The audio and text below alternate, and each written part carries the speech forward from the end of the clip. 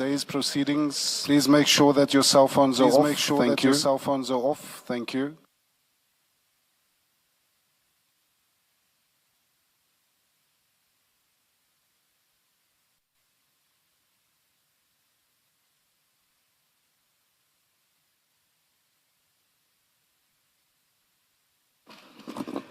Good morning, Ms. Hassim. Good morning, Ms. Morning, Hassim. Chair. Good morning, Ms. Killian. Morning, Chair. Good morning, Ms. Killian. Good morning, General. Good morning, General. A very good morning, Chair. A very good morning, Chair. Thank you.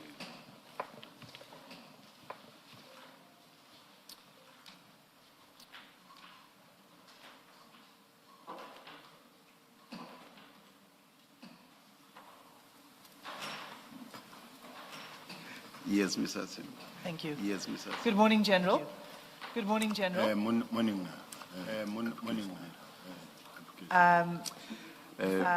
Ms. Hassim, should we bother about what we should have in front of me? I have 4 files.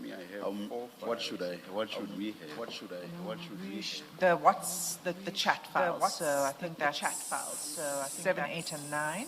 7, 8, and 9. We're going to continue with those for a little while longer.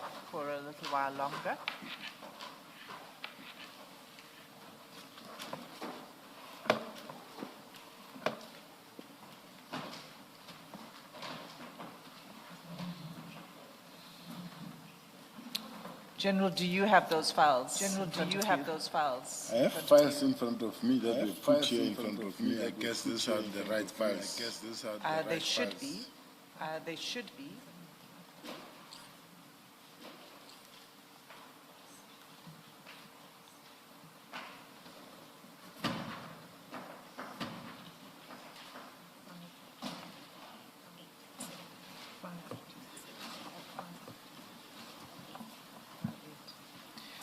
Can you open file 8, please? Can you open file General? 8, please? Chair, file 8. Chair, page 546. Page 546. File 8 page. Page 546. Page 546.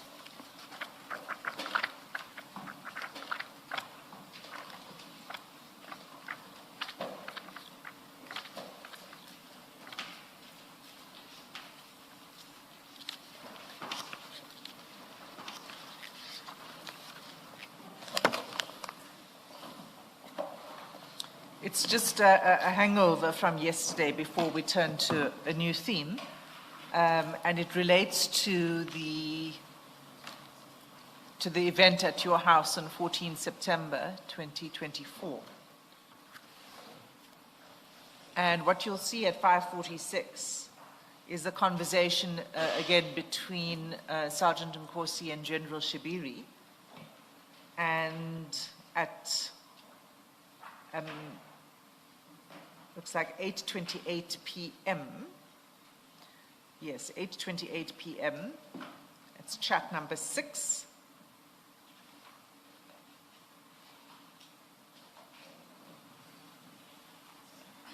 I'll just wait for the chair to get the page.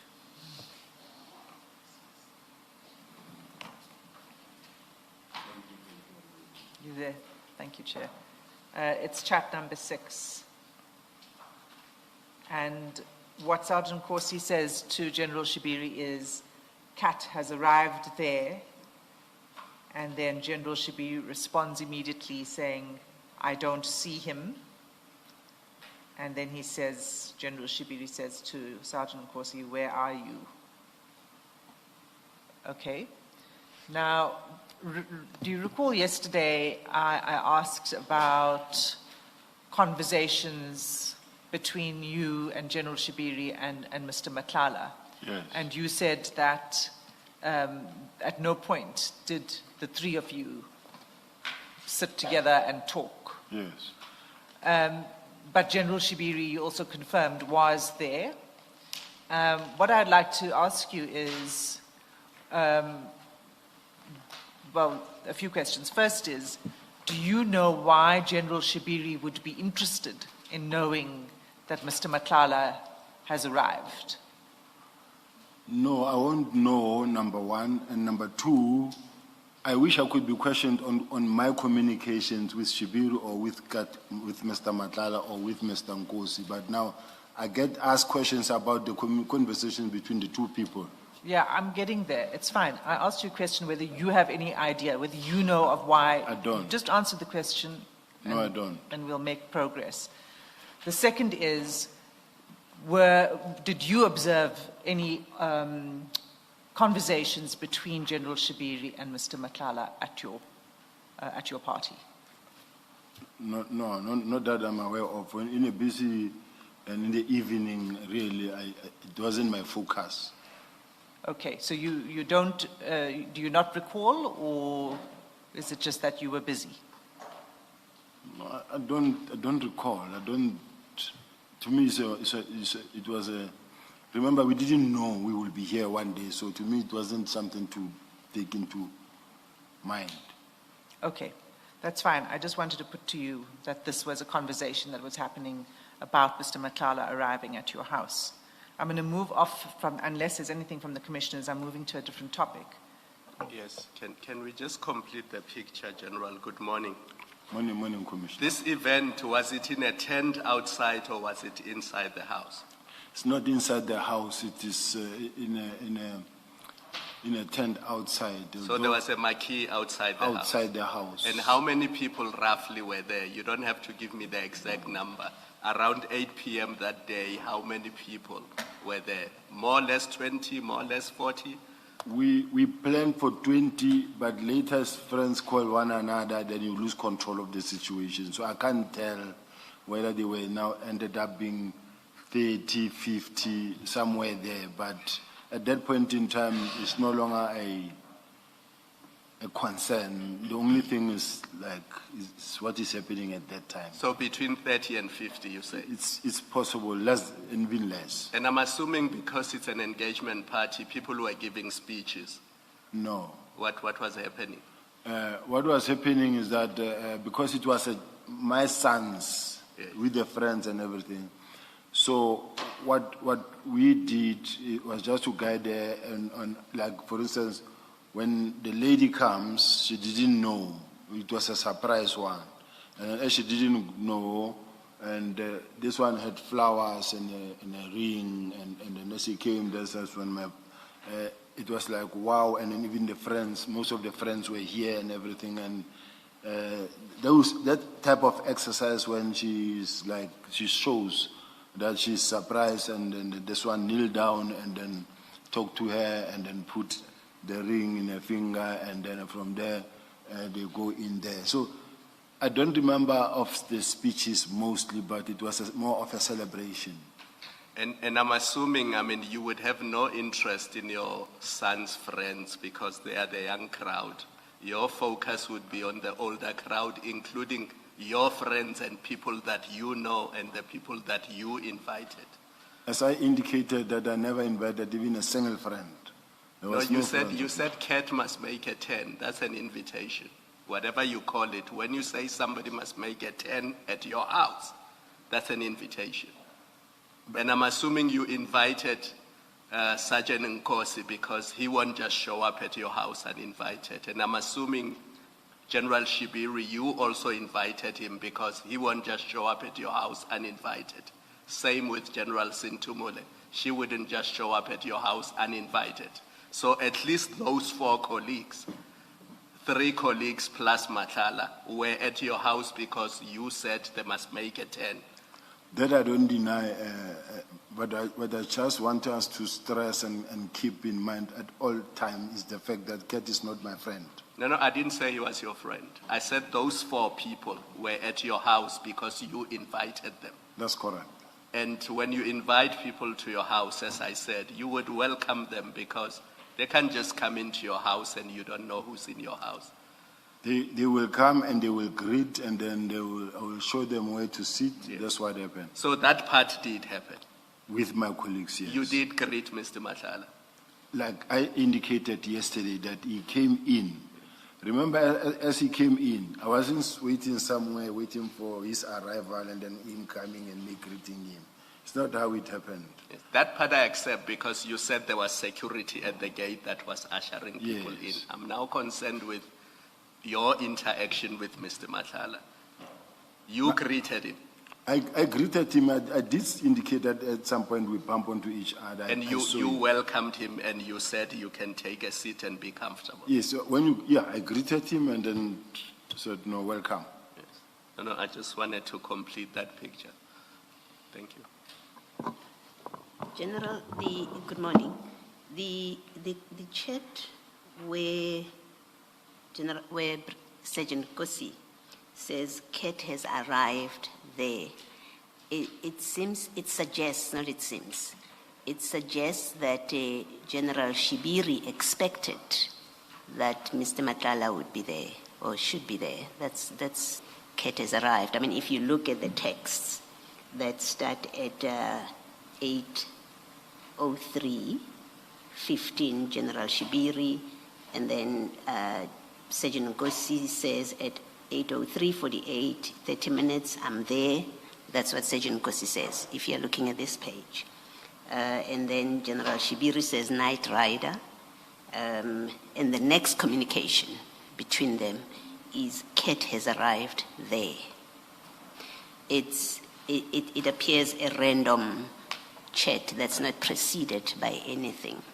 And the reasonable, I want to suggest to you and hear your comment, that it is reasonable to read it as indicating that General Shibiri expected that Nhlanhla would be there. That's why Sergeant Ngosi, without prompting from General Shibiri, tells him Kat has arrived. I don't think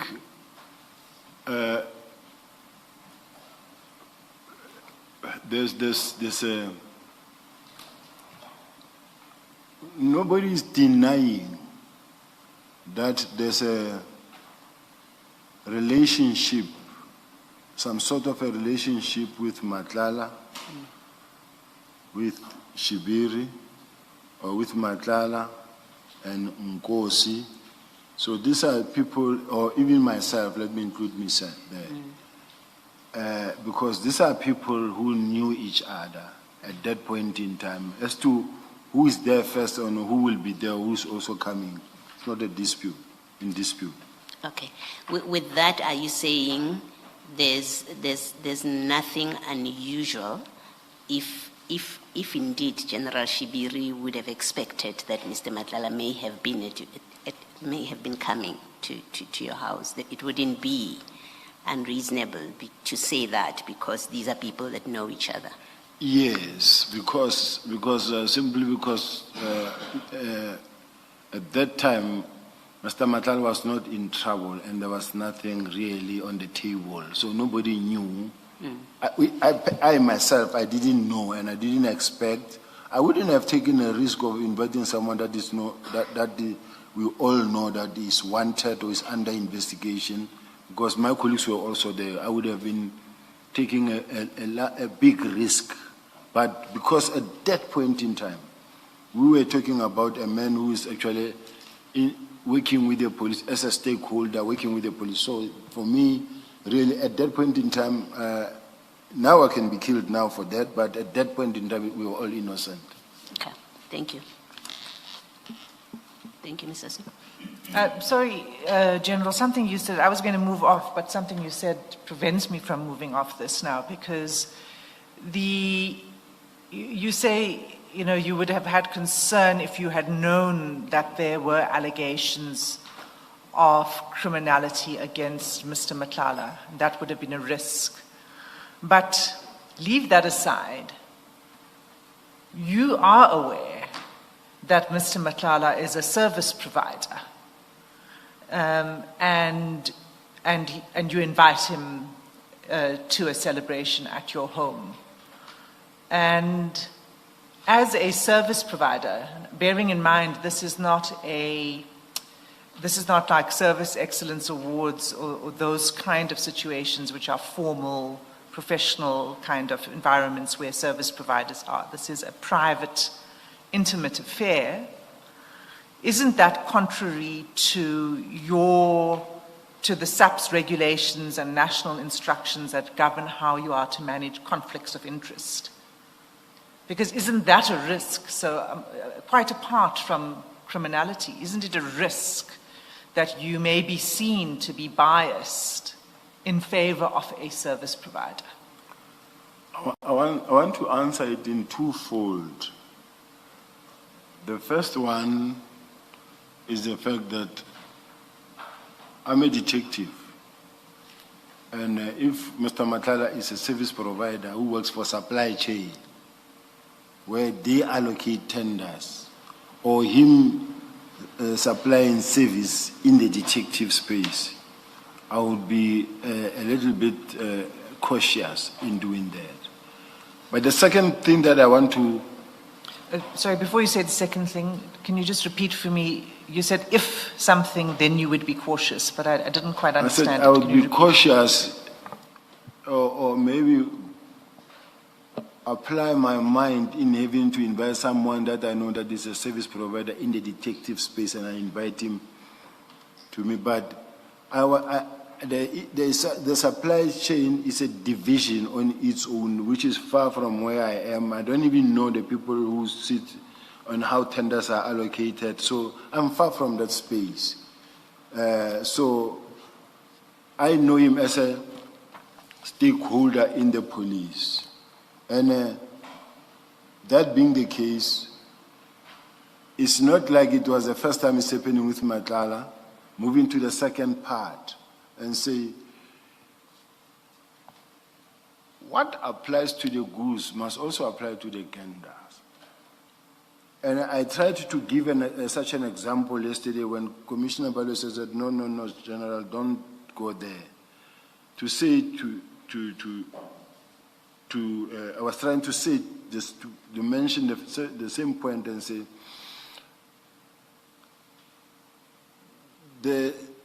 and this was also discussed at the ad hoc committee. When, if you remember, one of the members, Honorable Diko, saying she also attended a wedding where one of the senior managers of the South African Police Service attended a wedding of a service provider of Metropolitan. And I'm saying we've attended several incidents or events, including the 5th of March, where we were with the service provider who is actually the one awarded, I think, that the same tender that has been cancelled from Mr. Nhlanhla. We were with that service provider, with the senior manager, because she came with those service providers. So I'm just saying, to me, you build relationship with stakeholders, and not because of they have to support you or give you something. As human beings, it happens normally, and not because there's any corrupt relationship. So I was just putting, lastly, the one that I want to put also strongly so, is the fact that even General Mkhwanazi himself met with him, and not to discuss any other thing.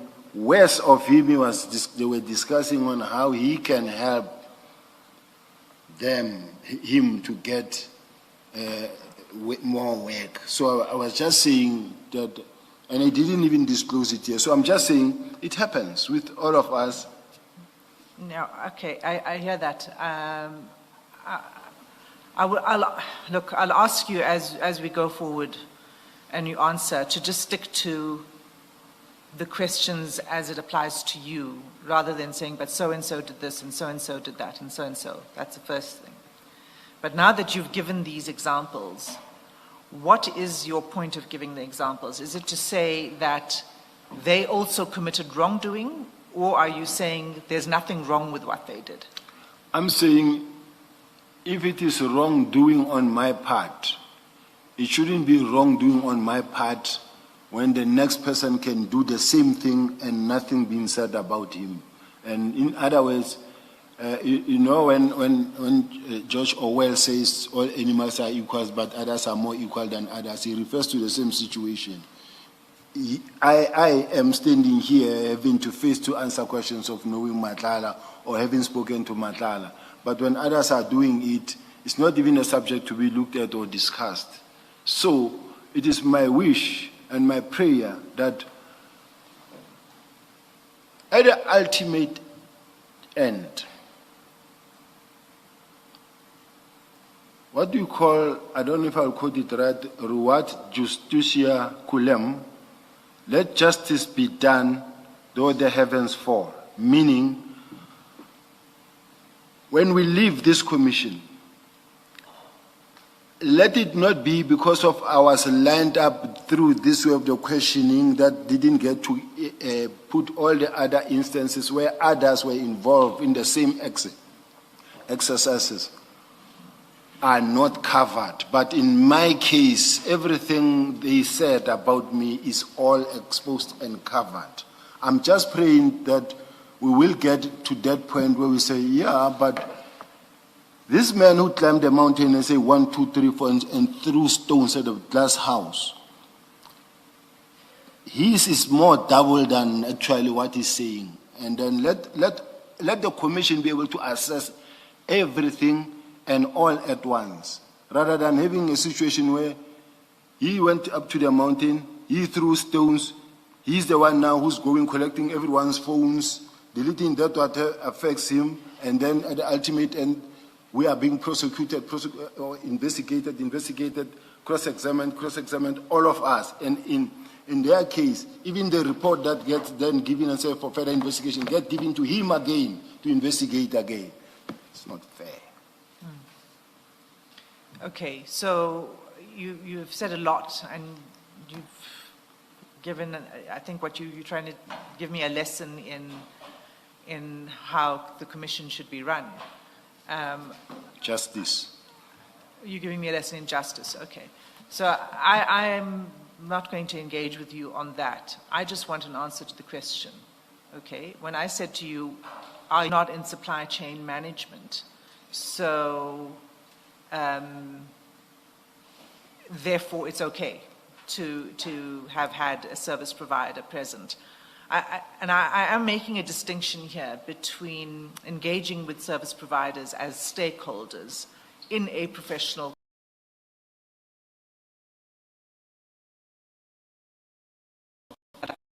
that there's a difference. So just bearing that in mind, can your regulations and instructions dealing with conflicts of interest, doesn't it apply to every employee within SAPS, not only to some? So, meaning anybody who might be at risk of showing bias to service provider, even if you're not in supply chain management, that is something you need to be cautious about. I'm not an expert in that regard or no have knowledge, deep knowledge around that aspect, other than to say that I'm sure as human beings, in the absence of being a policeman, I'm a human being. If I have a death case in the family, or I have an event, and then there's someone that I know, I have seen situations where someone says, hey, I can't invite you because obviously it's going to be questionable. That why did I invite this one or that one, maybe at the wedding. But in my case, at that point in time, I really didn't mind if he's coming, because the main reason, the main purpose was to come to collect his wife per se. But I didn't really have any problem. So I guess, Chair, I don't want to waste your time, but I just want to say I may not have a deep knowledge in terms of what the standing orders or what the regulations are saying, specifically in relation to who in fact can be invited and who cannot and under what circumstances. If he was in supply chain and I participated in the process, I would also understand. But now that is something that is far from me. Yeah, we've dealt with that. I've explained to you why it doesn't matter whether you're in supply chain or not. It's something that would bind all employees of the SAPS. But I hear you saying you're not aware of the question on this then. Is it particularly so that you can set an example for subordinates? It is, in particular, when you know that you shouldn't be mixing with this person because this person is a service provider in a space where you are operating, or that affect, or that is relevant to your work environment. Now, my work environment is completely different one. I'm not in HR, I'm not in supply chain.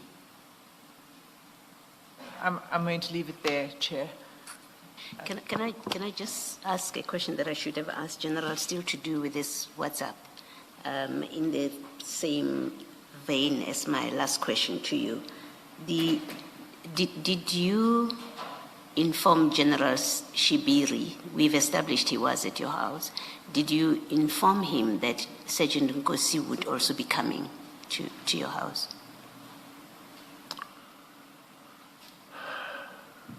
I don't remember, Chair. Yes. I don't remember. All I know is that Sergeant Nkosi was the one actually who helped me, I think, in the mornings to put things together, and then he left. Yes. And then maybe he was to come later. Sometimes he would just help and go and say, I'll come back later, but doesn't come. And to me, as long as he helped me, so I didn't discuss the issue of, I might have said actually Shibiri may come or will come. I don't want to limit myself to like, no, I don't know, I don't remember, I don't know. I'm just trying to put... You may have mentioned it. I may have. Okay. Well, the reason I ask is because if you look at that page 546, the very last message there, which is message number 8, it has General Shibiri asking, where are you? And then it says Kanji. And then if you turn to the next page, he corrects himself. And then he says Kante. And this is a message to Sergeant Nkosi. And that message conveys that he was expecting him to be there. That's why I'm asking whether you would have told him that Sergeant Nkosi would arrive. Yes. Okay. But you say you may have. I may have, but may I comment on something? Yes, sure. The Sergeant Nkosi, Shibiri, they're also colleagues and they know each other and they're close as well. At work, you will have people that you have a good relationship with and that you may not have a close relationship. So, to me, it's not a surprise even when they ask one another whether you're coming or not. Okay, to your house. Yes. Okay, that's fine. And then before Ms. Hassim moves on to a different topic, let me just clarify something from the discussion that we had yesterday. And this relates to the circumstances in which Mr. Kaula was arrested. Ms. Hassim, are you still going to go to that, or you're done with that topic? I'm done with that topic, Okay. Commissioner. You explained to us the team, there's a team, I think it's Brigadier Mbangwa. Ramangwa, who was responsible for this. And then clearly we know that Sergeant Nkosi got involved in the way that it is being described.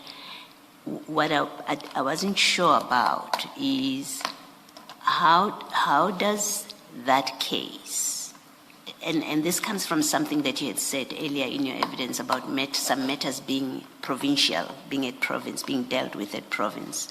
How this matter of Mr. Kaula, how does it become a matter at national level? If you could just explain how the system works. Does it mean a complaint was laid at national head office, that it's not being dealt with by province, that you got involved in it? If you just explain those processes. If you remember, Commissioner, yesterday I did mention that actually the matter, the warrant of arrest, it was reported and warrant of arrest applied for by the province office, number one. Number two, and I don't know how the warrant of arrest got to or the warrant of arrest, which means it might have been sent to me as well or to Brigadier Ramangwa. Brigadier Ramangwa is where? At national or province? National. Okay. And then also working with the tracking teams, all the tracking teams. So in that capacity, he will get it as well because he's at national office and is able to disseminate it to different provinces that has got tracking teams to say he is at head office and we have a database of all the warrant of arrest and all the people that must be tracked down. So that is why he will have access to that. And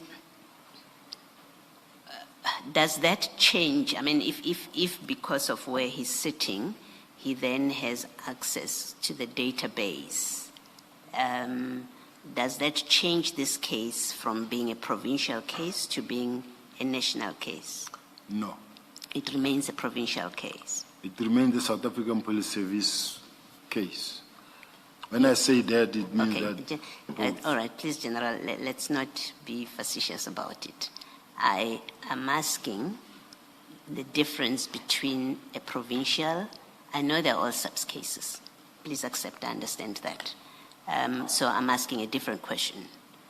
You've said that the complaint would have been raised at provincial. I'm trying to understand, how does it escalate to become a national case that now Ramangwa is, Ramangwa, I think, is now dealing with, now Sergeant Nkosi is dealing with it. Now we know, I think he said Zungu is DPCI, and I'm not concerning you about all of those. I'm just trying to understand your processes.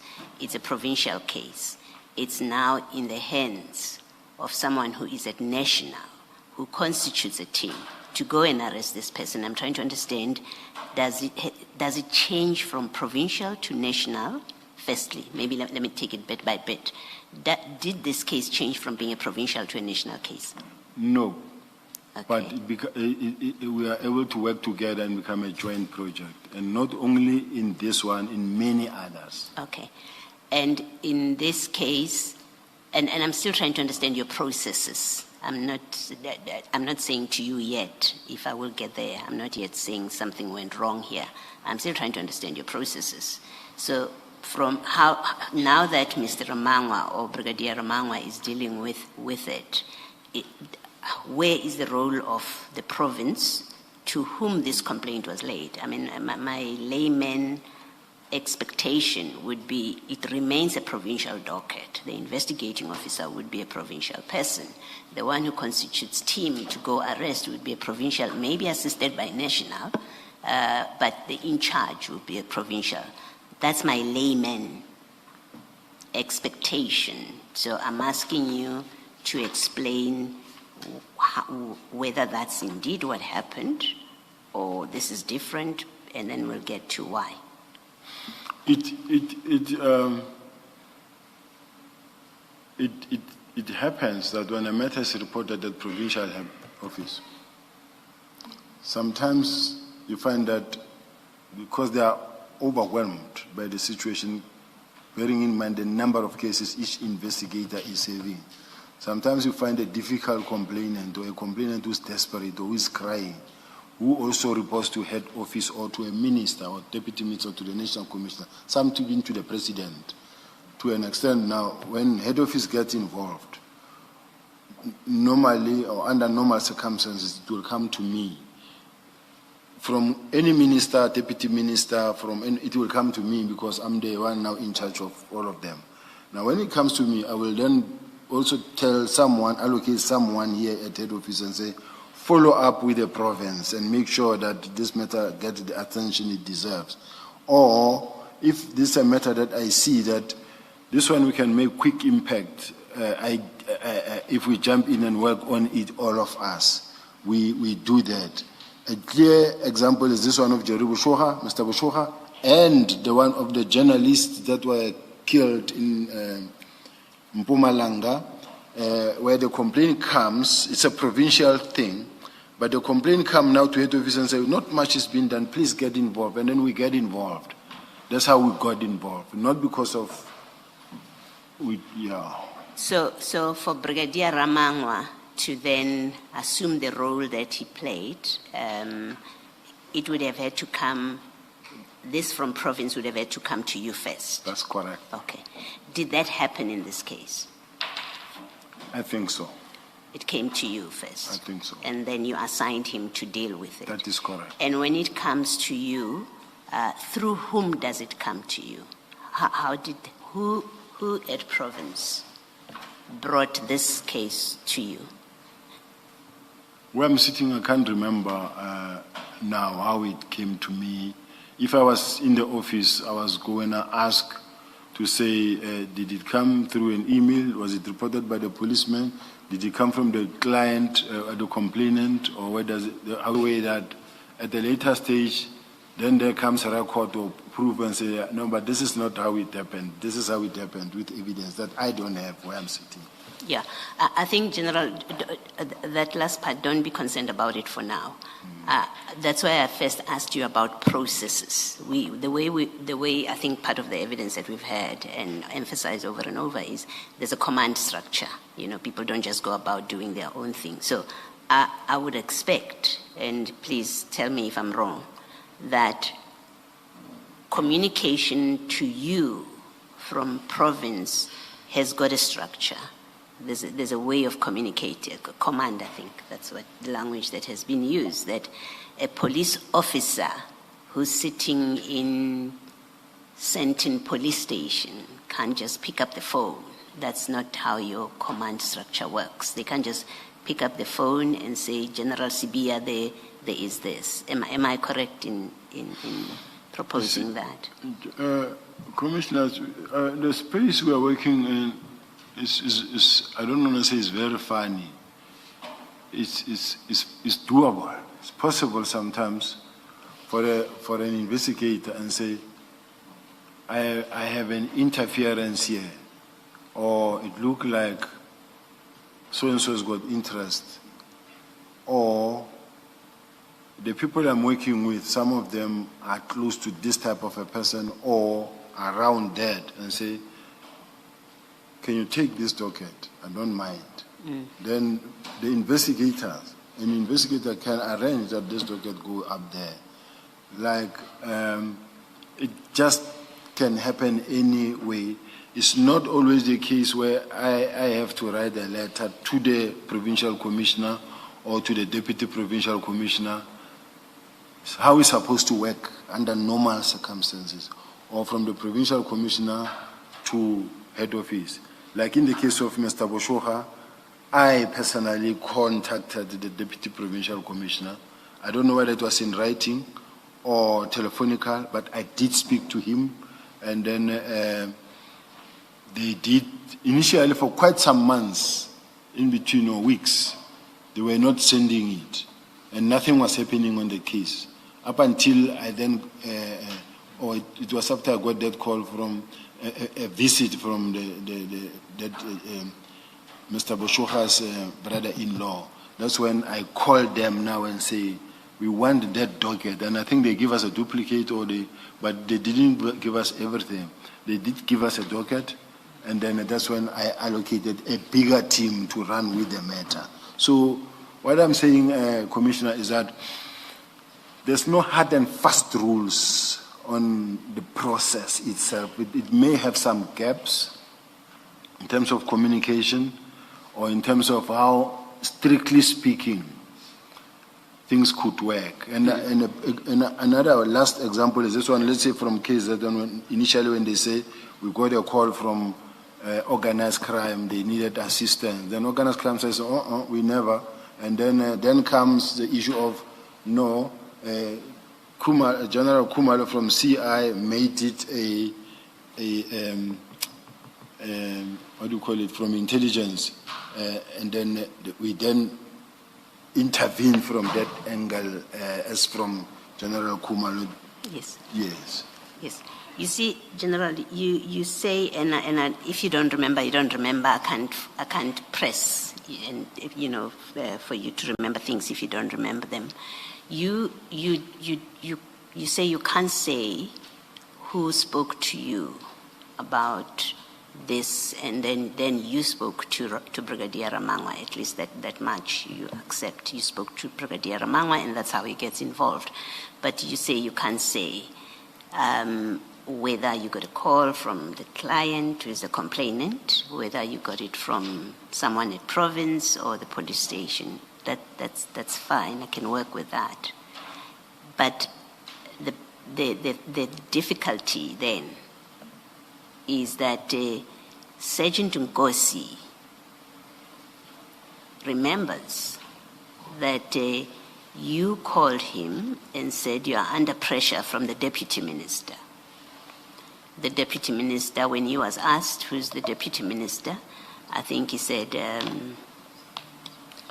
Deputy Minister Matale. I think that's what he said. So we will have to, he will come back and testify and he'll be asked further questions. But if he's firm, he remains firm in his evidence that you told him that you were under pressure from the deputy minister, when in fact you say you don't remember, then I think it would be fair, and maybe that's what I'm putting to you, that it would be, on the one side you don't remember, we've got a witness who says, I firmly say this is what he said to me, that it may well be reasonable to accept that in fact that's what happened, because you don't remember, so it may well be the deputy minister who called you. That's what I don't remember means. It means could be anyone, and now you've got a witness who puts a name to it. And that name is you told him that you were under pressure from the deputy minister. Do you want to comment? I was never under pressure from the deputy minister. Of course, you do sometimes will get that pressure from the deputy minister.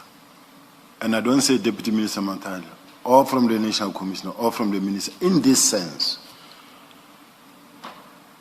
If the complaints, we also don't know how they get the telephone numbers of the ministers or deputy ministers. If the family keeps on crying on to the minister, and the minister knows that I've assigned this matter to the detective, to General Sibiya, and we haven't been able to contact the family or deal with the family. And the deputy minister get a call again from the family and say, I haven't been contacted. Under such circumstances, you'll get a call that says, but General, I spoke to you about this matter and the family keeps on complaining that they are not being attended to. And what do you mean when you talk about service delivery and the Batopele principles? Why can't you just really deal with this thing, or must I? Maybe, General, let me stop you. I do accept that you possibly do get calls, even from members of the public who happen to have your number. Yes. So I'm not quarreling with that. May well be your everyday experience, and I expect it to be like that. What I'm putting to you, or what I'm discussing with you, is that you don't remember how you got involved with this. Who called you? Was it province? Was it the complainant themselves, or somebody else? You don't remember. And that's your evidence. And I'm not challenging that you say, I don't remember who. I don't challenge that. All I was putting to you was, well, you don't remember. We have a witness who says you told him it was the minister. So you've got those, and so we have to, it may well be that in the end, it's his evidence that stands, because he says, I remember, this is what happened. So you can't dispute it, it seems, because that's what I don't remember means. It means you don't dispute when Sergeant Nkosi says you told him it's the minister, deputy minister, who's putting you under pressure. And I was just asking you to comment on that. I never got any pressure from the minister. Yeah. I never told Sergeant Nkosi that please do this. I've got the pressure from the minister. Not even at the level of Sergeant Nkosi. I would understand if it was Brigadier Ramangwa saying that. But in many instances, I would also tell them that, guys, But what do you mean not at the level of Sergeant Nkosi? The level of Sergeant Nkosi is at the lower level. I can't say to him that I'm getting pressure from the minister. I would say let's say to Brigadier Ramangwa, please, any query that comes from the National Commission of Ministers or Ministry, let's also make sure that we don't get the second complaint on the same issue. You deny that you spoke. Can I understand from what you're saying that not at the level of Sergeant Nkosi?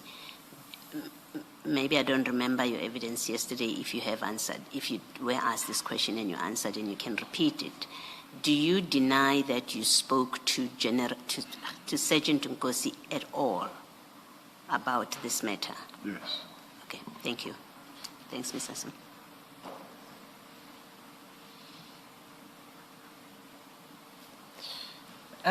General, I'm going to take you to another part of the WhatsApps between you and Sergeant Nkosi. Can you go to file 7, page 390, please? 390, same file. File 7.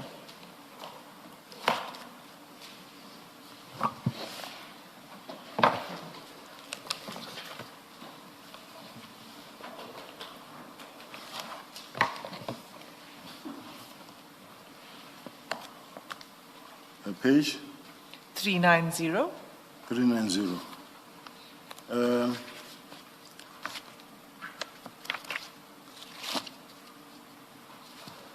Before I go there, I haven't opened it yet. I want to ask, Chair, I just needed 1 minute with my senior counsel to ask something from my senior counsel that I wanted to speak about, but I want to hear her advice. If it's doable. If the chair says no, I will then proceed. But I just wanted to ask for 1 minute. Please, please do that over the lunch. I'm sorry, tea break, General. Okay. Yes. It's because of, it is maybe in relation to where we are at this present moment. So I wanted to just ask her that will it be fine if I go this way, or what is your advice? But it's okay. Are you able to anticipate the question, or does the issue apply broadly? No, Chair, it's fine.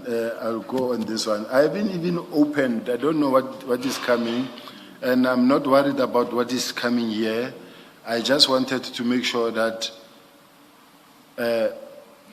based on 1, 2, 3, 4, can I put this or shouldn't I? So that's why I wanted to. All right, General, we'll adjourn and we'll come back when it's indicated to us to come. Just 2 minutes will be done. I will wait to be told to come back. Yeah. Thank you. Thank you. Let's adjourn.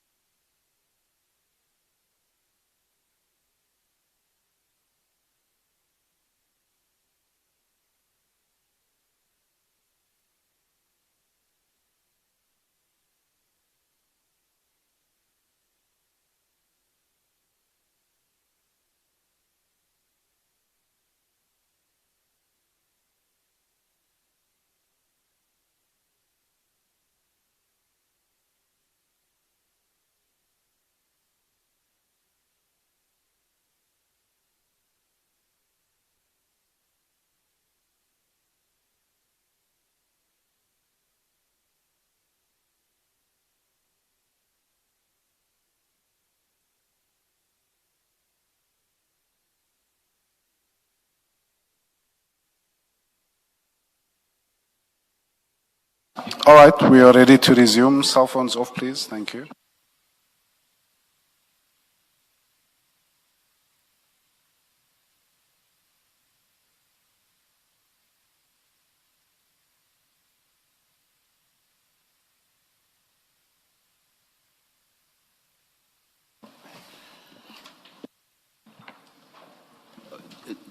General, you are ready to proceed, eh? I'm ready to proceed, Chair. Thank you very much for the opportunity. Most welcome. Thank you. Okay, General. So it's file 7, page 390.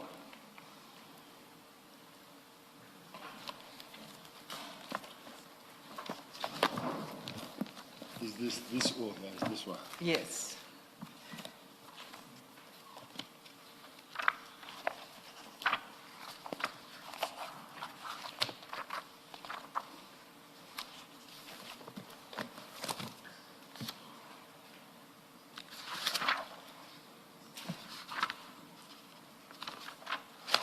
On it, Okay, so it's chat number 1 that I'm referring you to.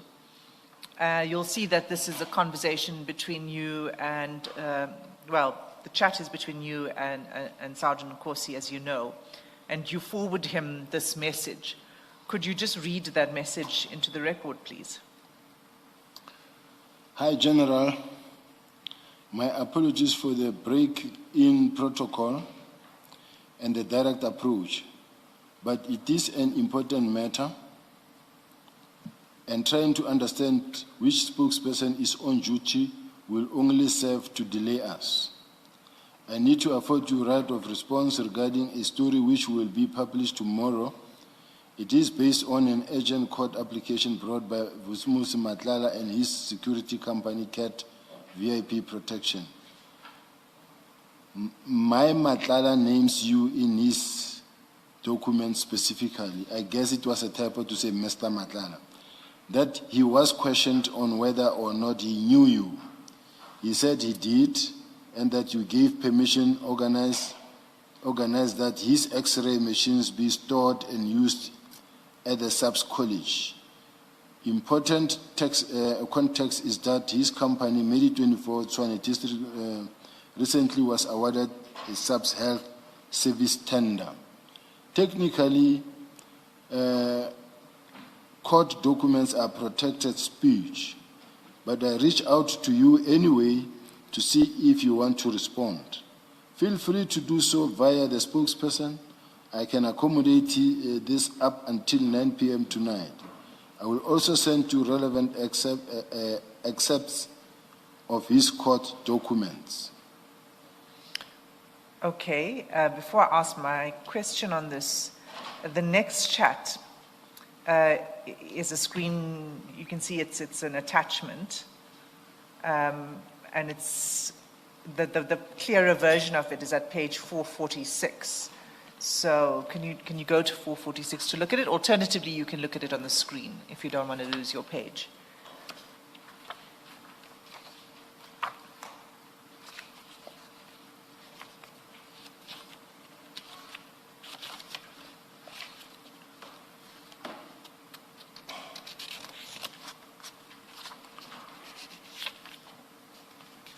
For 46, I've got it.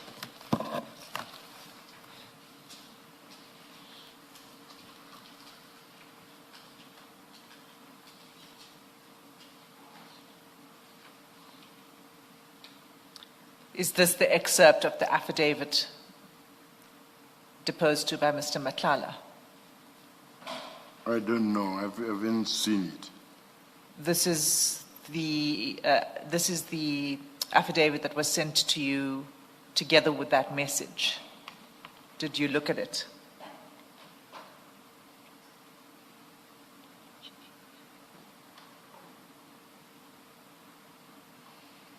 Yes, I see it. Yes, so, okay. You forwarded both the message and this attachment to Sergeant Nkosi. I take it this was from a journalist, is that so? Yes. Do you recall the journalist who sent this to you? I don't know, I don't recall the journalist, but I do admit and accept that I did get this. Did you respond to this journalist who asked you this question? There's a deadline of 9 p.m. Under normal circumstances, I respond because what I've learned about journalists, if you don't respond, then they will put it as is, and it's your problem that you didn't respond. So I do respond so that at least my version is heard. So did you respond to this? I did, I guess. I take it that I responded. You say you take it that you're saying you think you would have responded. Is that what you said? I think so, because, Chair, I think, I don't know how many times I've said it, I'm operating from my memory. I don't have my device. You say your practice is always to respond Is to to journalists. respond. And on that basis, you say you must have I responded. must have responded. If I don't respond, it will be one or two incidences where I think this one is too personal and maybe working with the people that are trying to destroy me. Then I just leave it sometimes. Okay, so the content of this message to you is about Mr. Nhlanhla naming you in these court documents. Yes. Why did you forward it to Sergeant Nkosi? I might have to say, look what this man is saying, and it's not true. Did you have any conversation with Sergeant Nkosi about it? No. About this? No. No, okay. I don't remember having any conversation with him about it. Okay. So I just want to take you to what happens at the same time. This was on the 22nd of December. If you go to page... Sorry, Chair. I want to ask a question, Chair. I'm in this screen now. I want to also the public to know what is my response to this question, because now I'm just get shown this message, then I leave this message and they take to another conversation. But that what is being said by Mr. Nhlanhla in that message about me, why can't I be given a chance now to say, okay, what was your response on this message? I'm not running ahead, but I'm also saying the line of questioning must also afford me an opportunity to clarify things that the public also need to know. But at the ultimate end, this is not true, because I never gave Mr. Nhlanhla any permission to put X-rays or whatever. I never gave him such permission. It never happened. I took what Mr. Nhlanhla came to the National Commissioner. The National Commissioner rejected it. I gave feedback. So which means that what the journalist was inquiring about was squarely false. So Right. Then we can get to the next level. Right, can you now just please turn to page 139? Same file. Same file.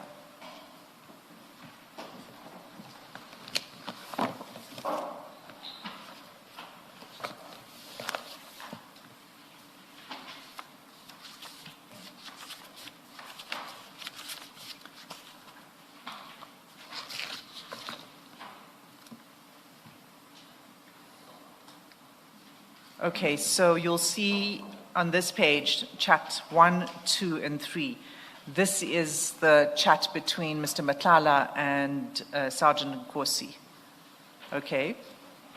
The first chat, it's also on the 22nd of December, and it says there's a news article regarding a certain general in SAPS whom they're trying to associate with me in our court application. I said I was told to ask him to grant us permission to utilize the hospital inside the Pretoria West SAPS College from a certain brigadier.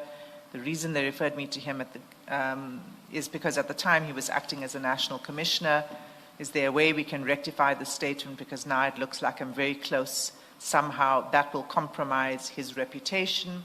And now they're publishing the story tomorrow on News 24. So this is a message, there's 3 messages here that go together. This is the first one that is forwarded to Sergeant Nkosi, and it appears to be a message that he had sent to his lawyers to correct the affidavit. And you'll see that in chat number 3. And Yes. yes, you'll see that in chat number 3. where he forwards the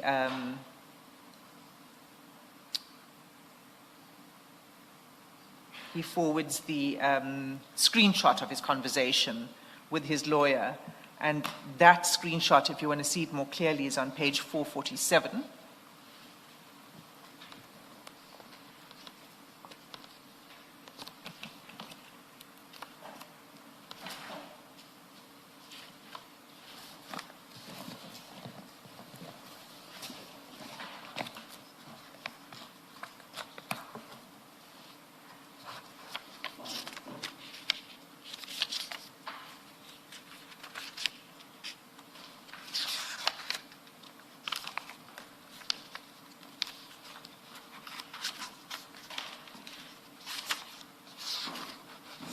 Seven.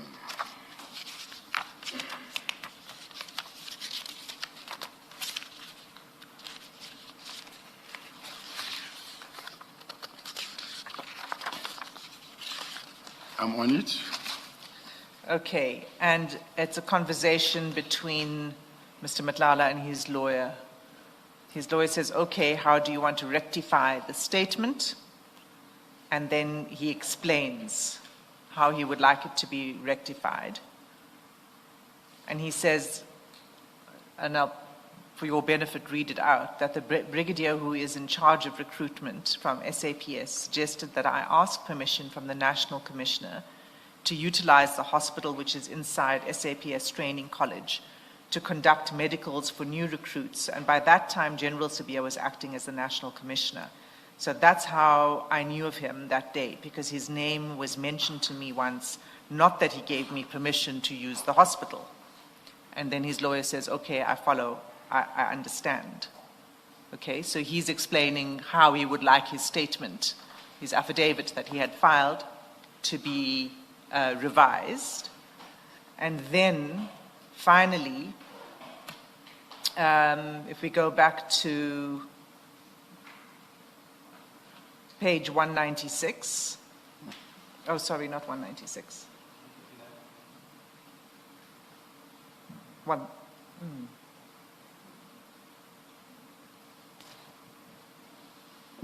We were from 139, thank you. Yes. 139. Yes. If you go back to 139, you'll see the message from Mr. Nhlanhla to Sergeant Nkosi saying, please forward this to him. I asked my lawyers to rectify that mistake.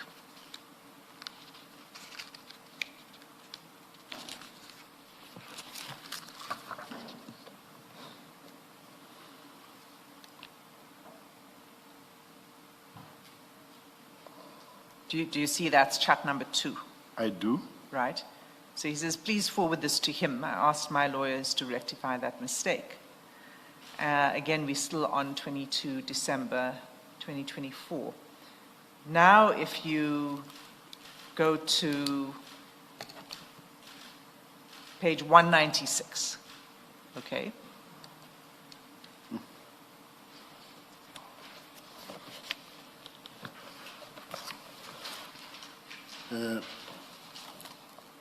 Chair, just to ask a simple question. I understand, I'll respond.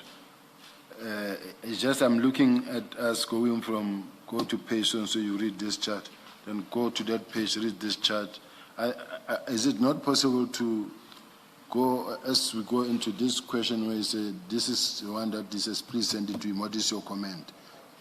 To that one, please No, comment. I'm just asking. No, please let me do the questions. Right. Don't tell me how to ask the questions. No, I'm going to give you an opportunity. I'm not telling how to answer the questions. I'm just, my concern is just, I see myself now moving from read this chart from 132, go to 447, go to 139, go to 446. So that's why I'm just asking that now. I find myself paging, but I understand as well. This is So what I'm doing by going through these is to put the full picture to you so you can see. I don't take you by surprise. I'm going to put the full picture to you so you've got the full set of chats, and then I can put my question to you after that. So you will have an opportunity to respond to all of this. I'm not going to leave it behind. It's page 196.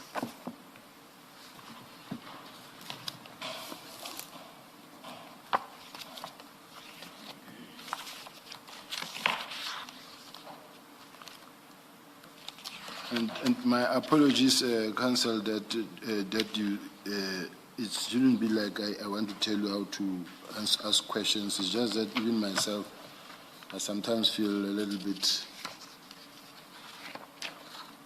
No, that's fine, General. That's why I'm explaining to you why I'm doing it this way. I'm not leaving, it's one topic, but I want you to see the full I'm picture. at 196 now. 196. So this now is between Sergeant Nkosi and you, this conversation. So what we had seen on 139 was Mr. Nhlanhla saying, please forward these to him. I asked my lawyer to fix it. And now what happens here, we see in 196 that indeed Sergeant Nkosi forwards you those messages from Mr. Nhlanhla immediately on the same day, 22nd December. So you'll see the set of chats from number 1 to number 4. It's all messages. The first is, there's a news article, please forward this to him. I asked my lawyers. Then the screenshot with the lawyers, please show him. Meaning, please show you this. Okay. So my question is, why? Well, let me first say this. Let me take a step back, because you wanted to respond, and I think you have, but let me give you the opportunity again. Did you assist Mr. Nhlanhla in obtaining access to the training college or to the use of the training college in a particular way at this point in time in 2024 or in January 2024? No, and I'm far from that process as well. So I could not, even if I wanted to, from where I am operating, I can't even put my finger there. It's far from me. Okay. And you say that's what you would have told the journalist in any event at the time? Yes. But then you forward this to Sergeant Nkosi. He then forwards it on to he then has this conversation with Mr. Nhlanhla, this exchange. And then Mr. Nhlanhla sends these messages indicating that he's recanted his affidavit and he wants Sergeant Nkosi to show it to you. Comment on this if you can. Why was Mr. Nhlanhla concerned that you need to see that he rectify it? Why was he concerned not to upset you? Because that's what it seems like. Because he knew that was not true, and he could also know that this thing is they're actually trying to destroy me. Those that went to the journalist and gave the journalist some information, they were trying to destroy me. So you could see that they are using him to try to destroy him. That is why, or to destroy me or him. That is why he would say, look, this is what happened. So that is why, the reason why. Why do you say that somebody went to the journalist with this to try to destroy you, with the story that's not true? Because journalists don't wake up one day with a story and just send to a person for inquiries unless they were approached by someone. Well, no, well, you do get investigative journalists who are following a story, and what it seems like here is this journalist had access to this affidavit, and in the affidavit, Mr. Nhlanhla did say that you had facilitated his access to the training college. So Mr. Nhlanhla did in fact say that. The journalist wasn't given information by some third party. Now, the nicest thing about the whole thing is the fact that it never happened. He was never given any accommodation or permission, even anything from. He came to see me as an acting national commissioner. And then what he said to me. General, I think it was yesterday when I asked you to please respond to questions directly, and that if you do so will make a lot of progress. What you are saying now does not answer the question. Please repeat your question, Ms. Hassan. Thank you, Chair. So my question to you is, you said that there were third parties who were trying to smear you, and a journalist would not have raised this otherwise. What I put to you is that what this shows is that the journalist had access to Mr. Nhlanhla's affidavit, in which Mr. Nhlanhla said that you facilitated access. And I'm not commenting on the correctness or not of it at this point in time. I'm just saying he did say that, that you did give him access.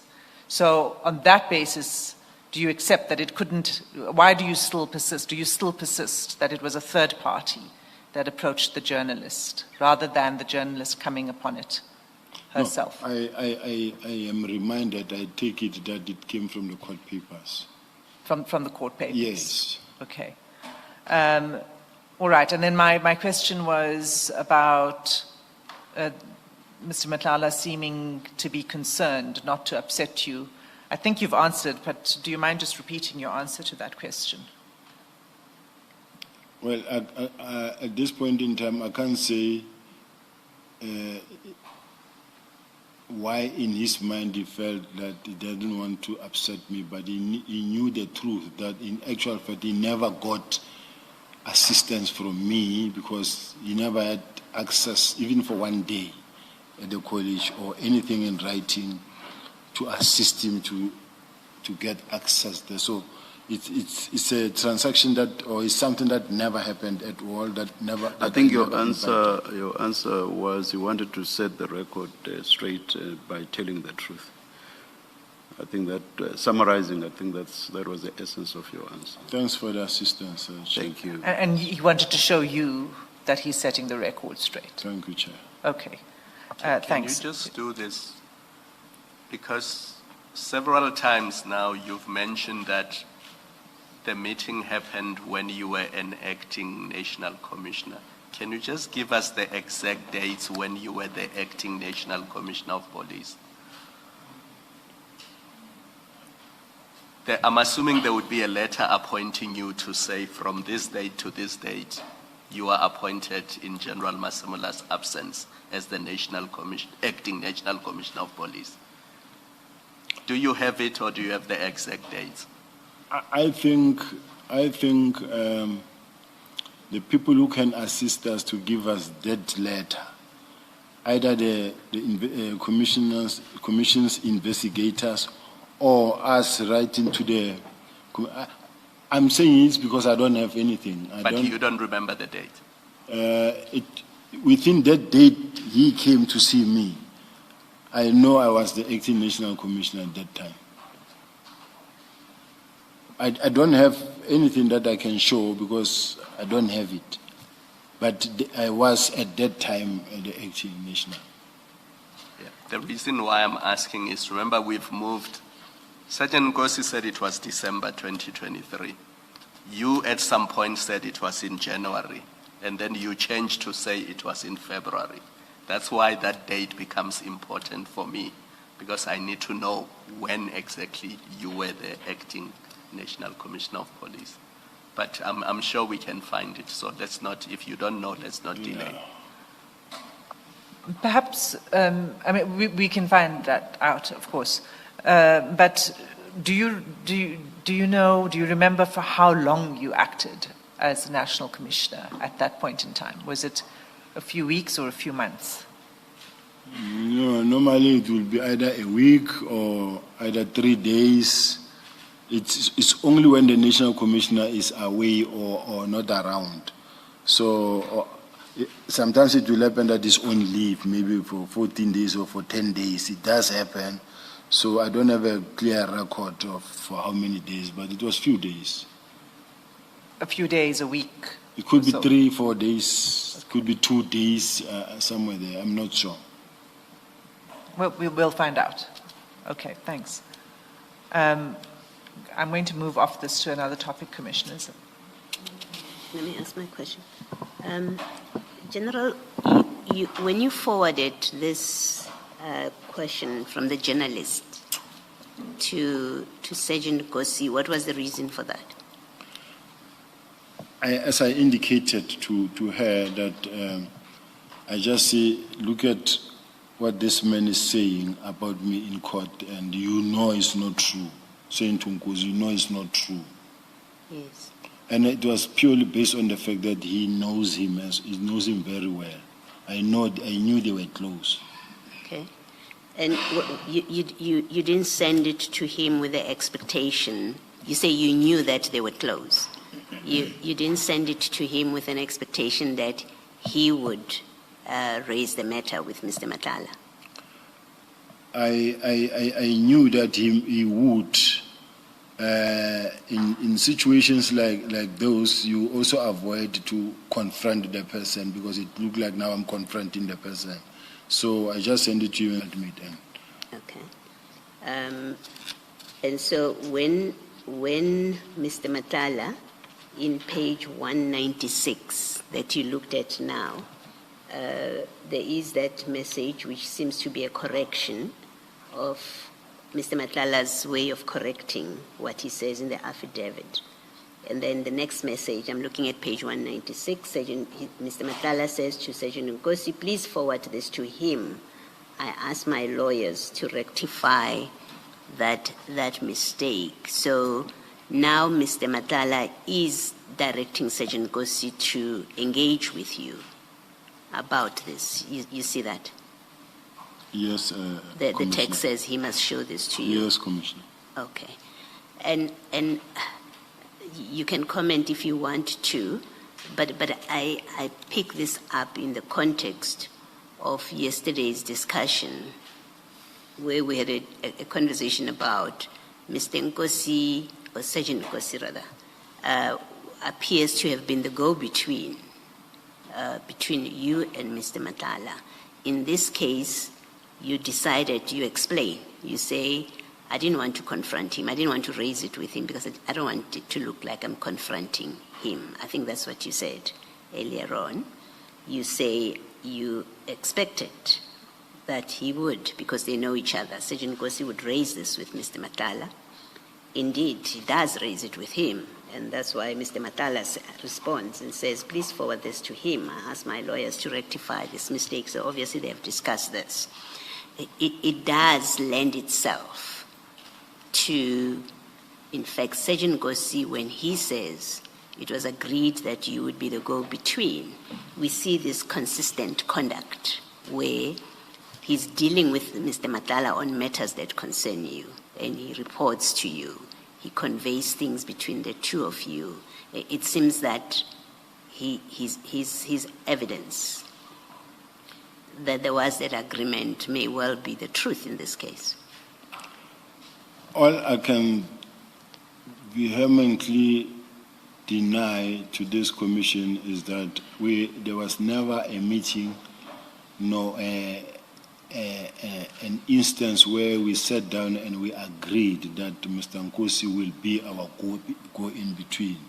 Yes, I do accept that I actually was talking to him. And in most instances, I didn't even know that some of the things that I'm talking to him, he would automatically just send to him. Some of the things was just meant for me and him maybe because of our usual communication. But what I just want to stress, Chair, is that there was never an instance where we sat down and agreed that he will be a go-in-between. Even though the circumstances and the whole picture being painted may seem like that, but a meeting never happened. Okay. It is not being painted, General. It's emerging. There's a big difference. A picture that is emerging, not a picture that is being painted. Do you follow me? I follow what the Chair is saying. Chair is experienced and has dealt with this since for a very long time. So my putting of words may not be adequate enough or explain exactly how it emerged. So right. I respect that, Chair. Thank you, then. No, that's fine, Chair. Let me maybe then put it differently, General. You say there was never a meeting where so you differ with Sergeant Nkosi on his account of what he says happened. But can I then put this to you for your comment that there may not have been a meeting on your account. You say there was never such a meeting, but it's what appears is at least there was that kind of conduct. So it may have happened because of how people were behaving amongst yourselves. You were behaving that way without having an agreement about it. But in the end, what seems to have happened is Sergeant Nkosi became the go-between, maybe by default, because you happen to talk to him about matters of concern. He's close to Mr. Nhlanhla, and he also has conversations with Mr. Nhlanhla, and then he feeds back to you. That's the picture that emerges. And I'm not insisting that you sat down and had a meeting. I'm speaking more to, in practice, it seems that's what happened in fact. What Commissioner is saying is 100% correct. What I just want to put on the table, Chair, is that, yes, this was the case maybe with Nkosi in terms of how we were talking and how it was happening. But what I want to put just on the table, whether it is accepted or rejected, is that let's take Sergeant Nkosi and put him in the center. Let's draw the same communication to General Mkhwanazi, to General Sintumule, the attendance of the events, the biking together, the communication, the same approach. If we look at it, I'm just trying to say, I'm going to be left in a picture where, yeah, there was this agreement, there was this meeting, and there was this thing, but it was just a norm, and a normal practice where he was a socialite and talking to many senior officials. I was just putting that on the table, Chair. That's all. All right. Thank you, General. I mean, I put it to you because that's what Sergeant Nkosi says. I think I want you to understand that the discussion with you right now is about what Sergeant Nkosi has said about you and Mr. Nhlanhla. So to the extent that you don't hear me in my engagement with you now mentioning anybody else, it's because we're not discussing those other people. We're discussing what Nkosi said.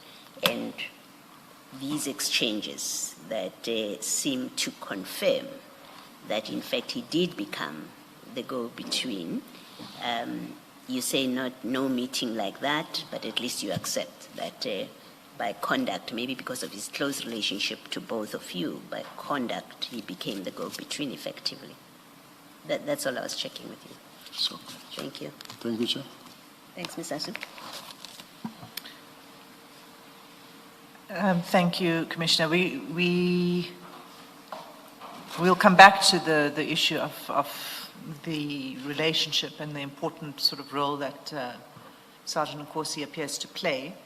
And perhaps we can look at it in relation to the next topic that I want to take you to, and that is at page, in the same file, page 232.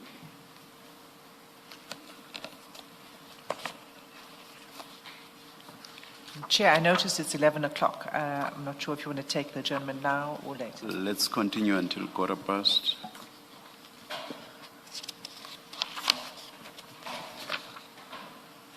Are you at page 232? Yes. Okay, again, we're back now to a conversation between you and Sergeant Nkosi.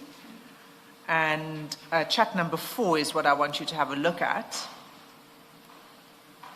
And that's on the 22nd of March, 2025, where you sent Sergeant Nkosi a copy of a, you forward to him this message from a journalist. Could you just read that message into the record, please?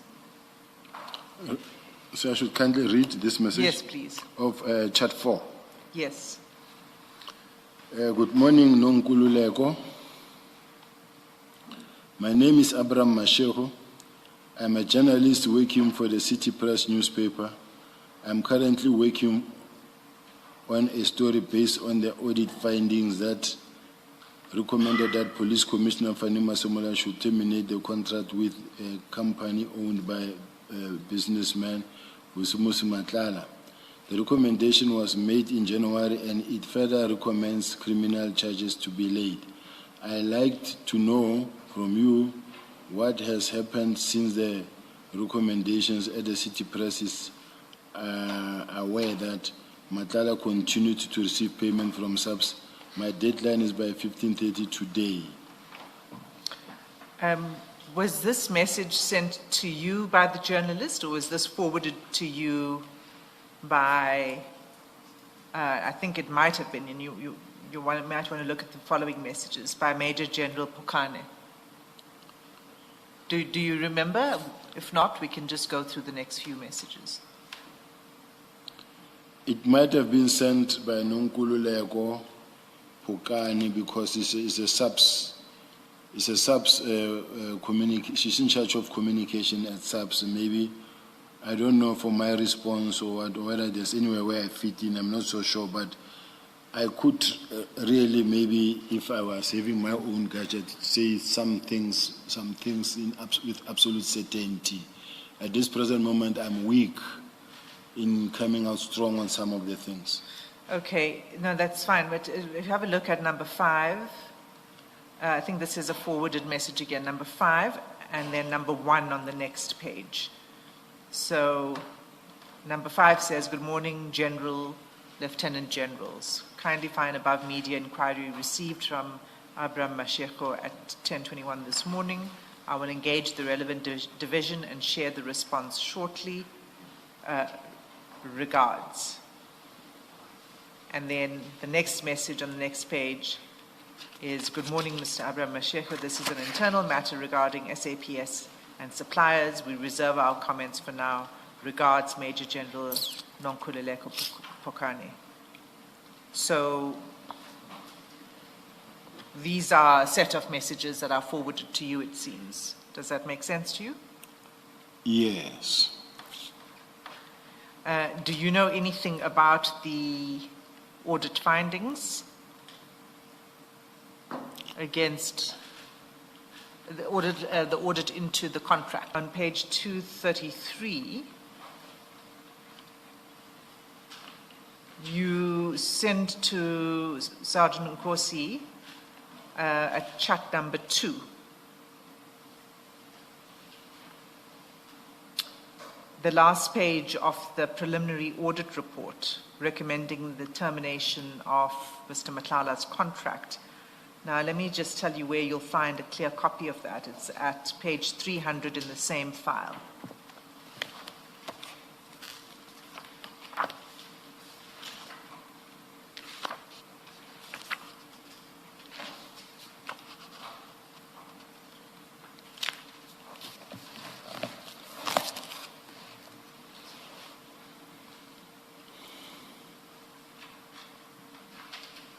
You can take a couple of minutes to look at it. You'll see that it's the last page of the preliminary audit report. You see the heading at the top right of the page. Yeah, preliminary audit report bit 19 of 1/1/9/1/94 TP. That's Yes. right. That's right. And then it's the page with the recommendations, recommending that the expenditure be declared possible irregular expenditure for further assessment, that the bid should be terminated, that evidence of procurement irregularities were observed in the bid, etc. You see that? So you forwarded this to Sergeant Nkosi, but why do you share with Sergeant Nkosi this confidential preliminary audit report? I don't think it was a confidential preliminary report because this thing, I think it was on the media. That's why you see Abraham Mashego, I think, because It's not something that was given to me or that I had. It's not a confidential report. It has been in the newspaper. Even now, you will see where there is IGI and maybe certain faces, Kumalo, General Kumalo, Masemola. So it's something that is on the newspaper. So when you share with a colleague that you work with closely, because I did send it to him. If I did, yes, and I don't say I didn't. But it's because of the fact that this is something that we've always known that is happening or is going to happen at some point. You've always known. Since when did you become aware that this was happening? Remember, we come back to from the charts where we were reading the thing that come from court where they say I assisted Mr. Nhlanhla to have access to the coalition and all that. So No, but that was different. That had nothing to do at all with the contract or any audit or any investigation into the contract. That affidavit was what Mr. Nhlanhla filed in December in an urgent application where he was seeking the return of what he alleged were stolen items when his office was raided. That's what that affidavit was about. this one. No, yes, the one that you just referred to. You said we already knew, you said you referred to the affidavit we looked at earlier about the training college. I'm saying that isn't correct because that was about a different issue. It wasn't about the contract. You see, in today's world, where we all know that you do know so-and-so, you do know this kind of a person or this person, and you come across something like this from the media or from the newspaper or from wherever it was from, and then maybe I shared it with Nkosi. It wasn't really a confidential document. It is. I don't see it somewhere marked confidential or secret or top secret. So, General, the there's a watermark. watermark. The watermark says it's confidential. So why do you The say whole you don't across the see page. anyway? my apology. Normally, because when we do it on top and below, so this one slipped my mind. But do you accept that this one says it's a confidential It was a document? confidential document, but And it's not an excuse. You see, if somebody has leaked a confidential subs document to a journalist, and you come into possession of that document, it's not an answer to say, somebody leaked it before, so I can also leak it. That's not how it works. If it's confidential, it's confidential. So you don't perpetuate the leak. Here, once it's in the public domain, it's no longer confidential. I understand if it comes from everybody who's in this room who signed the confidentiality, and then this document leaked from inside here, and then one of us leaked it to outside. It's a leak. But once now it is something that is either in the newspaper or is going to be in the newspaper, then I think that is. No. Okay, finish, sorry. And unfortunately for me, is that because of the fact that I'm operating where I could say, but when I look at my phone, I can't find it. Or I don't think it comes from me, but I'm accepting it because I've been accepting all the communications that did come from me. And I'm saying, to me, Sergeant Nkosi is a colleague. He's still in the police. And a confidential is not like a top, secret document that cannot be shared by any other person. Confidential within the police it can still be shared within the police. If I gave it to Nkosi, maybe I send it to Nkosi, it's possible that I might have sent it to him, and if I did,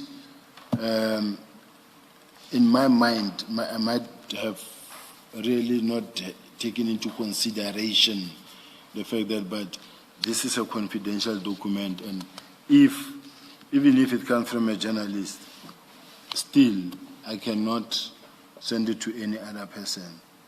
It's just like when there is a social media saying wrong things about the person, then you forward it also to another person and say, but why did you continue forwarding it? So I'm just saying that. I'm sorry, Mr. Hassim. Under normal circumstances, General, that would be a cogent explanation. But you have said a few questions back, I think you were being engaged by my co-commissioner, Commissioner Baloyi. You said that when you shared some communications with Sergeant Nkosi, you understood that because of their proximity, he would probably share those with Mr. Nhlanhla. Do you remember saying that? I do, Yes. So now you are saying that you were sharing this with Sergeant Nkosi, subs member to subs member. You confirm that? I do, Chair. Yes. Now, bearing in mind your previous response to Commissioner Baloyi, surely then you must have expected that Sergeant Nkosi would probably share even these communications with Mr. Nhlanhla, correct? That's correct, Chair. Yes. So it cuts across this idea that this was a subs member sharing with a subs member, as if it would then be contained within the two subs members. Do you accept that? I do, Chair. Thank you. Thank you, General. So when you shared this with Sergeant Nkosi, what is important is when you shared it, you didn't say to him, well, let me take a step back. Are you aware of any national instructions or policy that governs the SAPS, that governs the manner in which information, confidential information, is shared amongst members of the service? General, think about that policy or those prescripts over the tea break, and let's come back at 12:30. Let's adjourn. Thank you.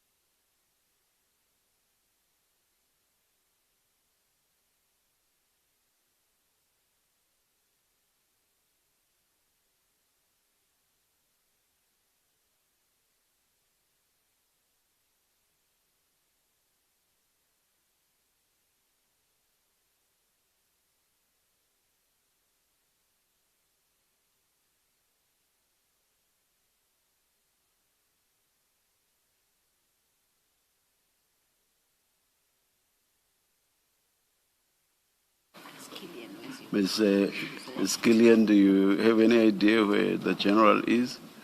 Thank you. I'm informed by my instructing attorney that he deviated to the bathroom. Thank you.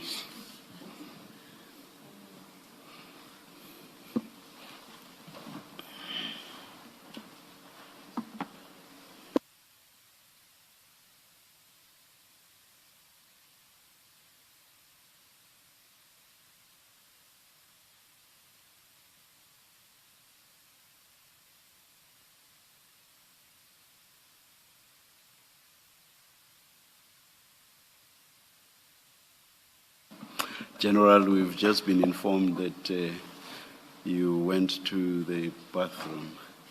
For the future, please do the bathroom duties a good few minutes before the starting time. Will do, and my apologies, Chair. I never thought you were already seated, so I really apologize. If I say 1:30, we usually come in 2 minutes before the time. I apologize profusely, Chair. But this time we came in at 1:30, so. I really apologize, Chair. Apology accepted, General. Thank you, Chair. It won't happen again, Chair. Thank you. General, before the adjournment, I was asking about whether you're aware of any prescripts that govern the SAPS and sharing of information, confidential information. Yes, Chair. I am aware. Chair. Were you aware at the time when you did share this information? I was aware, Chair, but to as far as I'm concerned, I was aware that a confidential document that is already out in the public space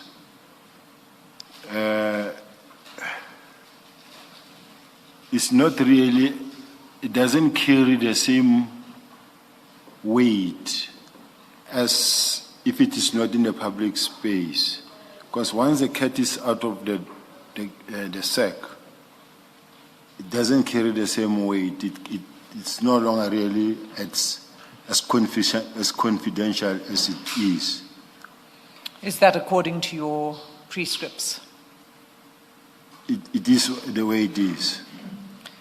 And would you agree that if a story is in the public domain, so, a journalist writing about that there's an audit, that this journalist is aware that an audit has been conducted and that recommendations have been made, but there's a delay in acting on the recommendations, but doesn't actually circulate the journalist, or the article doesn't actually contain the audit report itself, right?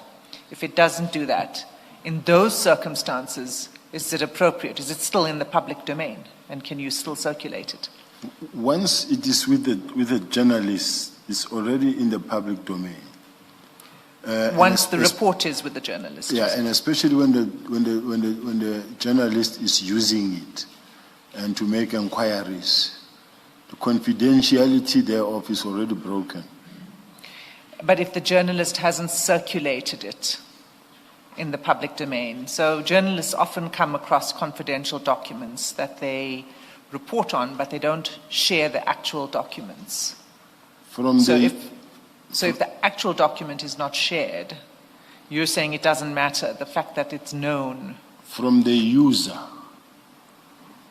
who was supposed to keep it secret, the user, the only person who marked it, and then he used it to the National Commissioner or to me or to any other person who is part of the discussion or to whose attention it must go. That person, those people remain confidential. It remains a confidential document. But the moment it's let out now to a journalist, and the journalist who's beginning to make inquiries about it, already the confidentiality is broken. So now, as far as I'm concerned, there was nothing wrong on my part to share with a colleague of the same organization on a document whose confidentiality has already been broken? Ordinarily, that would make sense somewhat. But in this instance, it cannot. In this instance, rather, it cannot, because you've already accepted when I engaged you earlier that here you actually foresaw that probably Sergeant Nkosi would share this document with Mr. Nhlanhla. You accept that? Chair, please make me understand the question. When I hear the yes. question, I'm just trying to Yes. understand properly, Chair. When I engaged you earlier, do you remember asking that? You did realize that in all probability, Sergeant Nkosi would share this document with Mr. Nhlanhla because of their proximity. Do you remember saying so when I engaged you? Yes, Chair. Yes. So now I'm saying your response to Ms. Hassim cannot make sense because you cannot say this was sharing between two police officers. I say this wouldn't make sense here because you actually foresaw the probability, not even just possibility, the probability of Sergeant Nkosi sharing this document with Mr. Nhlanhla. You've already admitted it, so... No, if the chair say, I foresaw that you will share it with Mr. Nhlanhla, Yes. it's something else. But Okay, maybe let me take out foresee and use words that are as close as possible to what I said when I engaged you before the tea break. I said probably Sergeant Nkosi, on your understanding of the proximity between Sergeant Nkosi and Mr. Nhlanhla, Sergeant Nkosi would probably share this document with Mr. Nhlanhla. You accepted that before the tea break, correct? Be careful not to change what you said earlier. no. You accepted that probability. No, Chair.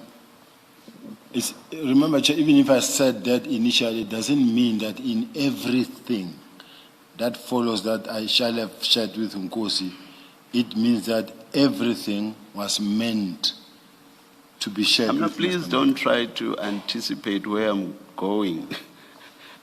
Please don't try to anticipate. Do you accept that before the tea break, you accepted the probability that Sergeant Nkosi would share the document with Mr. Nhlanhla? Do you accept that?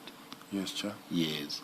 So now what I'm saying is you cannot now, in response to Ms. Hassim, say this was sharing subs officer to subs officer, because you've already accepted that there was a probability that the document would be shared with Mr. Nhlanhla. So you cannot just stop at sharing subs officer to subs officer because there is the probability that you accept. Is that correct? It's correct, Chair. It must be. Yes, Ms. Hassan. Thank you, Chair. Can I mean, what makes it sorry, problematic? Can I add one thing to what Chair has? Expectation would be that because it is dealing with Mr. Nhlanhla's company, Captain Nkosi would share it with him. You must have expected that. Can I ask, Chair? You know, Chair, if we are close, maybe in this case, Chair, I want to say if I'm close with maybe the three commissioners, and one of the commissioners is very close to a particular person, and then we know that here is something that we're reading on the news about this person. And then I say, hey, see what is coming or what is happening on this person because it's from the newspaper. This is what is going to be on Sunday newspaper, City Press and whatever. It has become a norm or normal for people to share something they see about a specific person. Many people see a lot of things about me. Sometimes they share it with my wife, sometimes they will share among themselves, but others know that it will reach me. So I must just accept, Chair, that it happened. It may be reckless or negligent or an oversight, but it happened that way. And I don't know now this time, I must say, to as far as I'm concerned, it is just that the risk is not as I was sharing it myself in a meeting, from a meeting that I was sitting in to Mr. Madlanga. It was a question of now, it comes from the journalist, it's already in the public, the cat is already out, and now sharing it with a colleague really wouldn't carry the same risk as the original risk. Can I say Is the first answer of all, yes? I think before we leave this, the answer must be yes. You had no reason to believe that he won't share it with Mr. Madlanga. Yes. Yes. But Sorry. you see, General, here's my difficulty with your insistence about sharing between police officers. I would understand your point if you had shared with Sergeant Zulu of Matatiele, whom you knew not to have any connection whatsoever with Mr. Nhlanhla. I would understand your point. But here you knew that you were sharing with Sergeant Nkosi, who has a certain proximity with Mr. Nhlanhla, and you have accepted that there was, to your knowledge, a probability that Sergeant Nkosi would share with Mr. Nhlanhla. That's the difficulty I have with your insistence about sharing between subs member and subs member. You may comment if you wish to. I made the point earlier and you accepted it. Yeah. I was just making a follow-up to, again, your response to my colleague, Commissioner Khumalo. Since the Chair said I may comment if I so wish to, can I take this opportunity to comment? Yes. Chair, just to say that if I shared it with a Sergeant Zulu from somewhere that I don't know, it should be concerning. Why did you share it with Zulu? Because you're not. Why? What would be the reason with Zulu? Why Zulu? But now with that actually buttresses my point. Then that doesn't assist you. I'm trying to come somewhere, Chair. All right. But with Nkosi, I do know that he knows Mr. Nhlanhla. Yes. And that is maybe probably why I sent it to him. But if at the ultimate Chair, the Chair is going to rule, and then and even when the Chair, the assess evidence is in the Chair's hands. So it doesn't really matter. What mine is just to accept that the Chair's pointings, I must also regard it as guidance. Yeah, let's leave it at your acceptance more than once. Your acceptance that there was, to your knowledge, a probability that Sergeant Nkosi would share with Mr. Nhlanhla. Yes, Ms. Asim. Sir, can I just ask my question?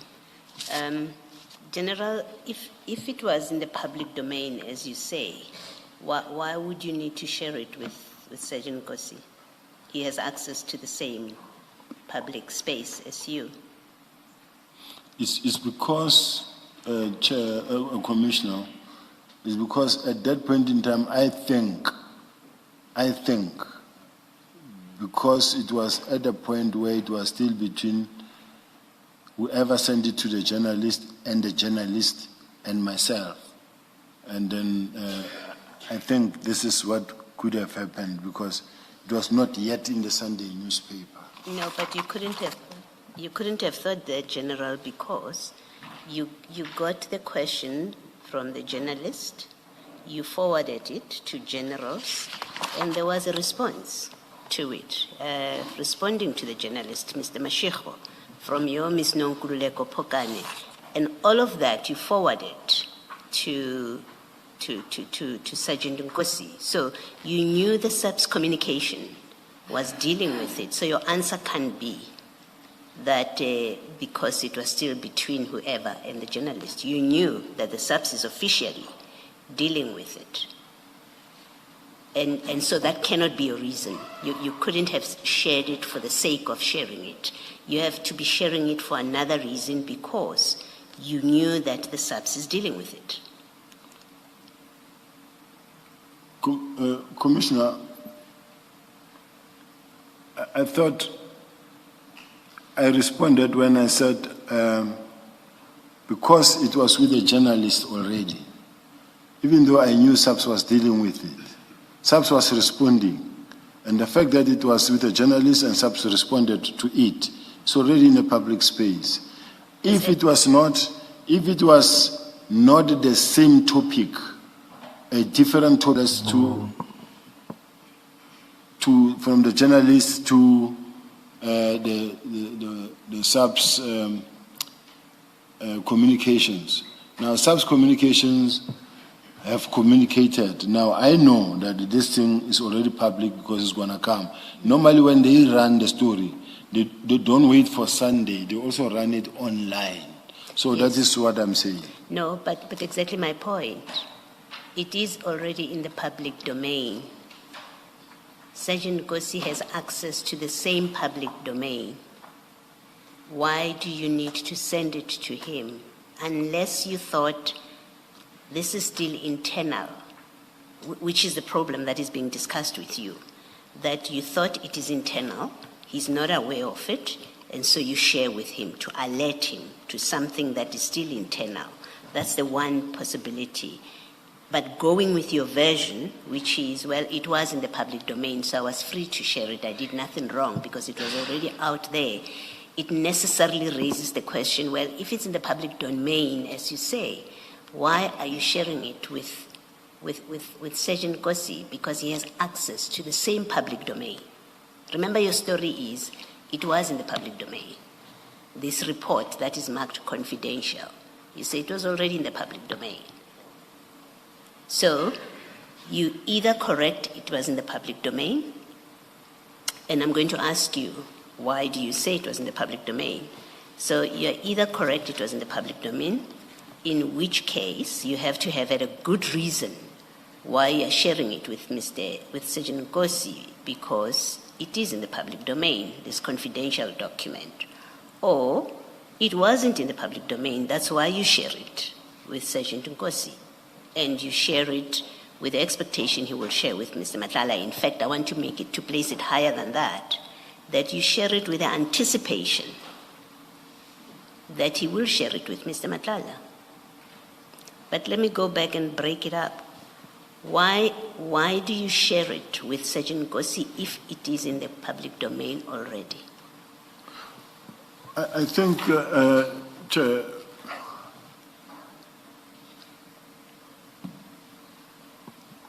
to be fair, people circulate messages, TikTok messages that are in the public domain, but they share them anyway among General, one another. I'm not talking about people and I'm not talking about messages in general. I think you have to answer directly the question, because otherwise we end up losing a lot of time. Okay. My question is a direct question. You send a document marked confidential. It's an SAPS document. You say, but it was in the public domain. And I engage you on that basis to say, well, if it's in the public domain, why did you send it to Sergeant Nkosi, who has access to the same public space? The point I'm also trying to raise, Commissioner, is that when there is a message that has been circulating, that is out in the public domain, people share them anyway. General, you're avoiding to answer my question. Let me ask you my next question. Why do you say this was in the public domain? Where do we see that it was in the public domain? As far as I'm concerned, if I'm not the author of this document, and none of us knew about this document, but this document found itself where the confidentiality has been broken, sent to a particular journalist. Why do you say that? Why do you say this document was sent to a journalist? We have the question that was sent to you, and maybe let me try and move it forward. The question doesn't include an attachment of this document. Yes. So you do have the question from Mr. Mashiko. It doesn't have an attachment to it. Commissioner, can I just add to that before Sorry, you close Chair. your question? Sorry, Chair. So I just want to draw something to your No, attention. I want to raise a point as well that I want to raise. You know, Chair, Commissioner Baloyi asked me a question. And whilst I'm responding to the question, just to proceed, then jumps in and then say, no, General, then takes it further and continue on this one. Now I'm trying to also respond, then just as I'm listening to this one, then she comes in and says, just on the same point. All I'm asking is, let me not be overwhelmed by the fact that now respond to this, and then all the communications. Commissioner Balu, I'm trying to be fair to you as well, as you are the person who's here to ask me questions on probe. I must respond, but I'm just asking one favor. That when you ask me a question, allow me to respond and finish as well. Yes. General, I gave you a chance to answer my question. I asked you the same question twice, thrice, and you're telling me about how people communicate and distribute things, even after I said to you, don't tell me about how other people communicate. Don't tell me about other things that get distributed. Tell me about this which we are discussing. You were repeating, we don't have the whole day. I have only limited time to ask you questions. I accept your answer. If you don't want to answer a question and you prefer to go the long way, I don't think you have a license to be indulged to speak as long as you want and to answer irrelevant things. I didn't ask you about what people do. I asked you about your explanation for distributing this to Sergeant, because it's a direct question. And if you repeat it the third time, I'm sorry, I'm not going to allow you to keep on doing that. And you can keep complaining about me. I will ask you my questions. I'm going to repeat my question before we get to Ms. Hassan. General, I'm going to ask you my question again. And I will interrupt you if you don't give me a direct answer. My question to you is, this document that you say you circulated, you gave to Sergeant Nkosi because it was in the public domain. My question to you is, if it is in the public domain to which Sergeant Nkosi has access to, why do you send him this document? That's my question. That's my first question to you. So maybe try and answer, and we'll come back to Ms. Hassan on my second question. My question is this, Chair. If the document is already out there in the wild, I take it that the cat is already out of the Like the impalas. of the cell. You see, what I don't want to say. I don't want to say she's being arrogant, but she's just making a joke no, with you you, that's started all. it. But Chair, we need to really respect each other and try to be modest with one another in a platform like this and be professional. So if she goes that way, I'm going to take the different route as well, and it's not what we want. So please give me the same respect as well, and let's do it professionally. Now, my answer is, sharing it internally with colleagues wouldn't really be carry the same risk as it was initially. So I've shared it with General Nkosi. If the chair rules that I wasn't supposed to, I will accept that as well, Chair, without me having to go deeper into the subject. If I was not supposed to have, as far as I'm concerned, it was out in the public space, and sharing it with a colleague wouldn't carry the same weight as if it never was. Okay, let me ask my second question then. Why do you say this document was in the public domain?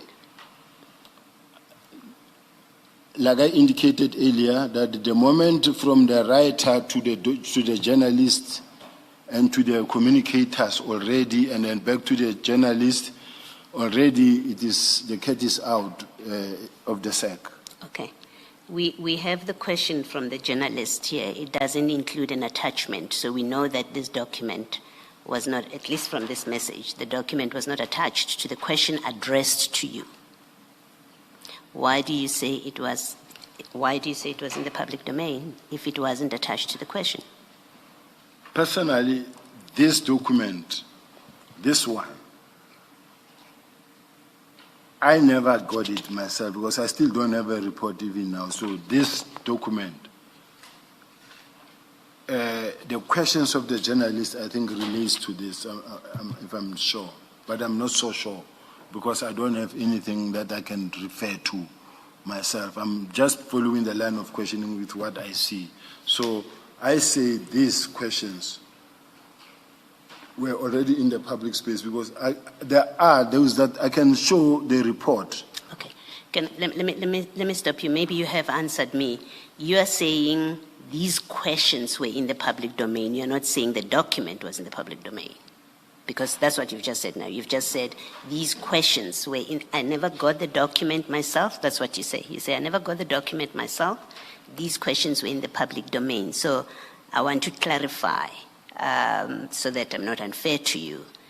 You are saying these questions, when you say it was in the public domain, you mean these questions were already in the public domain. Is that what you mean?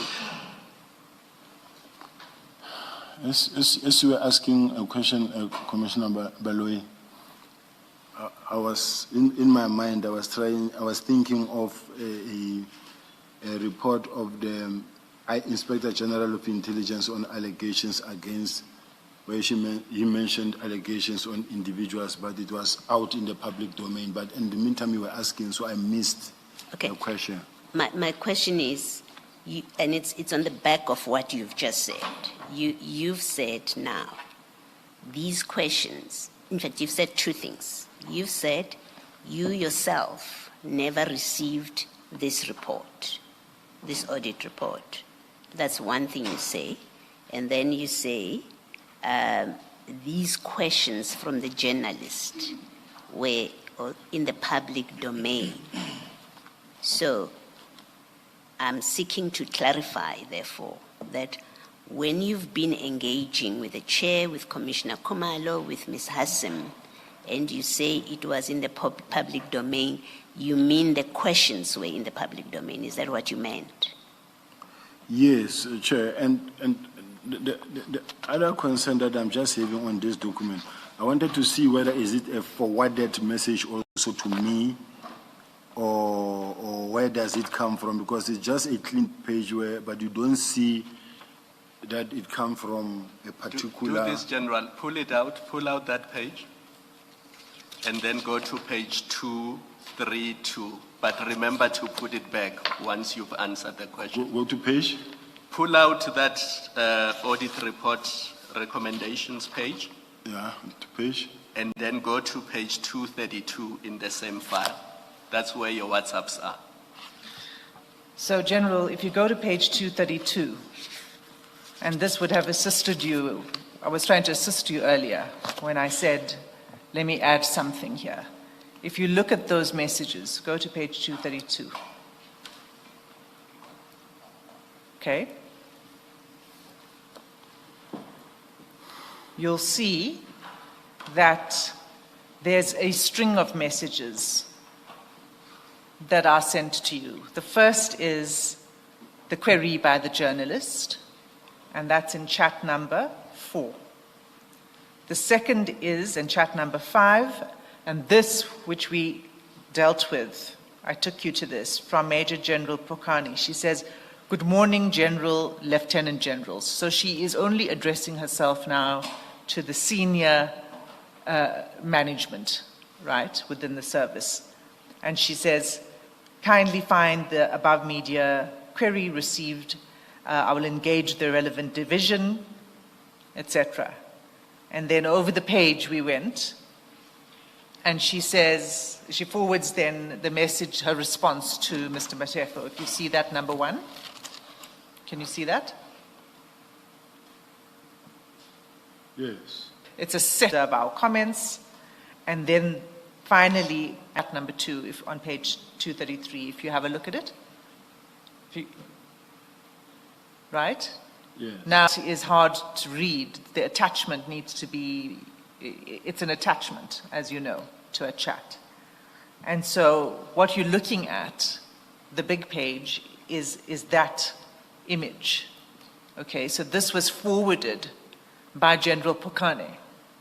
And she's sending it to the senior management, general and lieutenant generals, because she obviously wants you to be put in a position to understand where these questions are coming from. Are we able to see to who of the senior management was this sent to? We don't know. All we know is that she sent it to Good Morning General and Lieutenant Generals. So I suppose all of the Lieutenant Generals would have received it, and the General. Well, I'm not sure to say all the Lieutenant Generals, because all the Lieutenant Generals, even the one in the provinces, are Lieutenant Generals. So I'm just saying... Oh, I'm sure it was at head office that this was being dealt with. But General Sibiya, we know it was sent to you. So From let's Bukane. not worry about 20 other generals. From this, we can tell that it's been sent to you. So you are one of the generals, however many. Maybe there were 5, maybe there were 10, maybe there were 15. The point is, you were one of the recipients. And that's how it finds its way into these chats that we are looking at. So let's not go to the northwest. Let's stick to where we are. I wanted to check where it says good morning, Lieutenant General, so and Lieutenant Generals, whether my name is there. General Well, Sibiya, it- just looking at these chats, we can see that it reached you because you sent it to Captain Nkosi. Yeah. You wouldn't send it to Captain Nkosi if you didn't have it. Sergeant Nkosi, sorry. So, Yeah. Because the only way you can send it to Sergeant Nkosi is if you have it. If you don't have it, you can't send it to him. no, it's why I'm asking, it could have also been forwarded to me, not necessarily coming from General Pokane. It could have been also sent to me, but nevertheless, I take the point. Commissioners, I can respond to the next question or your question. What I'm putting to you is that sorry.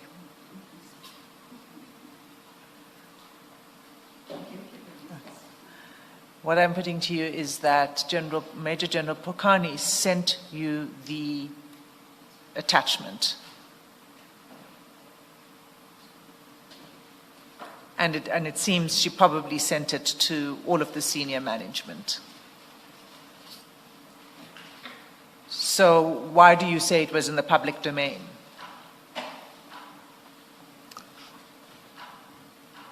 This didn't come from the journalist to you.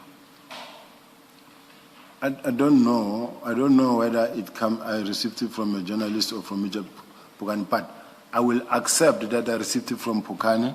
If I received it maybe from General Pokane, and obviously having received an inquiry from the public, I mean from an inquiry from the journalist, and maybe I shared it with Nkosi. To me, I never intended it to go there. For him to disseminate. But if he did share it, I will also accept that one. Okay, I think we've already covered the ground of you sharing, you knew that he would communicate with Mr. Nhlanhla. And the worrying thing, which is where I wanted to go to with this, is that you are sending a document that is about the cancellation of a contract with a service provider to Sergeant Nkosi, knowing it will get to that service provider. So it's not just any member of the public that's receiving it, it's the person who is affected by that internal SAPS document. And that's the concern. Do you see that? I do. I'm going to move off this to, well, not entirely off it, because what happens next is you'll see that, let's get the right page, it's file 9, I'm afraid. I don't know if you are still going to touch on this, and if you are, please stop me, Ms. Hassim. General, to my mind, the timing of this is quite important because the contract was cancelled in June of 2025. May of 2025. I'm thinking of the award. The award was in June of the previous year. So the cancellation was in May 2025. And these chats are in March of 2025. So in a situation where you see the probability of these documents, these chats, these communications reaching Mr. Nhlanhla through Sergeant Nkosi, you were basically sharing, and I suggest this to you, you were basically sharing with Sergeant Nkosi to alert Mr. Nhlanhla as to what was happening.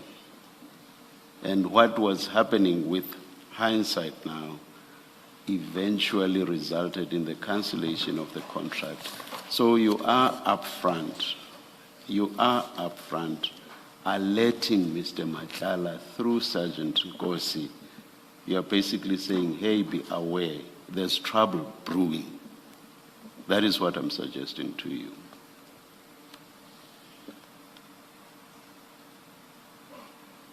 I'm just trying to read what is contained in the page 300. The audit report suggests that there were irregularities in the award of the contract. Yes. So naturally, that can quite easily lead to the cancellation of the contract. In fact, that audit report says in so many words that there should be a termination. So I'm suggesting to you that you were indirectly alerting Mr. Nhlanhla through Sergeant Nkosi that, look, there's trouble brewing here. In my case, Chair, I was not indirectly informing Mr. Nhlanhla, I was sharing with Nkosi. That is what I can say. I will leave it at that because you've already accepted when I engaged you earlier that, to your knowledge, there was a probability that through Sergeant Nkosi, these communications would end up reaching Mr. Nhlanhla. I will leave it at that. General, can you go to file 9, page 1040, please? File 9, page 1040.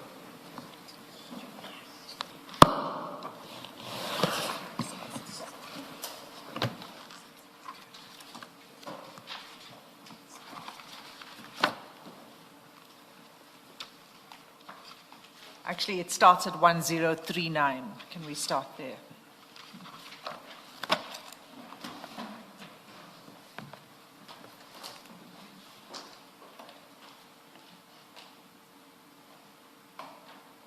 It's at the bottom of 1039 is where it starts. It's chat number 5. Now, this is the conversation between Sergeant Nkosi and General Shibiri.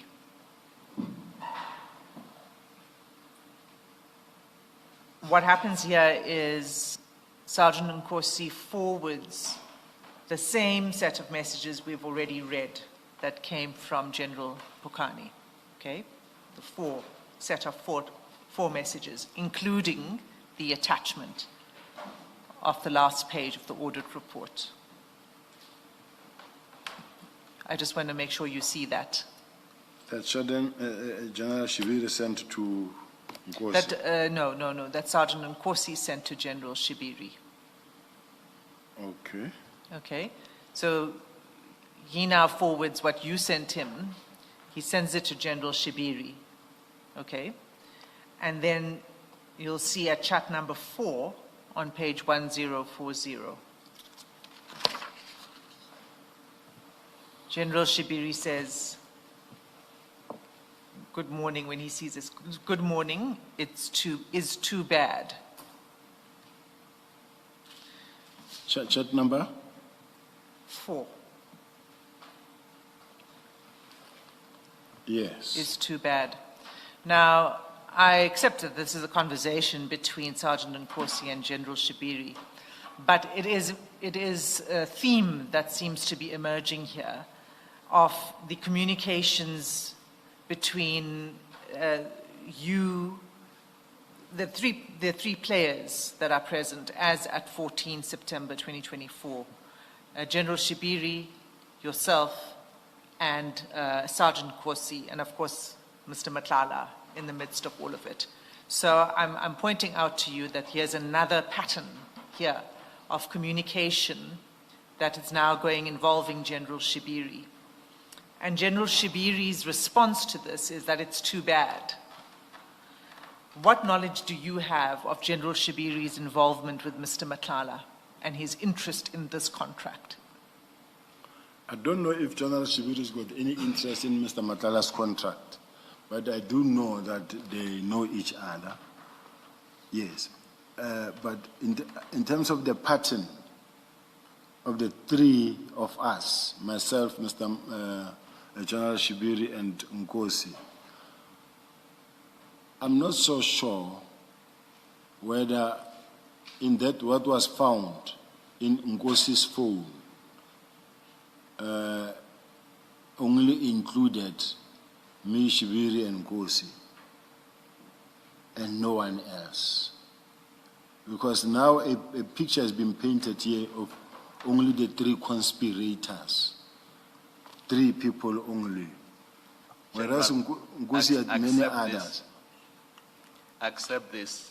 On matters relating to Mr. Nhlanhla, the pattern that emerges from the WhatsApps is of the 3 of you.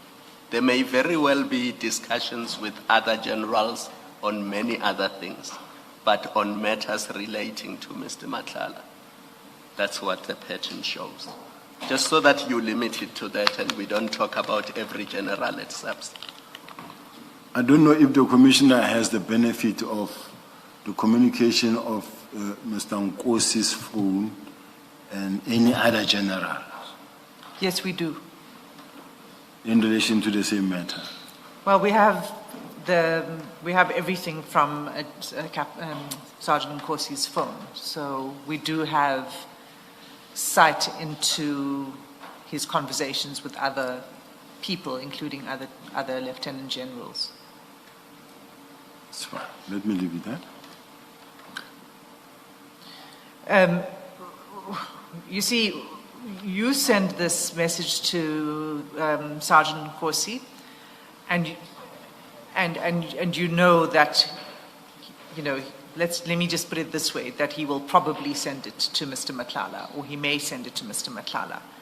You haven't said why you sent it to Captain Sergeant Nkosi. You say you just sent it to him, but there must be a reason why you sent it. There's an interest in that contract. I did respond that is because I saw something about someone that we all know. Okay, and then the same sharing of information involves General Shibiri, and he says it's too bad. Now, one would think, I want to know if you would agree with me, that if you are a senior member of the police service and you see an audit report that raises very serious concerns, well, let me start. Do you agree that the audit report raises very serious concerns regarding Mr. Nhlanhla's contract? I do. And if the recommendations should be acted upon? Yeah, yes.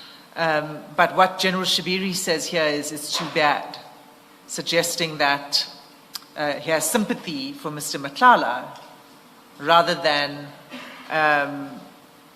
maybe actually outraged that Mr. Nhlanhla would have conducted himself in a manner that brought him within the purview of the audit in the way it did. I'm trying to understand your question in terms of the outrage. Well, what I'm saying is General Shibiri says it's too bad, Yes.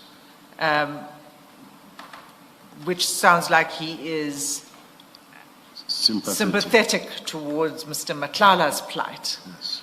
rather than concerned for the SAPS Yes. and the consequences of an irregular, all of the irregularity, right, that the audit report showed. That would be a problem, right? Yes, but when a person says that's too bad, sometimes you empathize with a person, sometimes you sympathize with a person, sometimes it will be, it's too bad that it had to happen, but if it must happen, let it happen. So this is how we responded. I mean, we don't all have a channeled way of responding or same mindset that says, and this is, under this situation, this is how you must or you will react. So you're saying that it's possible actually what General Shibiri meant here was just that this is a bad outcome? So this is too bad. It's unfortunate. Perhaps more importantly, General, you are very, very, very close to Sergeant Nkosi. You have told us so in your statement, and we see from the kind of material that you're exchanging and things that you're asking him to do. Why would, and I ask the question because you're quite close to Sergeant Nkosi, why would he share this that comes from you about, and all of it is about Mr. Nhlanhla and his contract? Why would Sergeant Nkosi share this with General Shibiri? They were all at your house, so you're clearly all close to each other. Why would he share this with Sergeant Shibiri, who is not involved in this contract? I'm not really in a position to answer why. I guess I'm asking you to speculate if you don't know. Why do you think communication from you? Firstly, I would expect you to be outraged that you share this stuff with Sergeant Nkosi, and now you discover it went to General Shibiri. I would expect you to be outraged about it. You are not, or at least you haven't expressed to us your disappointment, your anger with Sergeant Nkosi, that he disappointed you, he betrayed you. You haven't. So I assume you're okay with this because they're all your guests at your house, where you said Mr. Nhlanhla should take a 10, where General Shibiri asked, where is Nhlanhla? Asked Sergeant Nkosi at your house. So you're all a circle of SAPS people who are more than just colleagues, clearly. So you didn't give him the go-ahead. You didn't say to him, share this with Shibiri. So I'm asking you to speculate. Why do you think, now that you know he's done this, why do you think he would have shared material from you about Mr. Nhlanhla with General Shibiri without your authorization? I really don't know why, and I don't think I'm in a position to speculate. Okay, that's a fair answer. Thank you. I want to suggest that he shared it. Firstly, as the chair says, you sent all of this, and most importantly, the audit page, that final page that you shared, which was given to you by a sub-official properly. You shared it with Sergeant Nkosi, understanding and expecting that he will share it with Mr. Nhlanhla. He'll alert him that there's talk of termination of his contract, as the chairperson says. And you shared it with him with anticipation, and you are not surprised that he shared it with General Shibiri it fell within your expectations of who would get this kind of communication. You say you don't know why. I'm merely suggesting to you that I think that's what happened here. You can comment. If the commissioners will then rely on that speculation, is still in the hands of the chair. It is called inferential reasoning, not speculation, General. I was using the words that were used by the commissioner. I was inviting you to speculate because you said, I don't know, and I said, okay, speculate then, and you said, I'm not doing that, and I accept your answer. I'm not going to force you to speculate, and the chair is explaining what is happening now. It is we have these facts, as I've sketched them out. They were at your house, you invited Nhlanhla, you invited Shibiri to your house. Shibiri had an interest in Nhlanhla being there. We know from their communication where he asks Nkosi, where is Nhlanhla? So I've put these facts to you, and then I say, well, the conclusion to draw from that is that you knew, one, that Nkosi will alert Nhlanhla about Mr. Nhlanhla, about this audit recommendation to terminate the contract. You knew that. That's why, that's the purpose you sent this to him. Two, you expected that he will share it amongst your circle of friends, which is General Shibiri. And the chair is saying, well, that's inferential reasoning from the facts that we have. Yes, Chair, if the chair is to make that inference, quite honestly speaking, that one is beyond my control, and I don't think it's something that I can also argue with, because the discussion all along has been consistent. Thank you.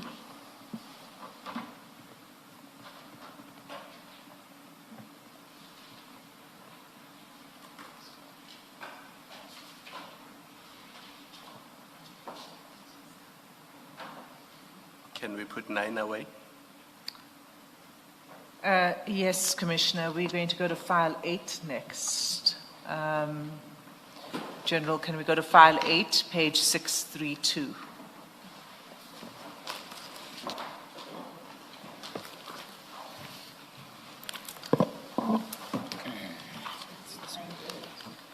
File 8.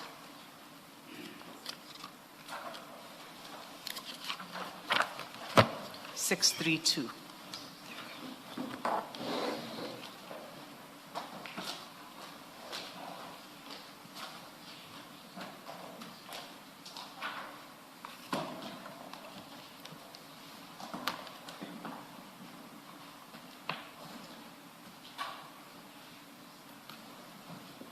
Are you there, General? It's page 632. Yes. Yes, I'm there. Okay, so let me just explain to you, we haven't looked at these before. This is a conversation between Sergeant Nkosi and a person saved in his phone as Bra R. Oh, I don't know in what way. Okay. How close are you to Mr. Mutsumi? Not close. Do you meet with him? Do you see him? Do you call him? I think I've met him twice. Do you recall when? No, I can't. Okay. Okay, so what we see on this... Before you do that, yes, in what context and circumstances did you meet him? In both occasions that you say twice. When I met Steve, we were working on a project, extortions. The extortions in the construction, but mostly in the taxi industry. Now, I asked to meet, because the project of the taxi industry is the most dangerous one. Because if you deal with what we call the bucket system, the bucket system is a system at the taxis where you find that there are certain monies that are being collected every Monday. I don't know whether it's still the Mondays or how it happens. And that money is collected and then will take into either the chairperson of the taxis, or I don't know whether it's the owner of the taxi rank or how it works. But as we're considering different type of extortions that we're dealing with that we had to attend.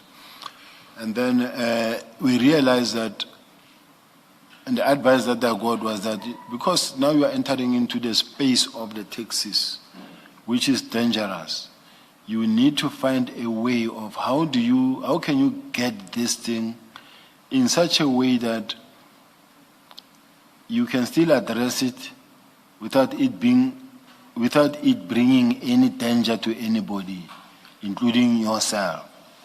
Can you just explain what you mean by danger?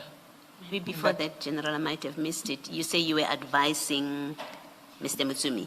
No, I said I was advised that before you embark on this one of the bucket system, because it's another form of, and I have a document here that explains what is a bucket system. I think I'll read it. We had it earlier, but I'll find it now. Was this bucket system extortion? Because it's a form of extortion as well, and then within the taxi industry. And we are receiving a lot of complaints. Some people are being killed within the taxi industry because they don't want to contribute to this. They don't agree with it. It's a form of extortion. So then, since we had to embark on this journey of fighting this bucket system, it was rather better to do it from the top in such a way that you get to understand who are the best role players that can assist you to deal with this situation. Then I asked Mr. Nkosi, who I knew very well that he knows Mr. Mkhwanazi, that can I... Nkosi, you mean Sergeant Nkosi? Sergeant Nkosi. Oh, okay. Then he introduced me to Mr. Mkhwanazi. Now, I went to see Mr. Mkhwanazi. Is that Mr. Mutsumi you're referring to? No. No. Mr. Mkhwanazi. I'm asking because... The late Mkhwanazi. Yeah. The reason I'm asking for clarity is because in the chats, Sergeant Nkosi has Mkhwanazi in brackets next to the name Bra R. Steve. So I just want to be clear who you're referring to when you say Mkhwanazi. I'm referring to Mkhwanazi. It was known as Mkhwanazi.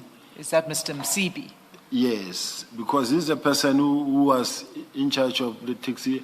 I don't know whether to call it in charge of the taxi industry throughout the country or working with all the bigger structures throughout the country like KZN, all the provinces. But if we were to go and start challenging a system like this,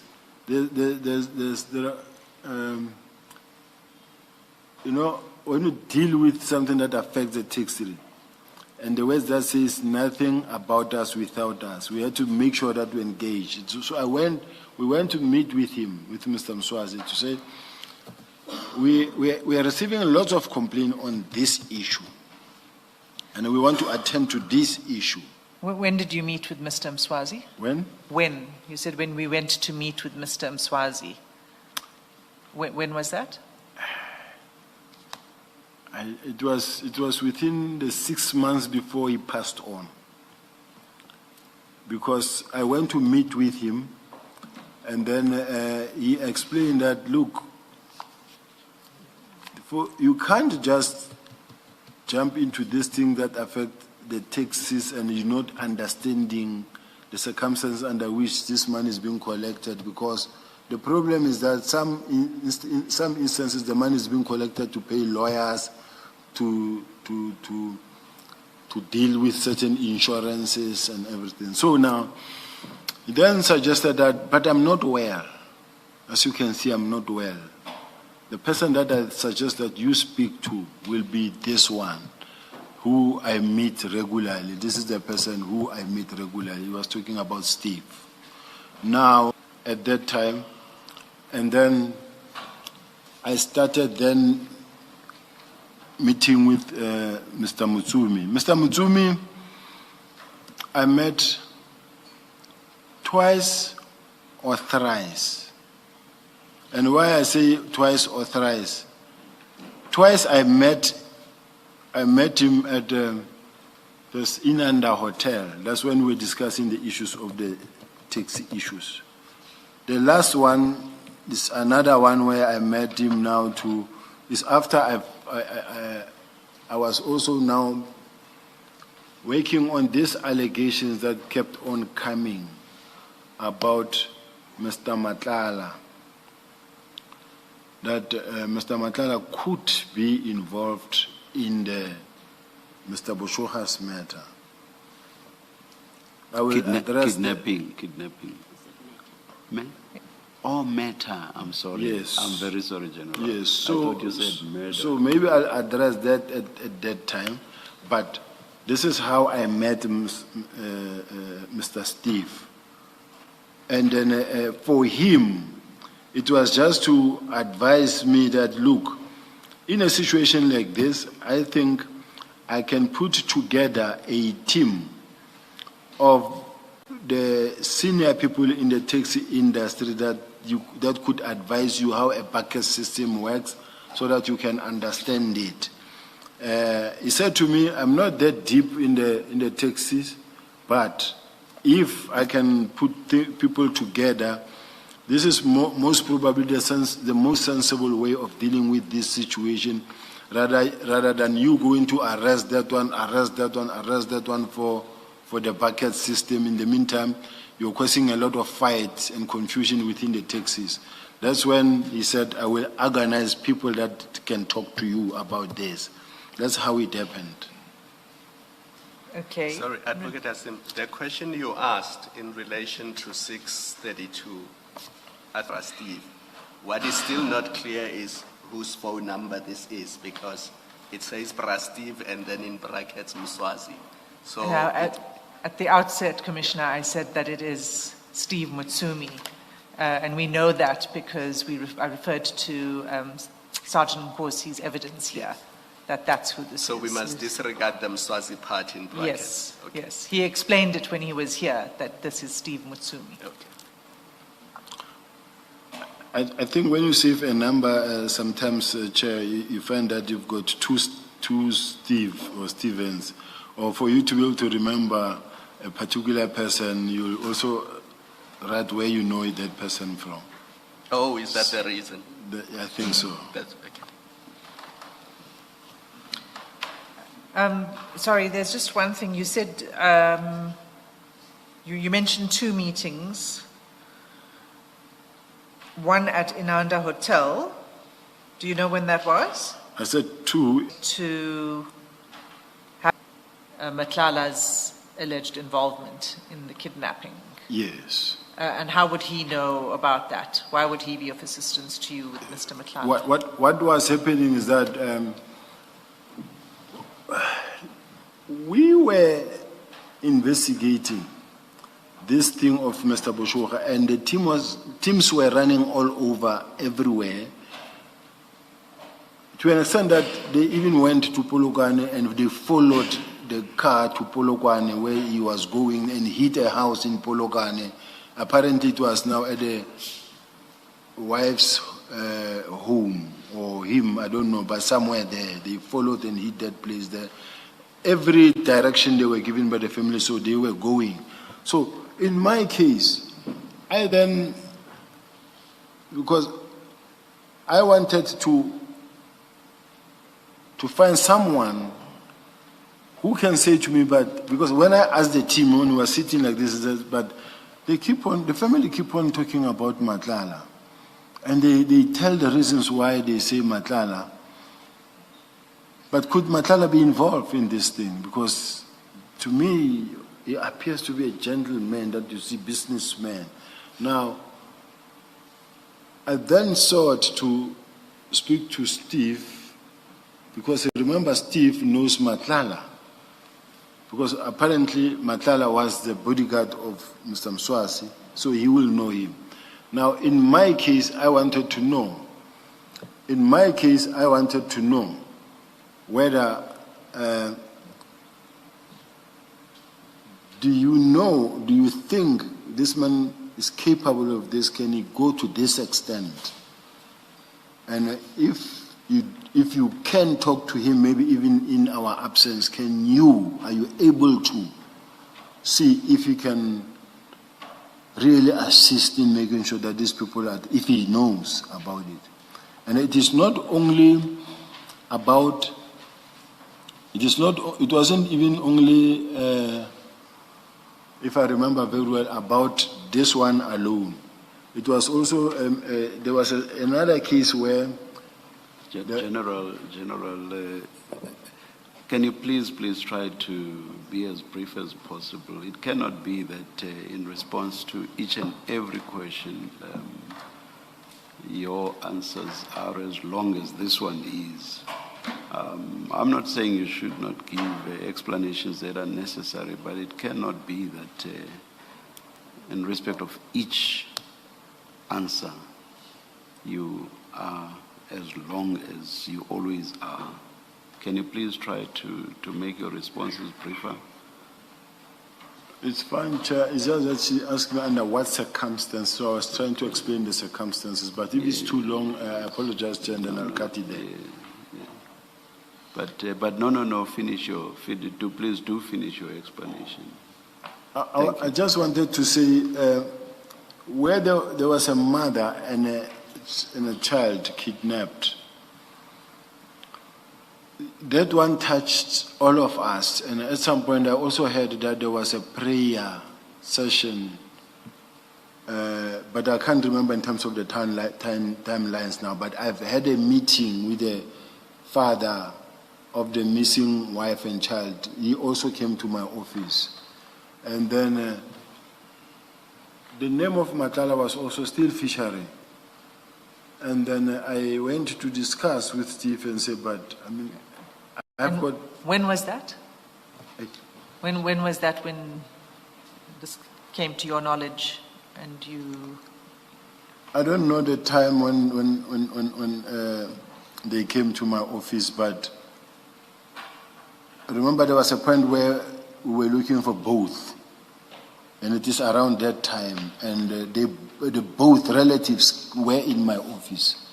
So as to when was that, I can't commit to the timelines. I'm lost. Was it in 2024 or earlier? It will be in 2024, I guess. General, it sounds like then that's the fourth time you meet with Steve. Because you said the first two meetings at Inanda were about the taxi issue, and then you met him again about the Mr. Bushokha's matter, and then there is this other family kidnapping, and you had a discussion with him about it as well. That counts to 4. I think it was both. I think it was both. As in the same meeting? Yes. Okay. All right, that's yes, fine. I know that it didn't happen both at the same time, but Mr. Matala's name, initially the team investigated. Remember, it started a long time, first being investigated by Gauteng, up until the relative came, and then we jumped in. And then as we started working around that, now the team was now getting more involved in this thing. Then this other one was also kidnapped. So it is, where I'm mixing issues, it's unfortunate on my side, but those meetings were around that. Right. No, I think I've got that for now. And we may return to it as we go on. But this, if we go back to what we were looking at, what we see is Sergeant Nkosi, that same set of messages that came from Major Jort, gets sent to Steve Mutsumi. If you have a look at the page I referred to you, 632.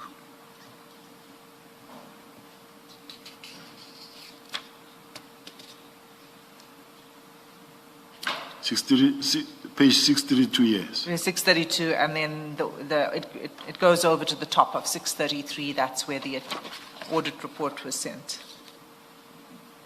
Now, you were aware that Sergeant Nkosi is close to Mr. Mutsumi, right? You've said so. Did Yeah. you expect that he would forward this to Mr. Mutsumi as well? No. These documents? No.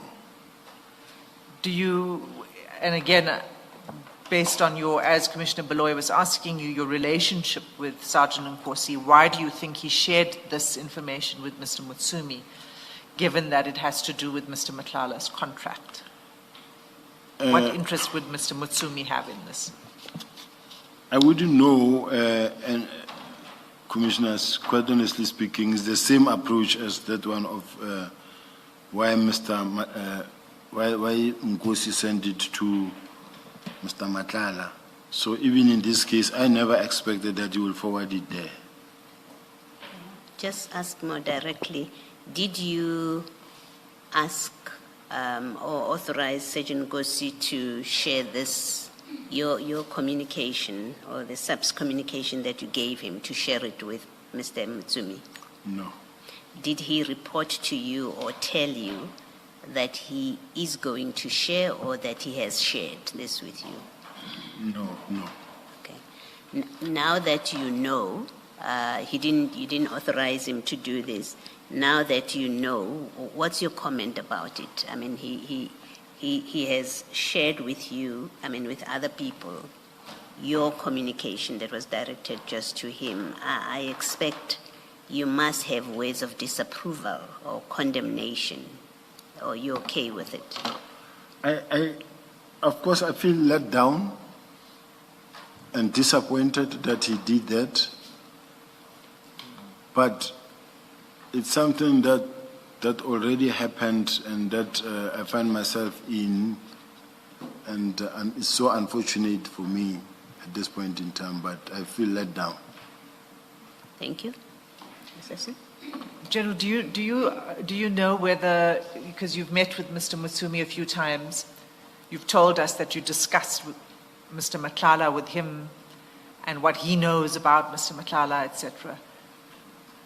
Do you know whether Mr. Mutsumi had any interest in Mr. Nhlanhla's business, Medicare 24? No, I don't know. And you wouldn't know whether he had any interest in this particular contractors? No.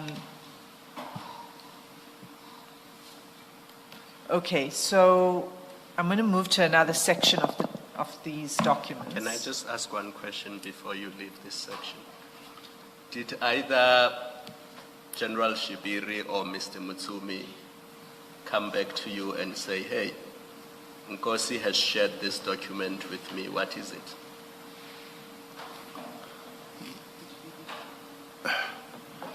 It's possible with Shibiri, but with Mr. Mutsumi, I don't think so. Because he might not even have wanted me to know that Nkosi shared something with him. But with General Shibiri, it's possible. I don't say it happened, but it's possible. Thank you. Thank you, Advocate Hassan. Thanks. I'll come back to Mr. Mutsumi again. But for now, can we just,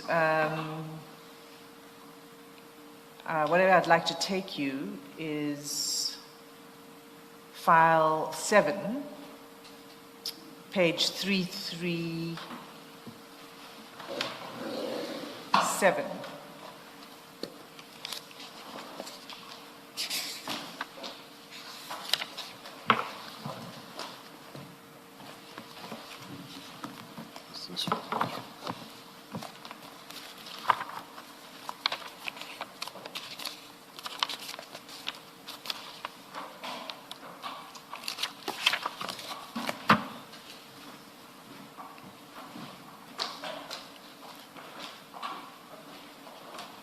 Do you have it? I've got it there, Chair. Okay, so we're back now to the chat between Sergeant Nkosi and yourself. And if you have a look at number 5, chat number 5, on 21 April 2024, Sergeant Nkosi says to you, indeed, good day, General. I think that's in response to a message, perhaps a greeting that you sent him earlier. Yes. He says, I have a meeting with Mkhwanazi and others in regards to Mama issue. And you respond at 12:49 on the same day, but I also want to meet them urgently. I am sitting inside the plane to Brazil and coming back on Friday. Please arrange the meeting. We go on to 338, chat number 2. Sergeant Nkosi says, okay, when should I make appointment for the meeting?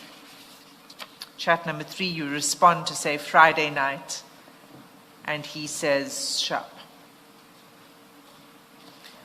Can you tell us who this meeting, who's Mkhwanazi? Mkhwanazi, I don't know whether it's Steve. I think it's Steve, because when they say Mkhwanazi, I thought it's Steve, because it was not the first time I hear the name of Mkhwanazi. So I thought sometimes they call him RR, sometimes they call him Steve, sometimes Mkhwanazi. I'm not sure. So in my mind, it was the same person. So when Sergeant Nkosi says, I have a meeting with Mkhwanazi and others in regards to Mama issue, Mkhwanazi is Steve Mutsumi. I don't say so. I say it could be. Well, did you have this meeting? Because he sets it up. No, I never had that meeting. You never had the meeting? Yes. Okay. And who are the others when he says and others? Remember that the promise was that he's going to put the meeting for me to discuss this issue of the bucket system, and then where possible the construction mafia issues. That's where it happened. So it was Steve Mutsumi and other people from the taxi industry. Yes. That he was. That is what I was expecting. Okay. And what's the Mama issue? I don't know. You don't know what it is. Sergeant Nkosi says in regards to Mama issue, and you say, but I also want to meet them urgently. Yes. You didn't ask what is the Mama issue? No, it could be his own private thing. It could be his private thing? Yes. Okay. So he says, I want to meet them. You say, I want to meet them urgently. He says, when? Friday night. And you saying that this didn't take place, this meeting? I think so. I don't remember meeting those taxi people. This was in April last year. Did you meet them after April last year?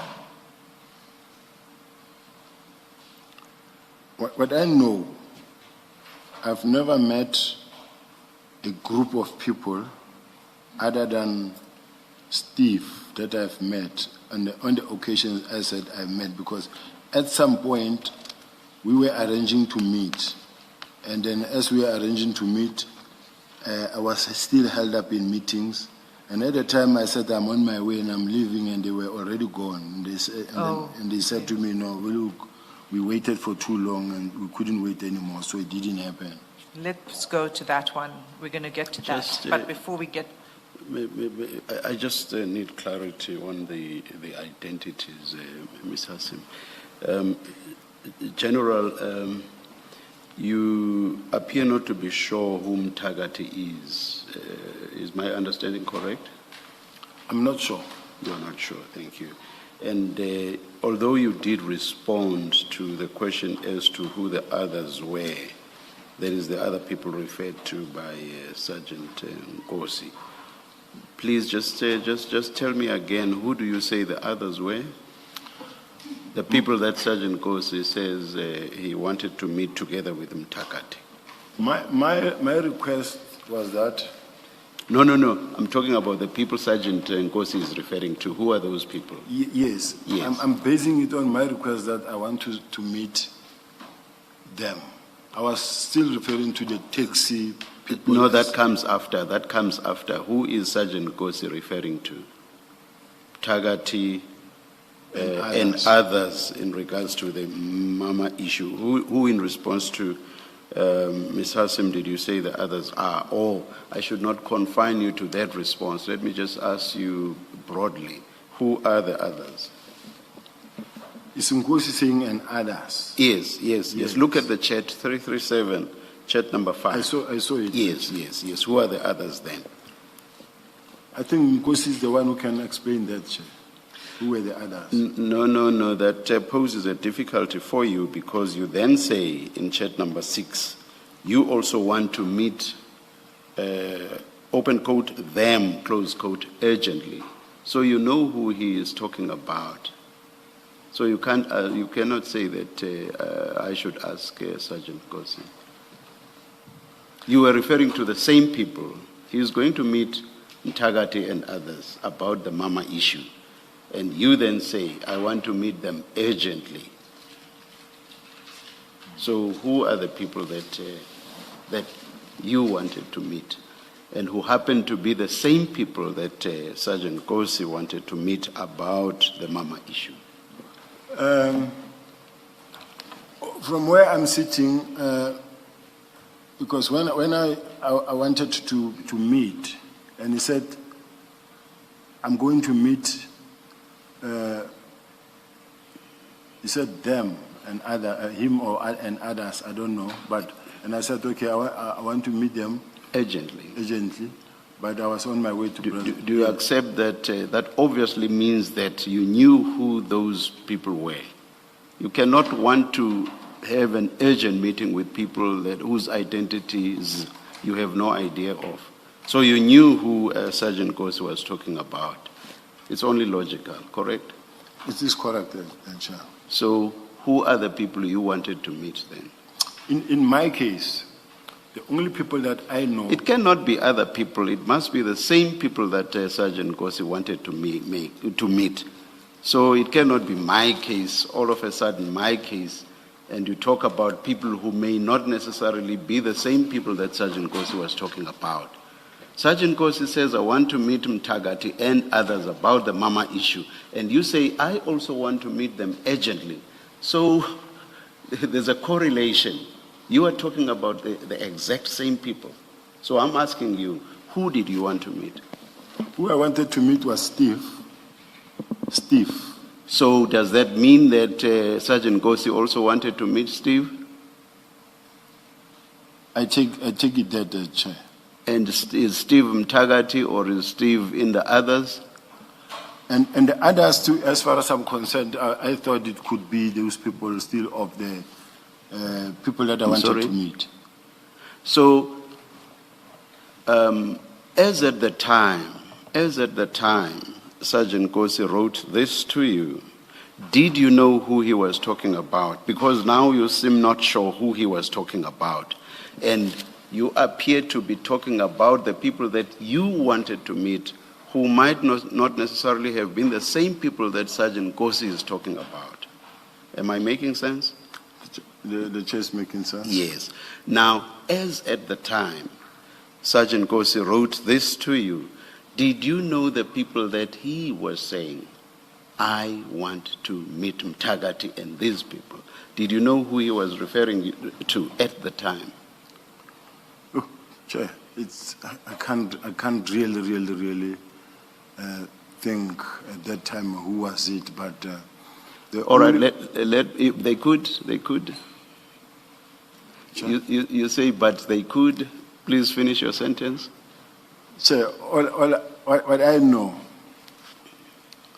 the people that I would always want to meet was... No. I'm saying as at the time, did you know those that Sergeant Nkosi wanted to meet?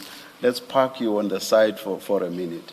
Did you know, as at the time, did you know the people that Sergeant Nkosi wanted to meet?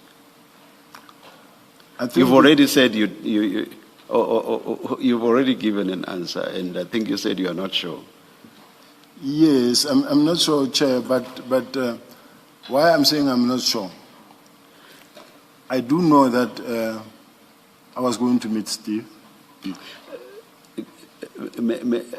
I've said let's park you on the side for a minute. I'm talking about Sergeant Nkosi. Do you not know now, or did you not know at the time, as to the people that Sergeant Nkosi was referring to? Do you get the difference? At the time, I didn't know. You did not know. Yes. Why did you not ask him? Why did you say, who on earth are you talking about? I really didn't know. As I was saying, maybe I was in a flight now to Brazil. I think I was going on official duties. But when I say I want to meet them. You want to meet them being people that you did not know, whose identities you did not know at the time. I want to meet them. I don't even know who they are, but I want to meet them. Is that what you are telling us? No. What are you telling us? What I'm trying to tell the chair is that I know that when you spoke about Mthakathi, in my mind it was Steve, or it was Steve. In my mind. Did you know Steve to be known as Mthakathi? Interchangeably so. Sometimes he spoke about Mthakathi, sometimes he spoke about RR, sometimes he spoke about Steve. So there were many names, sometimes referring to the same person. So I don't know if there are different people. I'm not so sure, because I can't point out a person by the name of Steve. How then should I understand your earlier response, which was that you were not sure who Mthakathi is, and that you also did not know who the others were? If now you say you know Steve to be also referred to as Mthakathi, how should I take your earlier response? Or how should I understand your earlier response? I'm lost a little bit, Chair. Earlier you said that, and I think that was one of my earlier questions, and I was asking it on the back of a response you had given to Ms. Hassim, and I asked you, are you saying that you are not sure who Mthakathi is? Do you remember saying you were not sure? I'm not sure. Yes. Now, all of a sudden, you appear to be sure. You say that Steve is also referred to as Mthakathi, and also as, did you say R as well? Yeah, also as R. Chair, I'm not saying with absolute certainty that Steve is Mthakathi. I'm not saying that. But the name of Mthakathi is not the first time I hear. Now, when he says I'll be meeting Mthakathi and others, in my mind, it came as, sometimes they can call you this name, but also call you Mthakathi. So it came like that to me. So I'm not saying it's the same person. Where I'm wrong, I'll be wrong. That there are two different individuals. I'm just saying, to me, it's how it came about. All right. To cut this short, General, I will suggest this to you, and please respond at the end. I will suggest to you that in ordinary communication, you would only say that I want to meet those people urgently if you know, or if you knew the identities of those people. I'm going to meet Mthakathi and others about the Mama issue. And then you say, I also want to meet them urgently. In ordinary communication, you would only say that if you know the identities of those people. Otherwise, it simply does not make sense. I suggest that to you. Your response? My response, Chair, is that when I said, okay, it's because he said, I want to meet Mthakathi and others. And then I knew he was referring to the same person or people who would be with, and say, I would want to meet them when I come back. And when I say them, I was referring to Steve and those that we agreed that is going to arrange for me. So I wasn't really. Had you made an arrangement to have a meeting about the Mama issue? No. So Sergeant Nkosi was going to meet people about the Mama issue. Are you suggesting that the people that he was going to meet about the Mama issue were the same people that you wanted to meet? No. In my case, he was just telling me that he's going to meet them. About the Mama issue? It's fine. Yes. I understand that. Yes. Yes. That I'm going to meet them about the Mama issue. Yes. He will be the one to explain about the Mama issue. Then I'm not, from where I'm sitting, I'm not connecting the Mama issue. exactly. Where I'm sitting, I'm not connecting the Mama issue with the meeting that I wanted to have. Exactly. So I'm saying I also want to meet them as soon as possible. Them being people that he is meeting about the Mama issue, and you want to meet these people about something else. Is that not correct? Yes. Where's the correlation? How do they become the same people?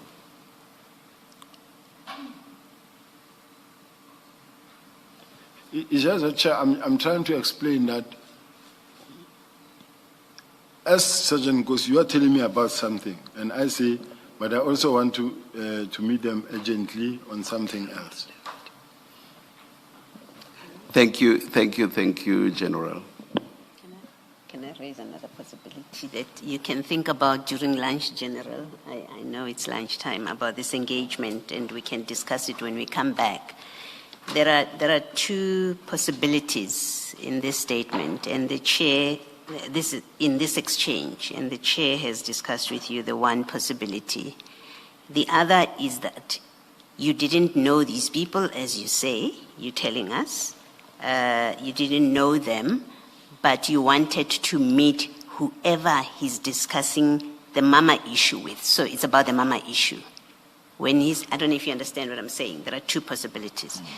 You either knew whom Tagati is and the others, and you wanted to meet them for whatever business. Or if we go with your version where you say, I didn't know who these people are, but I wanted to meet them urgently because that's what your message says, then the emphasis is on the Mama issue, that you knew what the Mama issue is and you wanted to meet whomever he was meeting to discuss the Mama issue. You understand the distinction I'm drawing? Yeah, I think we can discuss it when we come back because I'm also interested in the discussion.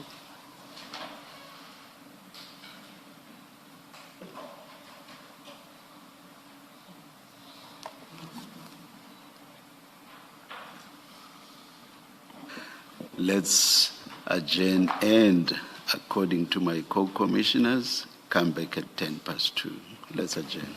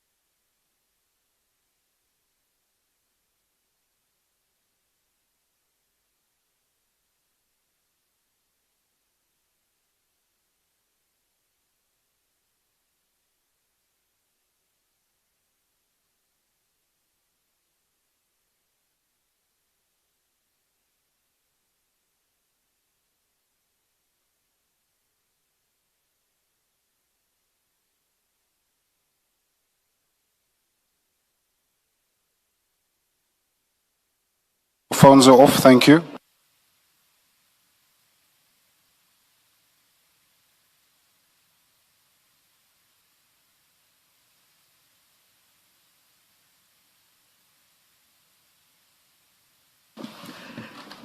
Yes, Ms. Asim.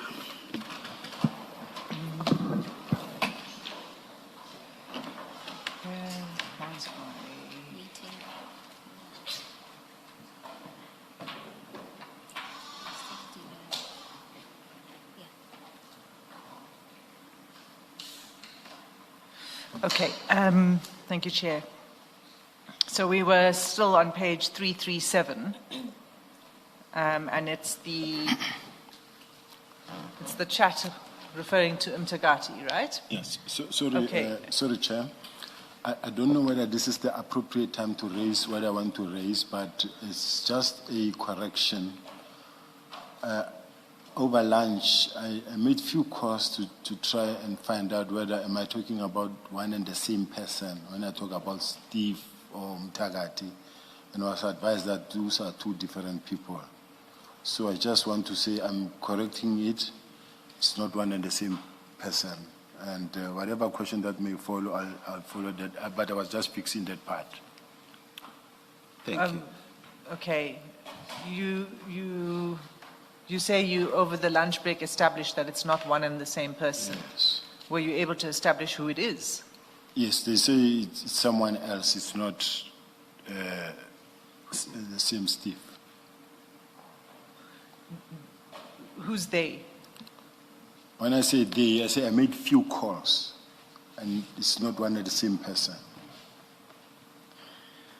But still you said they say. So Ms. Asim wants to know who's they. Oh, I made few calls, but I managed to find someone who says, no, I know them both. To say to me, no, this one is not this one. Maybe I'll come back to that, but let me ask you this for now. Do you know a person named Ignatius Pielo Mkhwanazi? No, I don't know him. You sure about that? I'm sure about it. I don't know him. Because over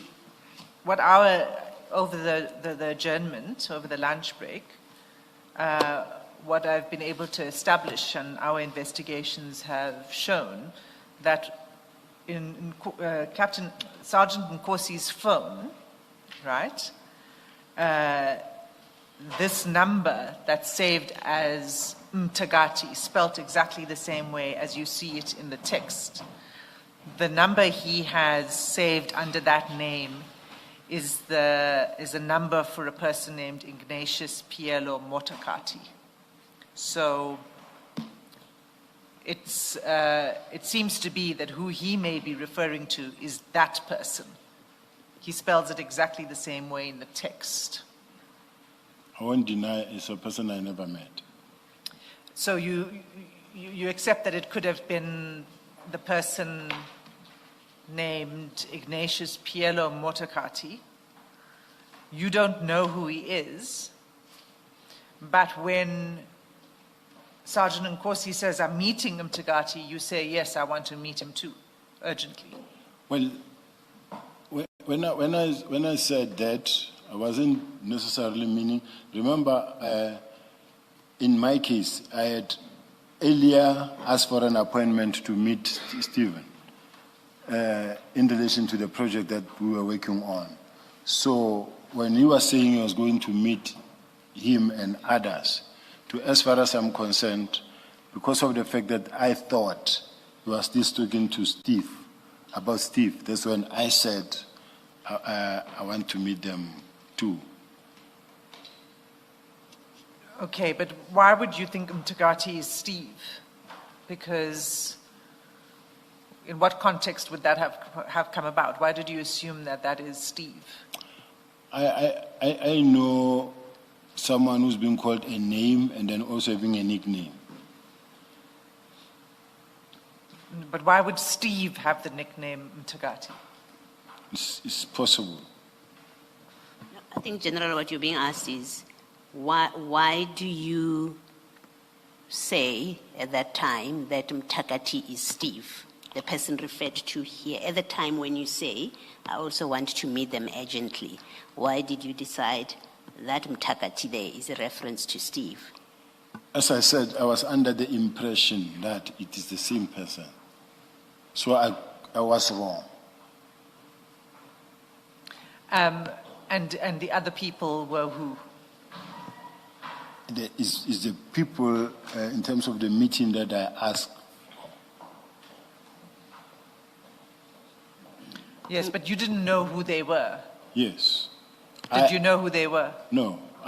From my side, I know that you are supposed to make me meet certain people of the taxis. Well, yes, except that the conversations don't happen one after the other.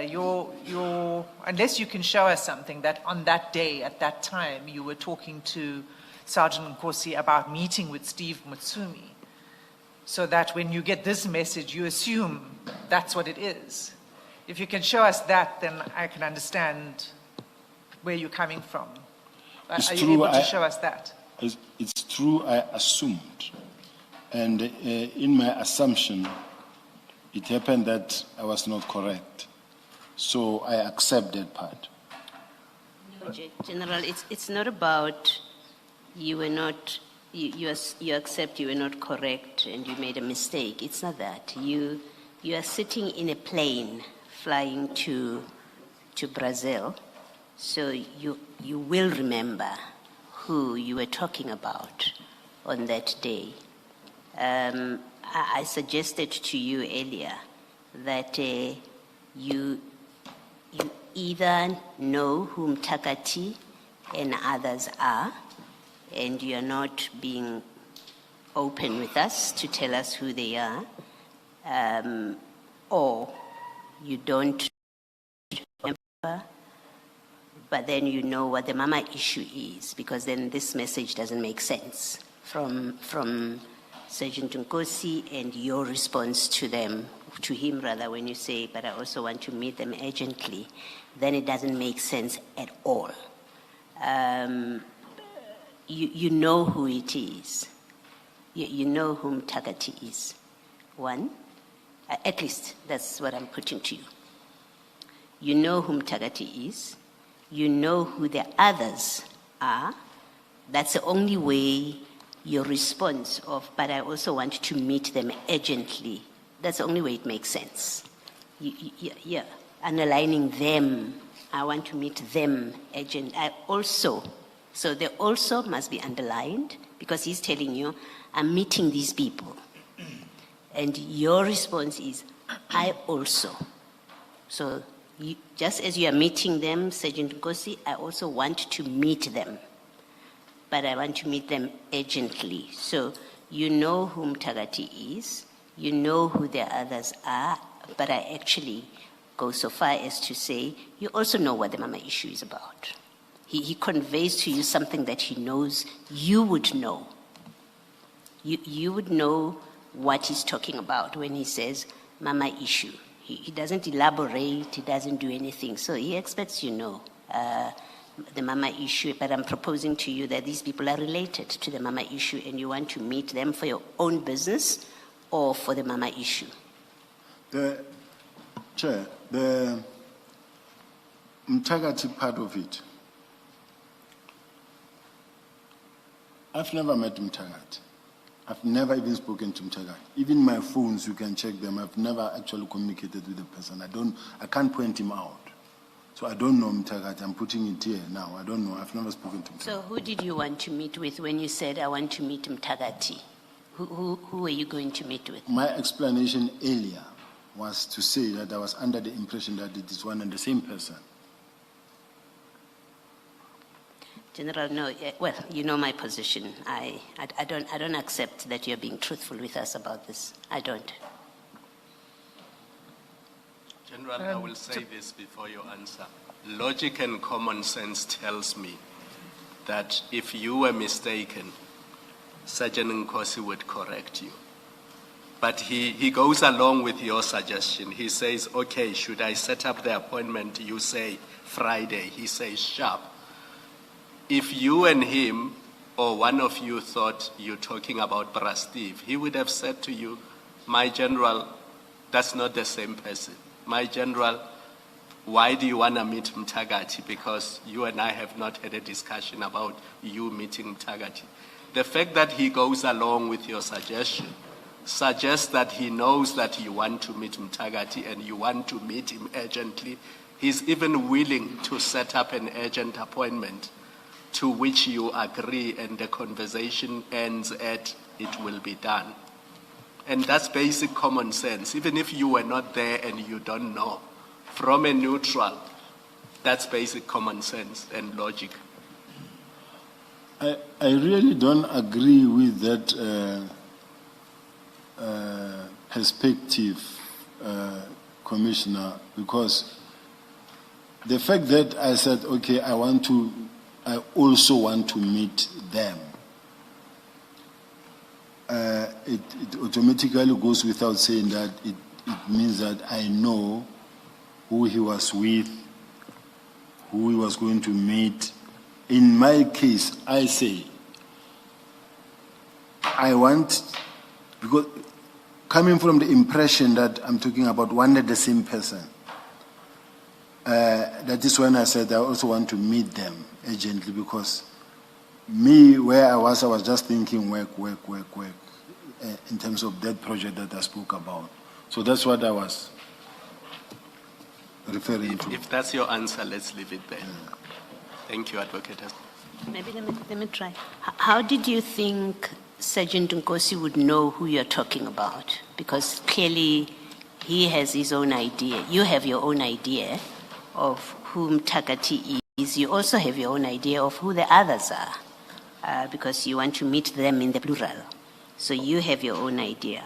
If you were thinking it's Mr. Mtsumi and the others that you're not telling us who you thought it was, how did you think Sergeant Nkosi would know who you are talking about when you say, I also want to meet them urgently? Because he's told you who he's meeting about that issue.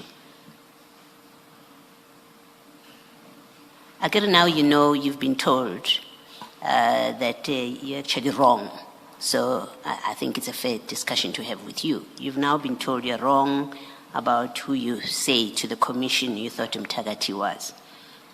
So I'm asking you, how did you think Sergeant Nkosi would know who you have in mind? Somehow he knew, he came to know, because there he's arranging a meeting for Friday, and you're all agreed about it. But my question is more directed at you. How did you figure that he would know who you are speaking about? Having responded to this question, Commissioner, I said, because of the fact that I was under the impression or I assumed that we're talking about one and the same person, he never got to ask me, who do you want to meet, or why do you know who they are? We never got to that part. I just had arranged a meeting and I said when and all that, and then from there I was already in a flight. I was sitting inside, maybe. So it's not a discussion where we're now toing and froing. So you say he knew who you wanted to see. Is that your evidence? May I have the question repeated? So you're saying Sergeant Nkosi knew who you wanted to meet. From your response, he knew who it was you were talking about. I take it that he knew because he never asked me questions. Okay, thank you. Thanks, General. Can I put it to you in a different way? You say you don't know who Mtagati is. That's where we started with this. You didn't know. You make some assumptions, but you didn't know this name. Now, and you didn't know the Mama issue, right? But if it was someone, Mtagati, you didn't know, and Sergeant Nkosi is sending you this message, right? He's saying to you, I have a meeting with Mkhwanazi, okay? If it was someone you didn't know about an issue you know nothing about, why would Sergeant Nkosi send you this message? He wouldn't send you this message because it's got nothing to do with you. You don't even know what the Mama issue is. You don't know who Mkhwanazi is. So I'm putting it to you in a different way to say it doesn't make sense that Sergeant Nkosi would send you a message about things you know nothing about. What won't make sense is when you look at this message in isolation and not taking into account maybe various other communications and during the day or throughout the day, whether it be telephonical or a message. So if at some point we did speak with Nkosi and then later he says to me, I'm going to meet so and so and so and so, and then I respond, say, I also want to. So there could be a background or something that might have been discussed much earlier. So unfortunately for me, I don't know, I can't remember that long back. Okay, so but if there was a background, then you would have known who Mkhwanazi is and what the Mama issue is. If there was a background. You were saying, as you sit here, that you didn't know. No, the Mama issue could be Nkosi's issue. Do you know what it is, or are you just not wanting to talk about it? No, I don't know. I think Nkosi is the one who can clarify. Okay. Well, General, before you move, you say that if you look at it out of context, it doesn't make sense, but can we then look at it in the context of page 337? Because that's what we know, 337. That's that page. So you have a communication with Sergeant Nkosi on the 19th of April, and the next communication on this page is on the 21st of April at 12:35. Which is file number? The one that we had, file 7. It's the one that was in front. File 7, page 337. Yeah, that's where the text about from Sergeant Nkosi about Mkhwanazi and others in the Mama issue. That's where it is. So if you look at chat 3 is on the 19th of April, and I think we've been told it's a call or something. And then chat 4 is a different date. It's the 21st of April. So you spoke on the 19th. The next time you spoke is on the 21st. And there's that picture there that is sent at 12:35. And then the next thing at 12:37, so that's 1.5 minutes later, on the same day, he then sends you that chat that we are discussing now, the Mkhwanazi and others chat. And then you respond in chat 6 at 12:49 to say you're sitting in the plane. So just on the context of this page, and I want you to underline the context of the page because you said context.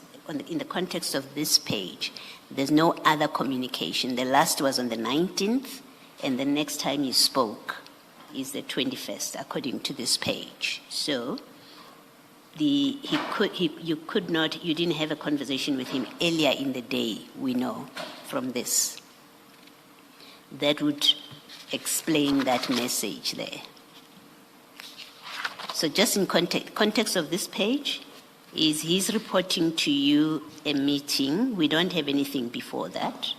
He reports to you a meeting, and then your response, there's nothing intervening. Your very next response is, I also want to meet them urgently. So there is no context for he knew and understood who you were speaking about except Mkhwanazi, others, and the Mama issue. There's no other story on this page on the 21st. That's what I'm saying to you. And it's important, the sequence of conversations that is within minutes of each other after you last spoke on the 19th. So what I'm suggesting to you is the only context, there's no other context other than He reports to you for the first time on the 21st about this meeting, and then your answer is, I also want to meet them. You must have been talking about the same people that he's talking about in his chat. When I look at the communication, the chat on the 19th of April 2024, 11, Yes. which is chat number 3, Yes, it's just 2 days ago. yes, There's a difference of 2 days. yes. Now, if maybe whatever that we might have discussed at that time, and then he now comes back to me on this time Yes. and say, I am going to meet Umtagati, and then I have a meeting with Umtagati and others in regard to Mama issue. Yes. Now, Mama issue, I don't know whether it could be the issue of whose Mama, whether it could be the wife of somebody or whose Mama, I don't know. But on my side, I then also said I also want to meet them, hoping that, and urgently, hoping that, or thinking or assuming that it is the same person, Ntagati Steve, hoping that it is the same person. So that's what I requested. Right. Thank you. Thank you, General. General, what was so urgent about the meeting that you wanted to have? What was urgent, it's the same thing that the issue that I discussed, because I know I was going to work, or I was working on a report that I was in dealing with that project that we were dealing with. You were working on a report. Yeah, we're working on this issue of the extortions. How long did you go to Brazil for? I'm not sure whether it was 3 days or 4 days or a week, but Okay. it wasn't a night or two. The 21st of April was a Sunday. So when you are on the plane, and you want the meeting for Friday, so it would have been one of the first things you wanted to do upon your return. Right, yes. Okay. And that you wanted to do, you say, has to do with Mutsumi, Mr. Mutsumi. With the meeting that I Yes, asked that with was him, urgent. Yes. That needed to happen urgently. Yes. Okay. Can we go to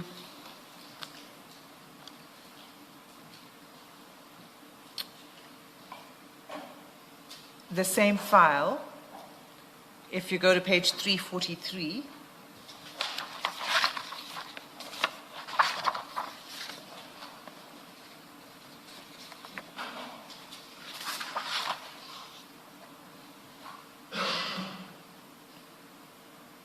okay, this is now in June 2024. It's still conversations between you and Sergeant Nkosi. But it's now in June, and he sends you a message, you'll see in chat number 2, where he asks you time for meeting, and you say 6 to 7, I have a meeting at 7:30. He says, let me forward to them, and then he says to you 6 o'clock, it's confirmed. Okay, now just before we go further, he says, let me forward to them at 3:27:08. If you go to file 605, file 8,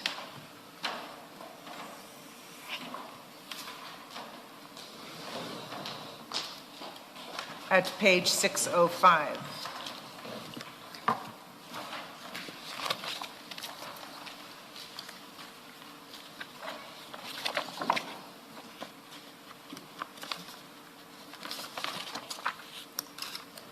Got it?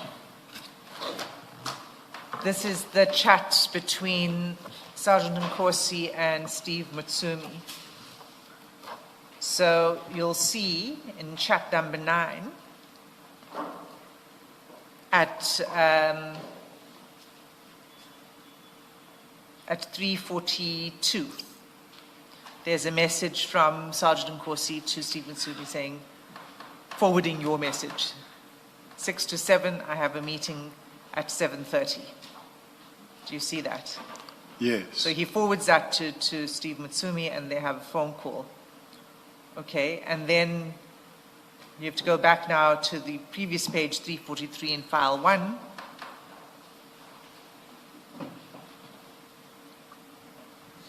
He gets back to you in chat number 5 to say, 6 o'clock, it's confirmed. So he is arranging the meeting between you and Mr. Mutsumi. Like it was a streamlined type of communication on a daily basis every day, because it will be one message once in a month. Another one will see that it is in April, another one it is in May, another one maybe is in June, because when you look at the month, they are scattered.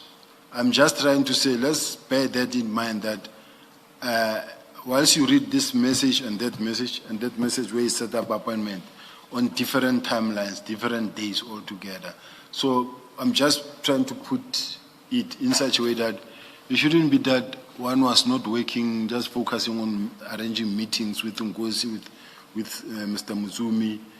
I was just putting that. No, thanks. Jen, that's not what I'm suggesting at all. So that's not my line of questioning. I'm not making any suggestion about whether you were working or what your preoccupation was. I'm not, that's not the reason why I'm going to these chats.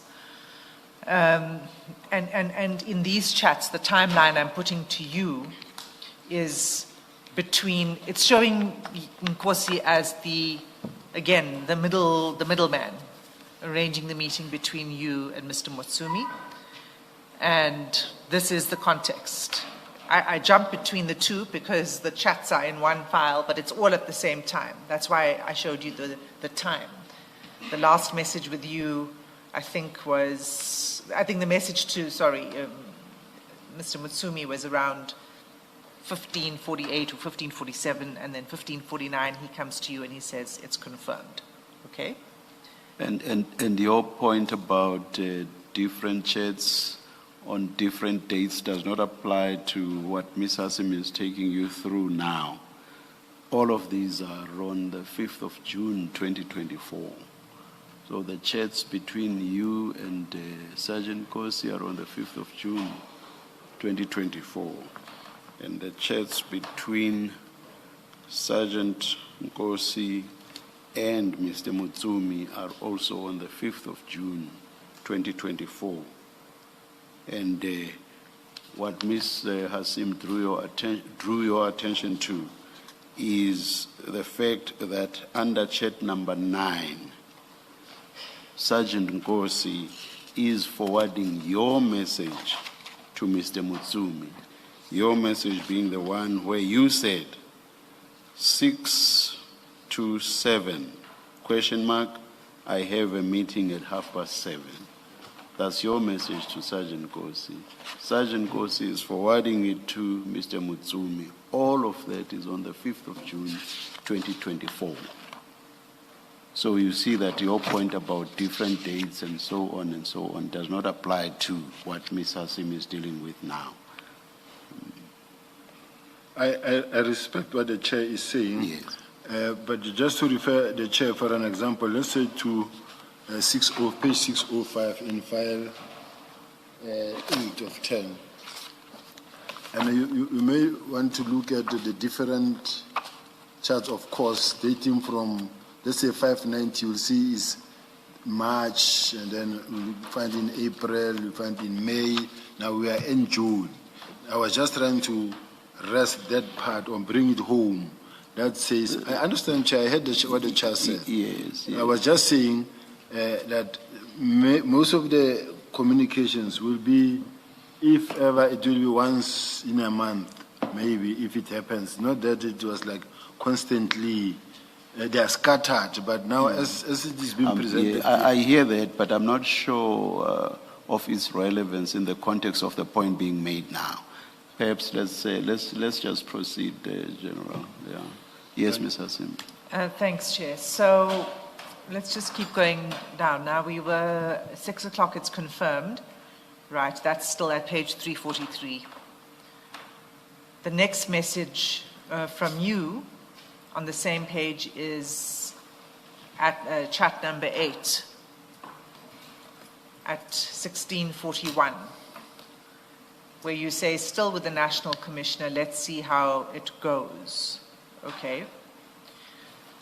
Then the next message is, and just to be clear, I'm going to put all of the messages to you so you see the whole picture before I ask you questions. So I'm not trying to bombard you. I'm just trying to give you one coherent picture. Okay? So he says to you, Sergeant Nkosi, at 1642, should I let them know? You respond at 1724, yes, but let us see. Okay? And then that's at 1724. I have to take you then to that page we were at, 606 again. That's the chat now with Mr. Mutsumi. Okay. And again, he forwards your messages to Mr. Mutsumi. You'll see that in chats number 4, 5, and 6. Should I let them know? Yes, but let us see. Sentamule is still presenting. And then there's a phone call between him and that's Sergeant Nkosi and Mr. Mutsumi. Okay?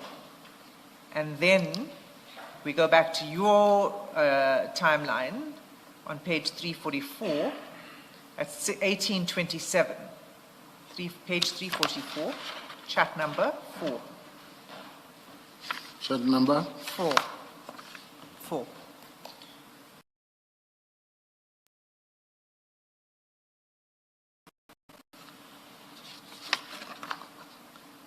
And then at 1657, there's a phone call that goes out from you to Sergeant Nkosi.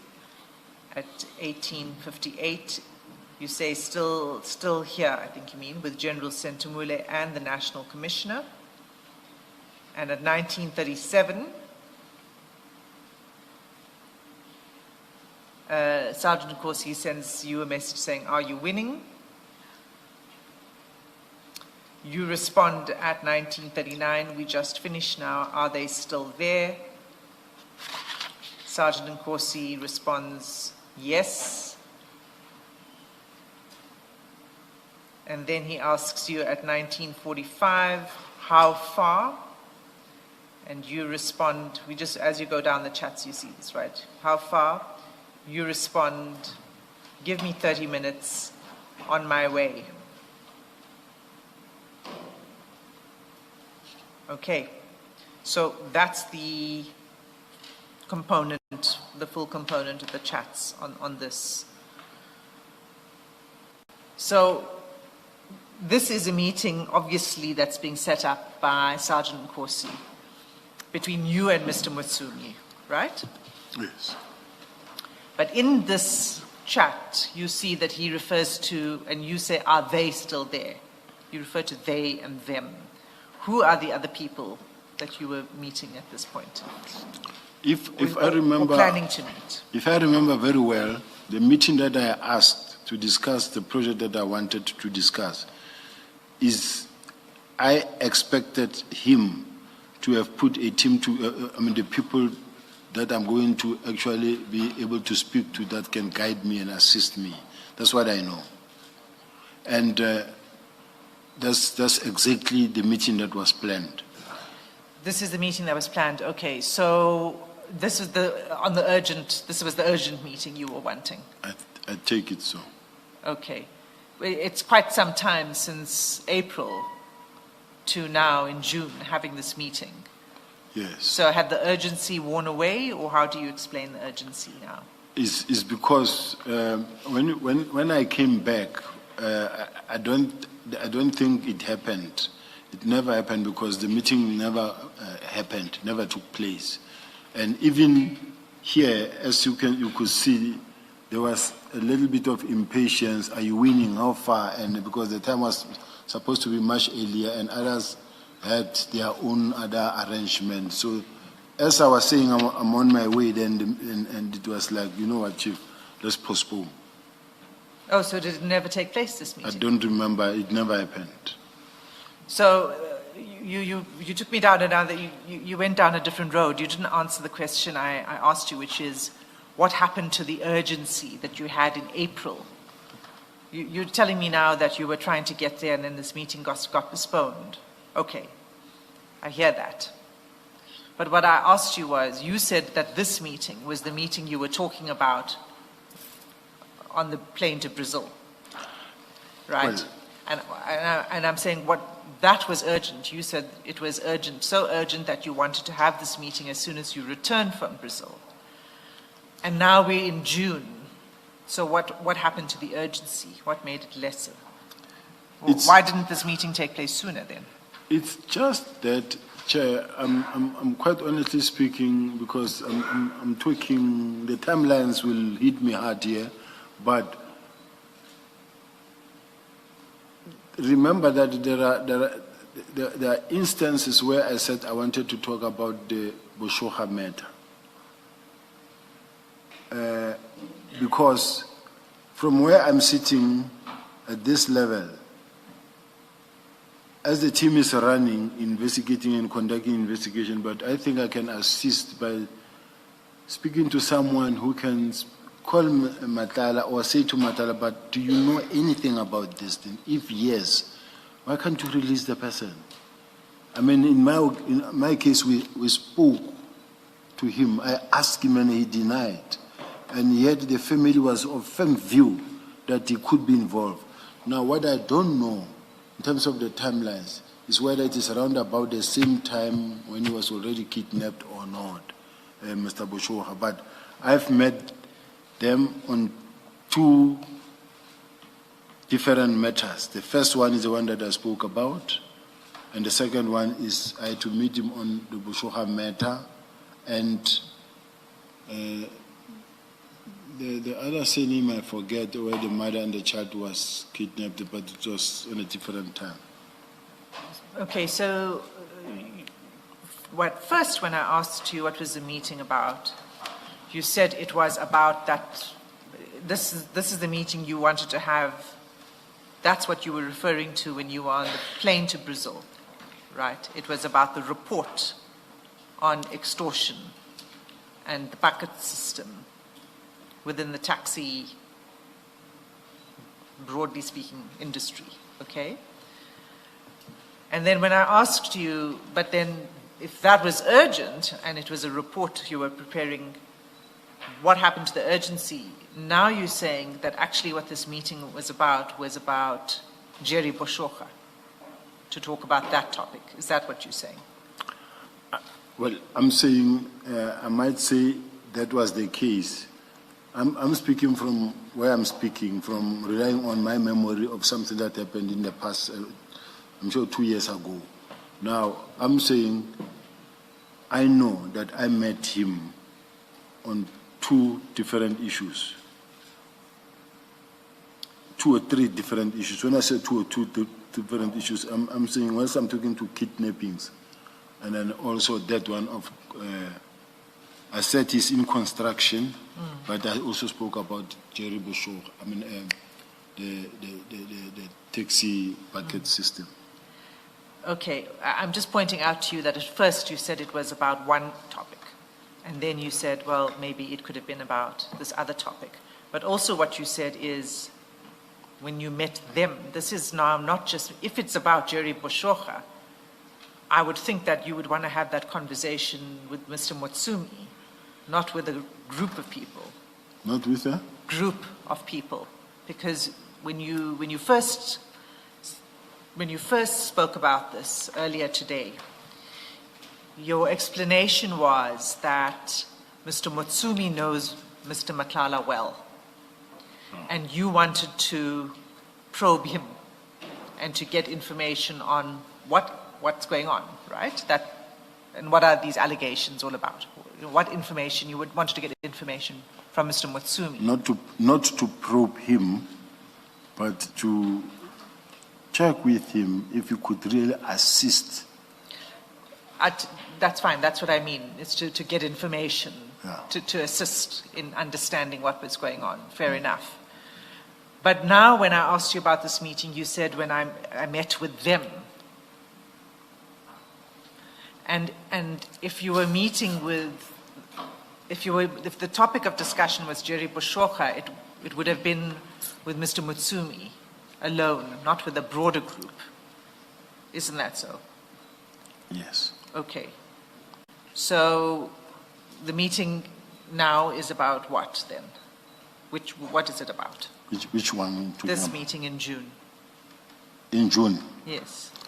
At this present moment, I'm not sure whether it's still the same project we're working on, or at that point in time is when I was now going to discuss the issue of Mr. Boshocha. But the timelines are the ones that would hit me there, but I don't know.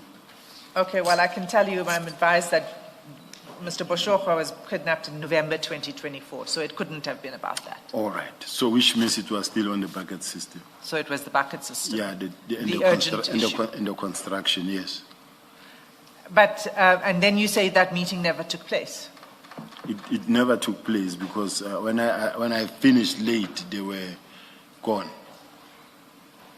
So so let me just go back to that. You say are they still there, 1939? And he says, Sergeant Nkosi, 1945, yes, how far? Give me 30 minutes, on my way. And then you went to the venue. Sergeant Nkosi didn't come back to you to say, sorry, it's too late. They've left. I think we spoke over the phone and said, no, they said we must postpone. Okay. Yes. So if this meeting was about the report that you were working on, that's work-related. That's a work-related meeting. Yes. Why is it that it's Sergeant Nkosi who is the person who sets up these meetings? Let me put it a different way. Normally, when you set up meetings, you have a professional environment where you're setting up meetings with people, whoever it is, for this purpose, but for the purposes of work, you communicate through a PA, or you communicate directly with the person. Why is it that you communicate via Sergeant Nkosi?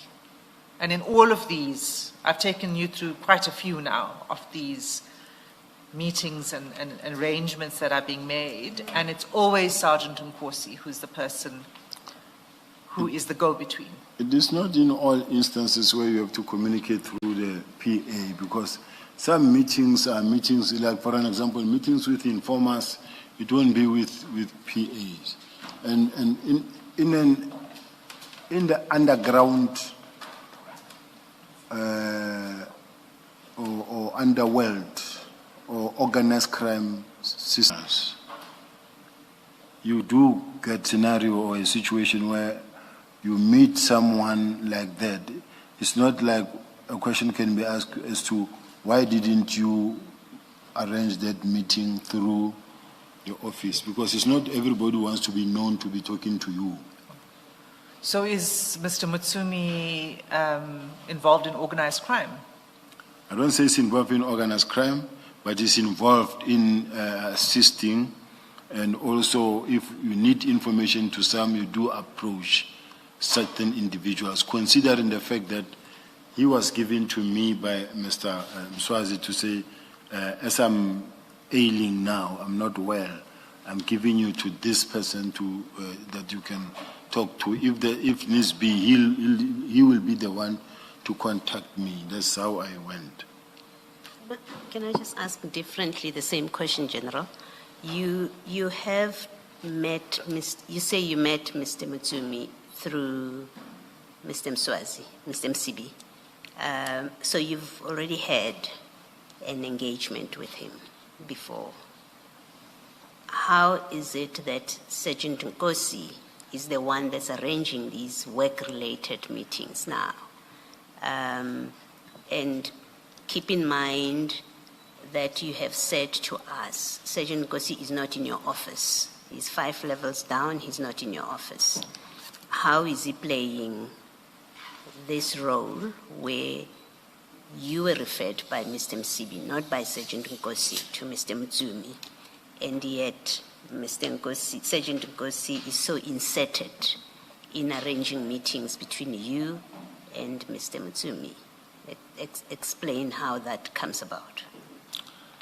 I really didn't see anything wrong to ask Sergeant Nkosi, because these are the people that he knows very well.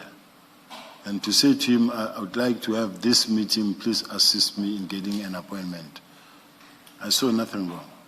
So, and yeah, I think there's also, I do struggle with what appears to be a conflation between his role in your life. At some point, you're dealing with him as a subs officer, and hence my question now. When you share documents with him, you say, well, I was sharing with a gathering or get together. You're telling us it's a work-related meeting. You may not see anything wrong with it, but please explain it so that it makes sense to us, because we are investigating these relationships where serious allegations have been made. So we do need to understand from you, why is Sergeant Nkosi arranging meetings for you with a person that you have been introduced and you've already met? And so presumably you have his number. And I don't want to suggest yet what I want to propose to you is happening, because I really would like to hear an explanation that, for lack of a better word, that makes sense. Why is Sergeant Nkosi involved in arranging work meetings for you? I preferred talking to him about these people because he was close to, so it was easy for him to call them anytime and to arrange meetings. So that's how I prefer to work. You were not using him to communicate because he is your dedicated go-between between you and the people that are involved with Mr. Nhlanhla, No. or that are in Mr. Nhlanhla's world. No, he made it easy for me. It was easy for me to say, please arrange a meeting between myself and so. It wasn't with any other person. Each and every one of them had his own role. If, let's say, for instance, one was to deal with a problem in Wheatbank mining area, I knew who to contact. So was Sergeant Nkosi involved with those Wheatbank meetings? I mean, he's only, it's what you're starting now is only relevant if you want to show that Sergeant Nkosi, you didn't just use him for the Mr. Nhlanhla related group of people. You also used him with other groups and he was the communicator. If that's what you're saying and you're going to give us evidence of that, then that's fine. Maybe it proves your point. But if it's to tell us about you had other people who were the go-between in other communities, it doesn't help us understand why Sergeant Nkosi is involved here. It's unfortunate that the focus is on Sergeant Nkosi and Sergeant Nkosi alone. But I had many people in the office that I work with that could, or that assisted in many other directions. But to just give another practical example, he's from Soshanguve, or he grew up, I think he testified, he grew up from there. Now, there was a lady whose car was stolen at some point, and I also got a call that says, hey, so-and-so's car has been stolen, please assist. I called a number of people to assist within organized crime to let them know the syndicates that steals car, or maybe where cars that are stolen have been taken to. But Sergeant Nkosi is not one of those people. He's the one who assisted, in fact. Yes. I called him. He was one of the people who actually assisted to trace that car. Yes. That day. Yes, we do have text about you and him talking about tracing somebody's car and the car has been found. In time, I guess it will be discussed, but there is something like that. But please keep in mind the discussion we are having now is you have an undeniable group of people who are a Mr. Madlanga kind of group. You have General Shibiri, who's, we have what connects him, or apparent connections to to Mr. Madlanga. You have you speaking to Mr. Mutsumi about Mr. Madlanga because you thought you could speak to Mr. Madlanga, so there is a connection that you are giving us there. So Sergeant Nkosi comes up in that way, in the context of this particular group of people. And the question is, why is he so in the middle of making arrangements for you when you could be dealing with these people directly? He's not an informant. You're not dealing with Sergeant Nkosi as an informant. You're not dealing with Mr. Mutsumi as an informant, unless that's what you tell us. You've met him before, you have his number. Why are you not arranging your own meetings with Mr. Mutsumi? He will pick up your phone. You've met. You've exchanged numbers. Why are you not calling him? Arrange your own meetings. I think this question is coming.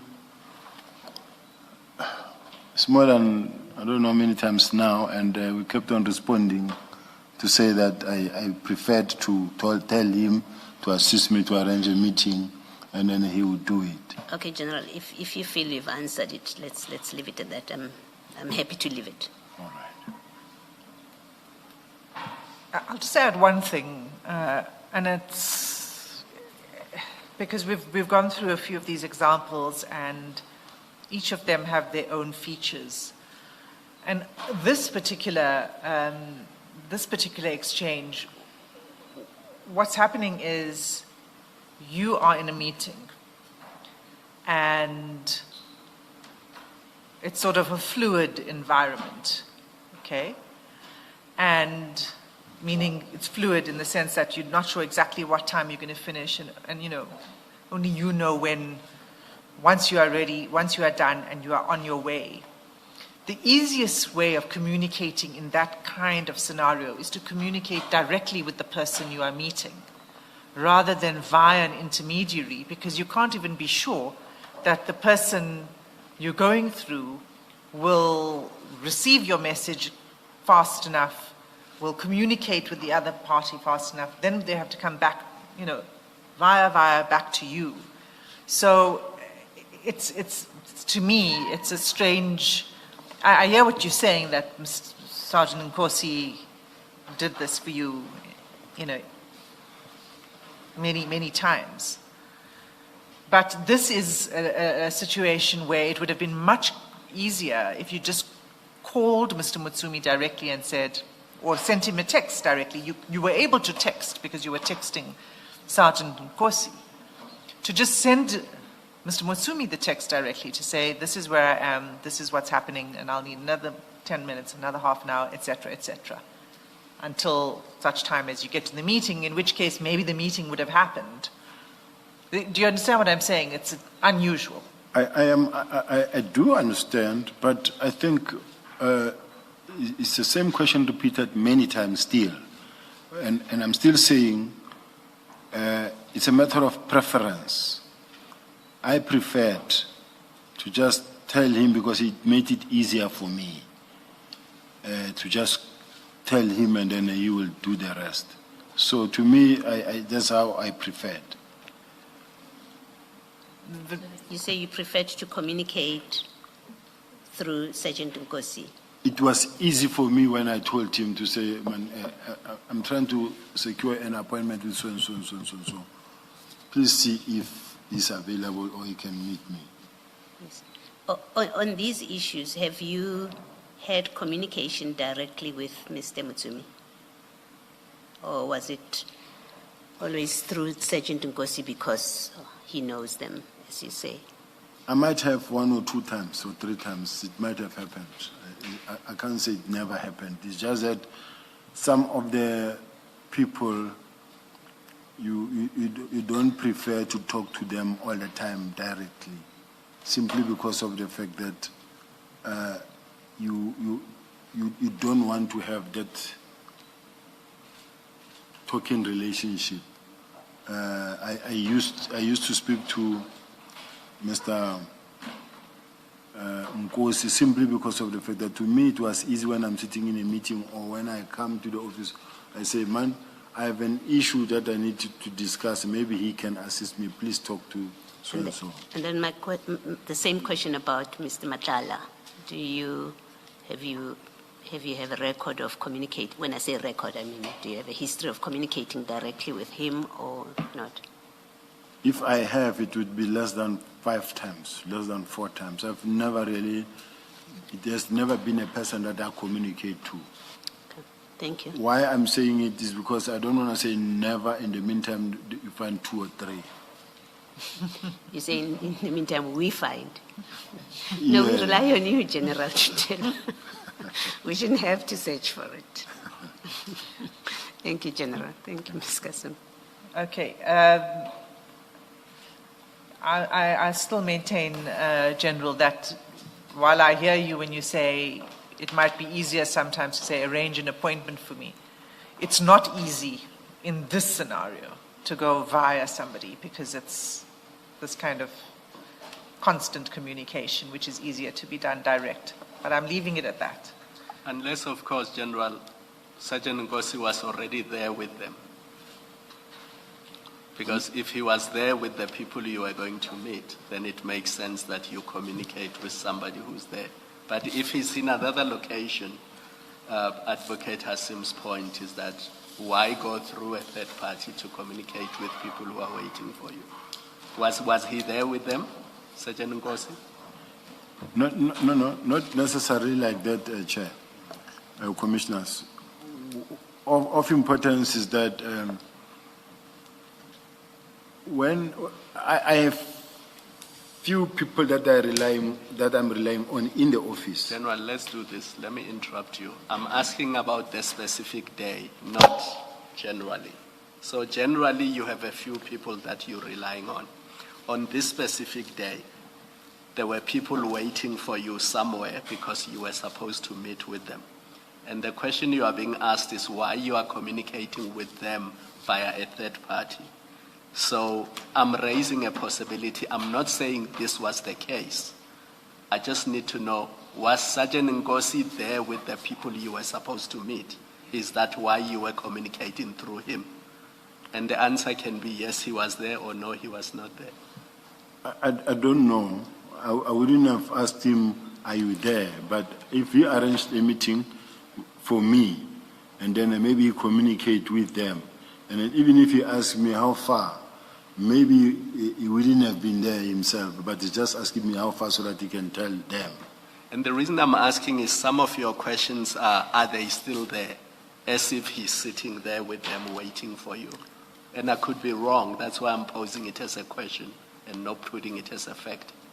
It's also possible that when I ask him that are they still there, then you will ask them, are you guys still there? Can you still come? Then you will say, no, they are still there or not. All right. Thank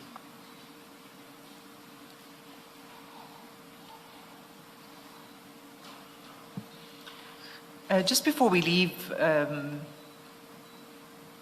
Steve Butsumi and this context, when General Sonona came to the commission, he expressed, in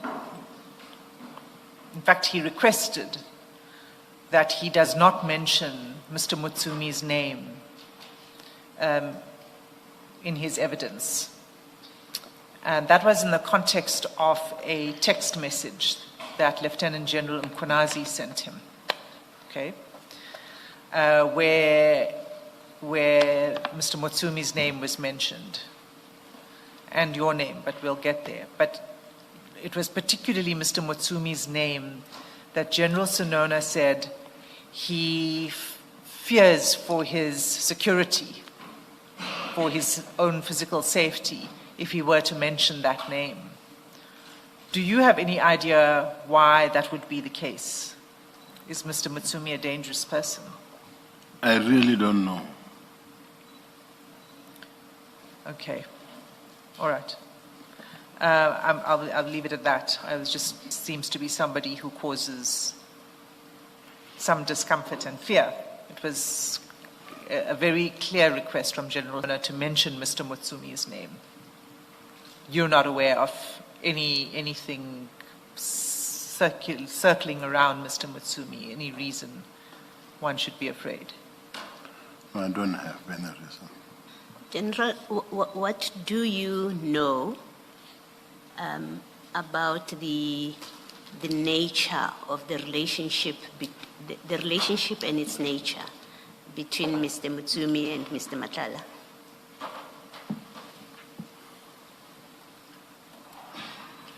Mr. Mutsumi, as I was referred to Mr. Mutsumi by Mr. Msibi, and also having heard that Mr. Nhlanhla was Mr. Msibi's VIP protector. This takes me to the next point of saying that, but if everybody says this man is involved and is denying it, who I can speak to, who can actually sit him down and say, are you involved in this thing? Do you know about this thing? So it was, that's me applying my own approach and my own mind into making sure that I get assistance in being assisted to get this man released in case Mr. Nhlanhla is involved. So is your answer that you did not know what relationship they have other than you were referred by Mr. Msibi to Mr. Mutsumi and you knew that Mr. Nhlanhla is VIP protection of Mr. Msibi. You didn't know anything about their relationship? I don't know about their relationship other than the fact that they know each other from Mr. Msibi. Okay.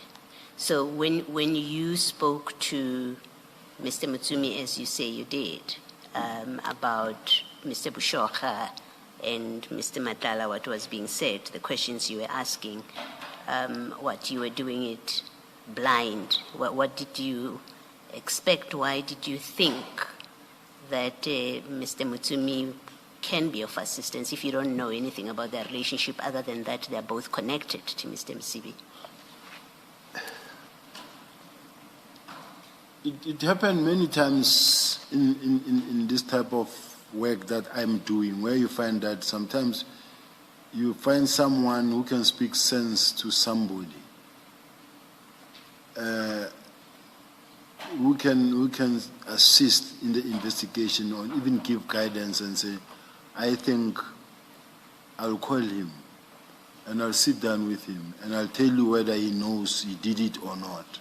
So you thought that Mr. Mutsumi has the ability to call Mr. Nhlanhla and sit him down and talk about this? Yes. That's what you knew about their relationship? Yes. Okay, so you knew that he's got that kind of ability? That kind of proximity. Okay. And did he speak to him? I mean, yes.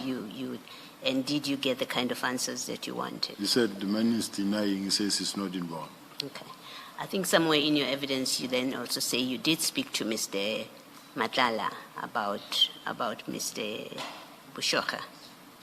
Am I correct? Correct. In what context? Were you in your office? Did you call him into this? Is a detective now. I'm assuming you're not being friends now. Where does this happen, and in what context? If you remember, Chair, at some point he did say that he came to my office. When I called, he did come to my office. He said, is when I was asking him about that. I don't remember when, in terms of the timelines, but... When you say, you remember, he said that he hasn't appeared before us, so maybe be a little more specific where you're recollecting him. I mean, we haven't followed all of his evidence wherever he's spoken. He was talking. He was speaking at the ad hoc committee that at some point I called him. I did call him to ask him Into your office? into my office. Yes. And then he categorically denied about his involvement in this thing. Instead, he assisted me with further information that actually assisted the team further. So this was a formal thing when you called him to your office? It was a formal thing that when I called him in the office, but having denied and in realizing that, but this man sitting in front of him, when I look at him like this, he appears normal, he appears like a gentleman, and he says that doesn't know, but still the family is of a firm view that this man is the one. And rumors and many saying, hey, but this man could be involved. Then that's when I said, you know what, let's look into other. So there would be a record of this interview or this discussion with him, because you did this, you were performing your duties, he came to your office. That's the clearest sign that you were executing your duties. There has to be a record. There will be a record somewhere, whether it's at head office. I don't know at head office security how they do it. No, I'm not asking a record of did he come. I'm asking a record. I imagine you would have taken notes. There has to be a record that this person was called in. You had a discussion with him. There's a record of a note somewhere of your discussion with him, the questions you asked him, even if not point by point, but this is what was discussed with him, these are the answers he gave. That's the kind of record I'm asking about. There will be a record because he gave me of 3 scenarios and say, I'm not involved here.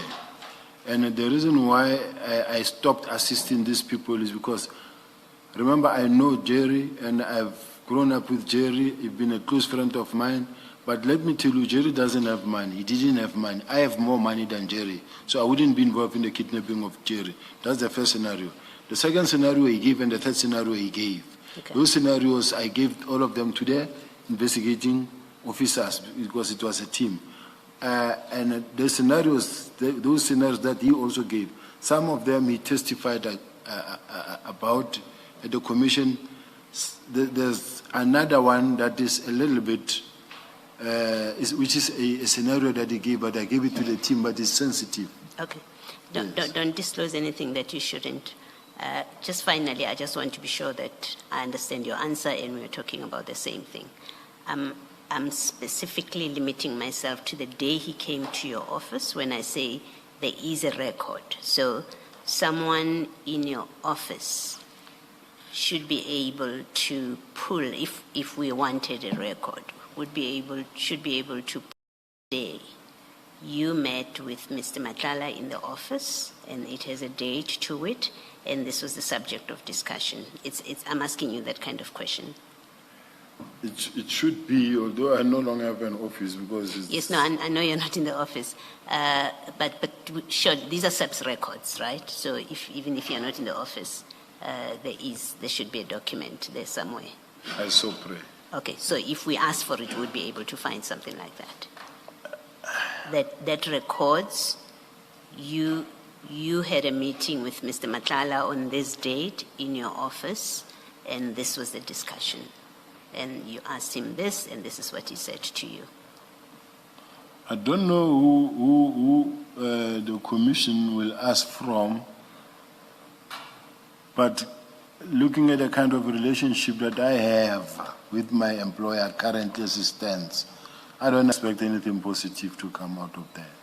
Okay. So there should be... You asked him questions, you recorded it, and if everyone did their job to keep records, there is a record, and they're honest about it, they will give us a record of that discussion if we ask for it. There should be commissioners, but I want to say don't bank on the fact that if it doesn't get produced, then it's like I never told the truth. Don't anticipate that. You and I hope that we will get it. Let's for now leave it at that. Your answer is there is a record. It was an official meeting. And if the commission were to ask for it, we will say on this day you testified and you said you met with him. You just don't remember the date. You say. I don't remember the date, but I'm asking to give one example of what I'm talking about, Commissioner, if I could be allowed. If maybe you can make your example, but One let example. let me say this, that for purpose of our discussion, please do not focus on we may not get it. I understand what you're saying. We may not get it because maybe there are shenanigans, maybe it's not there for whatever reason. So that part I understand. That's what you're saying. What I know is that I asked my legal team to ask for information from the subs. It was never provided, including the minutes of the meeting of the 1st of November, wherein the National Commissioner actually was heard saying this is just a test team. It was never meant to. They fear the chairperson. More than your legal team, so don't worry. The chairperson has more power than your what I'm saying is that we asked, and to date, I don't have anything that I could also play here and say, listen to the National Commissioner, but we asked, we never received. Okay. Now, I'm saying I'm not hopeful. If it's not there, I'm also not, the chair must not hold it against me if they say there's no record, because I don't expect anything positive. Thank you, there. General. I hear your answer. Thank you. Ms. Asim. Question that requires a yes or no answer. And I'm prefacing it so that we don't get a long explanation. Has there ever been an occasion where yourself, Mr. Nhlanhla, Mr. Mutsumi, and Mr. Msibi were together in one place? Not at all, not even once. At a farm, somebody else's farm? Not at all. You've never been with the three of them together? Not at all. Thank you.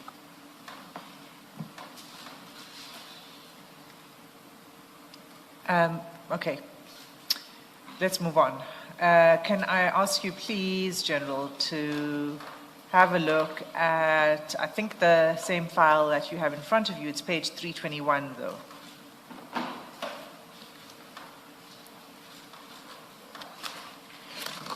Page 321.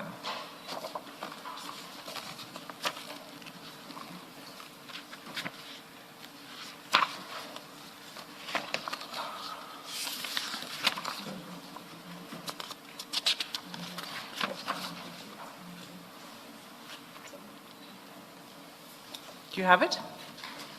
Yes. Okay.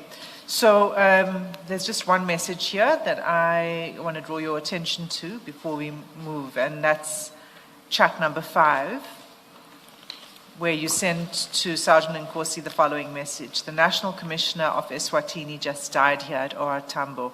I'm going there now. Right? Yes. You sent that to Sergeant Nkosi. Now, if we were to look on the same day, I'm going to need you now to open file 8.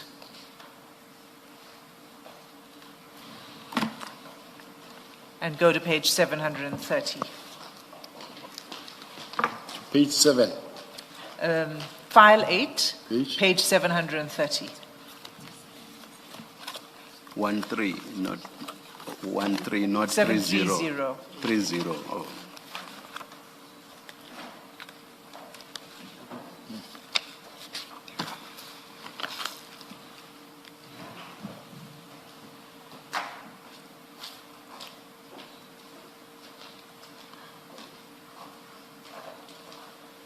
Okay, so that's a chat between Sergeant Nkosi and a number that he has saved in his phone as Mswazi taxi boss.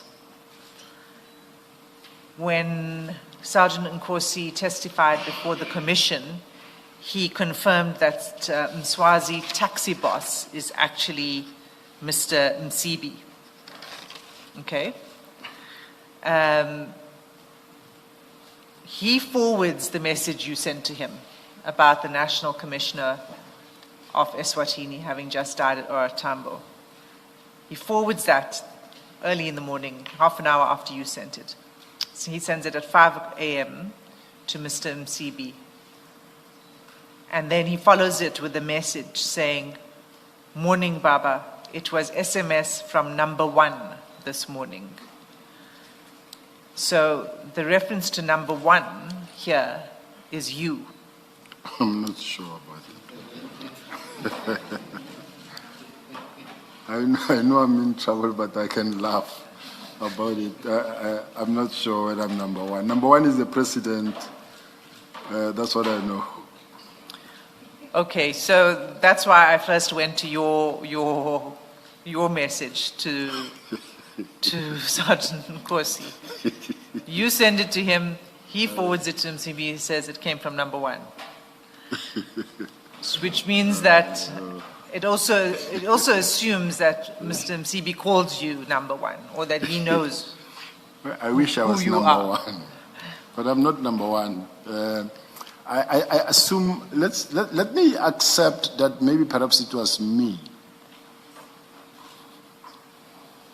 I didn't know they called me number 1, but I accept maybe it's me because I In did that send a circle, message. in that circle, not above.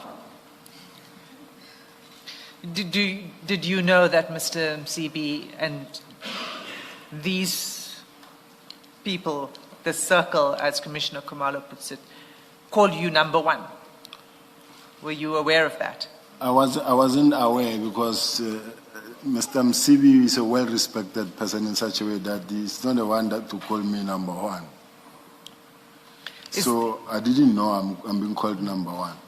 Is there any reason why you think they would call you number 1, even if it's behind your back?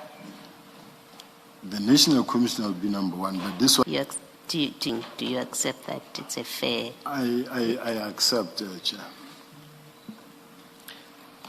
The question is really, what reason would they have to call you number 1? Maybe it's They have to call you number 1. Maybe Sergeant Nkosi can explain that better. Okay, you don't have anything more to say on that. I've heard in other instances they call me Skoko. I saw that. I wanted to ask you about that. And then Skoko, I thought always was referred to as to the minister, former minister, because he wears a hat. I've got a communist hat that I wear all the time. And then I don't know whether that was the reason I'm being called Skoko, because that is the hat I wear. Now, one moment it was Skoko, and then this one of number 1, I saw it for the first time here. Okay, I'm going to leave it at that. General, you said number 1 would be the National Commissioner. Number 1 of the police is the NOSCO. Maybe they were projecting that for you. Not at this That stage. you would be number 1. Not at this stage. Okay. Okay. So, what we've seen so far are these communications and a pattern, as I explained to you, what I see as a pattern of communication between you and other people via Sergeant Nkosi, and the role that Sergeant Nkosi plays in doing things for you. On that theme, I want to turn to a different topic within that theme, though. So I'm going to take you to a series of pages. But let me begin first at page 339, so it would be file 7.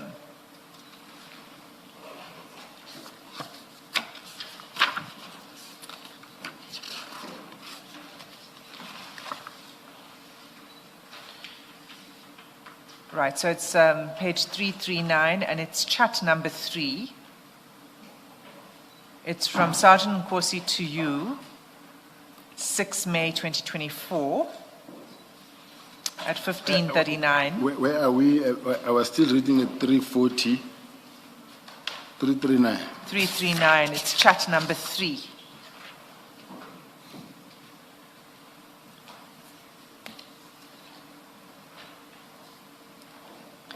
So it's Sergeant Nkosi to you on 6 May 2024 at 1539. He sends you a notice of payment saying it's done.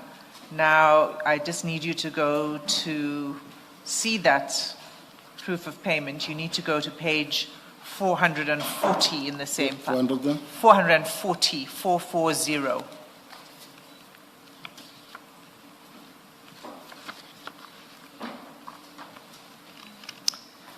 Let me know when you're there. Yes. Okay, I want to handle this with care, so I'm not going to mention names. But what this is a proof of payment for a school, right? Yes. And it's... Because the person wanted to assist, for the child at school, and then asked for assistance, and then I said, okay, let me give you the money to give. And then I said, so normally I would either give him money. Now from where he's sitting, he will just pay it over himself, and then, but in my case, I gave him money to assist. No, this is not a payment from you. This Yes. is not you making a payment. Yes. This is Mr. Nkosi making a payment. Yes. Right. So, explain that again, because he is making a payment to this person for the school, and he's sending it to you, the proof of payment, to say it's done. Yes. Right. Yes. So, that doesn't help me. Your answer was sometimes you assist. But how are you assisting if it's Mr. Sergeant Nkosi who's making the payment? What will happen is that he will say to me, I paid it, or I shall have said to him, please pay for me and I'll give it to you, and I'll give it to him. Oh, I see. Okay. Sometimes I sit with a person and say, I have to send a e-wallet to this person, but I've got cash. Can you please send the e-wallet, then I give the cash. Okay. So this is an example of you asking him, can you please make the payment and you'll pay him back? Yes, and there's records in that regard. There are records of you Yeah. paying him back for this. Yeah. Okay, I'd appreciate it if you could provide us with that record. Do you know who is this person? Yes, I do. The reference on beneficiary statement. I do know the person. What's your relationship with this person? The person used to work for me as a manager. When I was fired, I opened a security company. And then, because I was also working and also operating a security company, I asked the person to run the security company for me. But now the monies I owe the person felt that, look, you still owe me money in terms of the salaries. And then I'm also suffering because of my child must be at school. And then I had to then pay, assist with the school fees where I needed to assist. So as a result, when I came back to the police, I resigned from that company, and left the person to run with the company. This person runs the company? Yeah, but finally she couldn't proceed because it died. But she ran that company. So you opened a security company in what year? 2017 or when?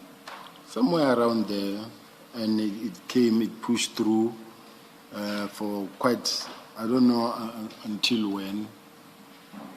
What was the name of the company? High-tech special operations and risk management. Okay. And you say you resigned? I resigned because even when you check record, it's there. You resigned as what? Are you still a director of the company? No. Are you sure about that? I'm sure about that because I resigned long time ago. When I had to go back to the police, I had to make sure that I'm clean.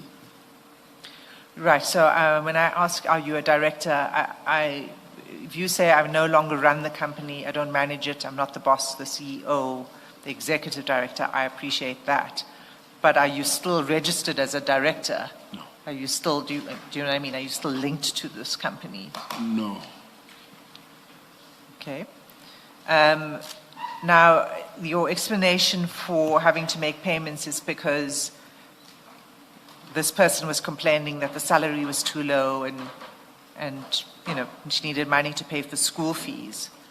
But why are you still, if you'd resigned, what is your responsibility? Why is it your responsibility? I owed the person money because of the salaries that could have been paid, that weren't being paid at some point.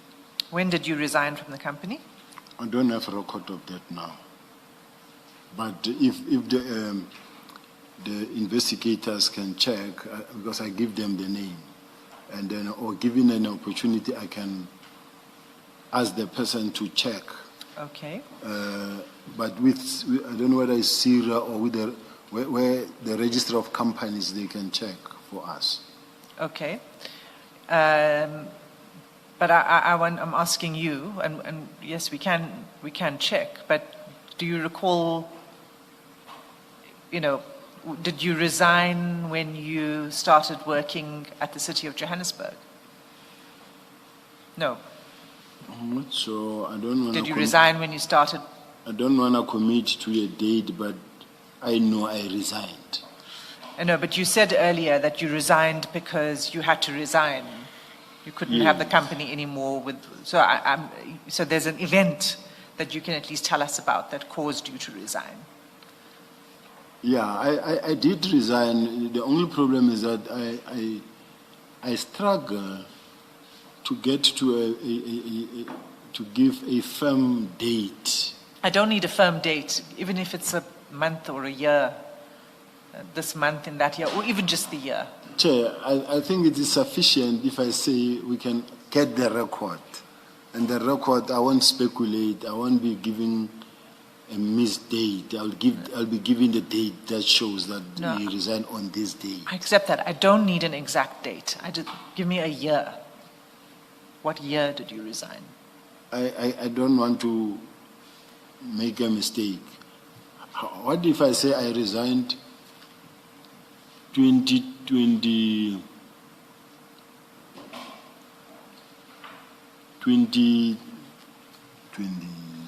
before I went back to the police? Okay, no, that's I think what I'm trying to say. I thought that maybe that's what you were wanting to say is when you returned to the service, that was 2022. You would have resigned at that point, isn't it? Not at that point, before that, long before. So before that. 2022. Yeah. Okay, that's fine. But now this is 2024. So it's some time since you've left the company and you still owe the person money, you say? Yes. This is according to this? Yes. And then, or sometimes if a person asks and say, I'm asking to be assisted, child must go to school, and then I assist. And I assist mainly. So no, okay. I accept I then that. assist.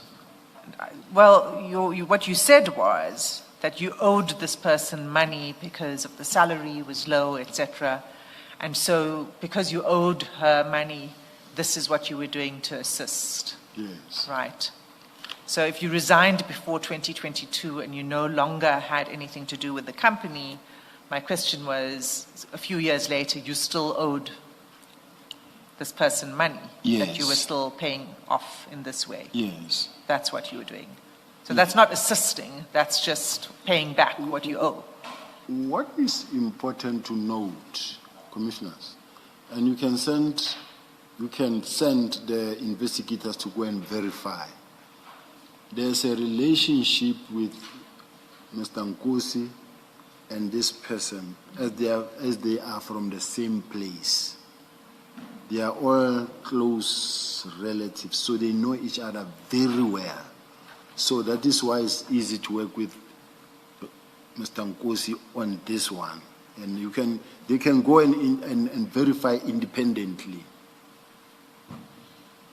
They will see in terms of how they relate and how they know each other. They will come across that information. Okay, so there's this payment. I'm going to take you to another. And it's at page 158. File? 158. It'll be file 7.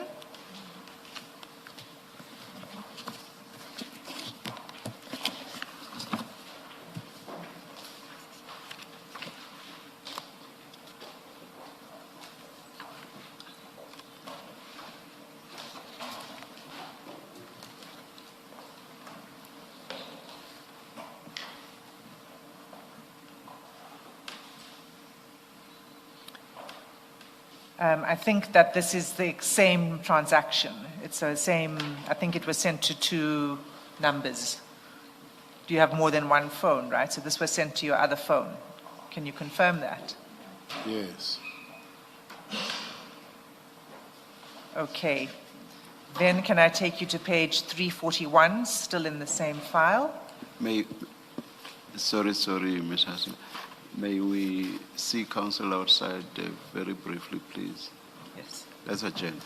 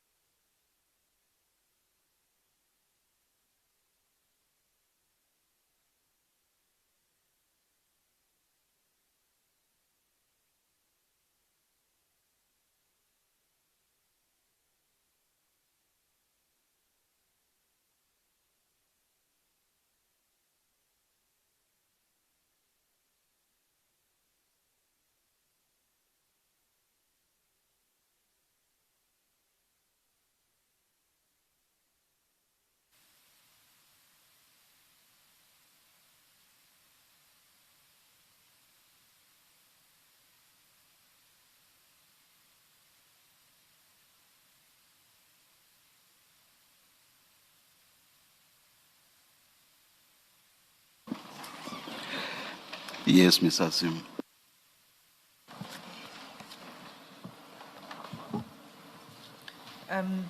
General, I took you to a page that was a page of another payment like the first one.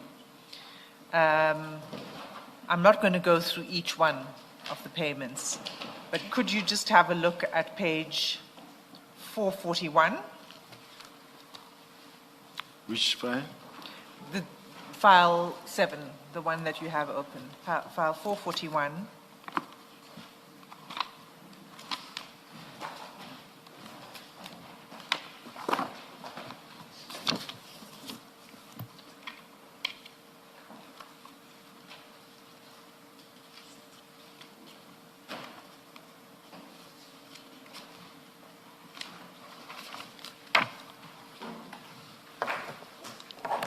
Thank you very much, Chair. Okay, 441, 442.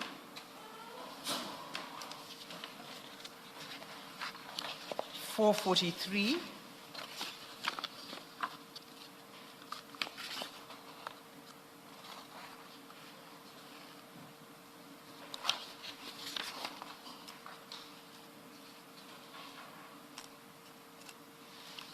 And 262.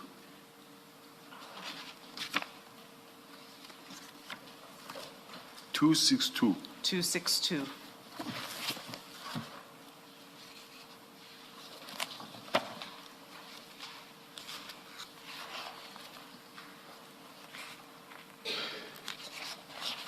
Yes, I've got it. Okay. Now, I'm not going to display the next page, but I'd like you to go to page 163. 163. Yeah. And that is chat number 7.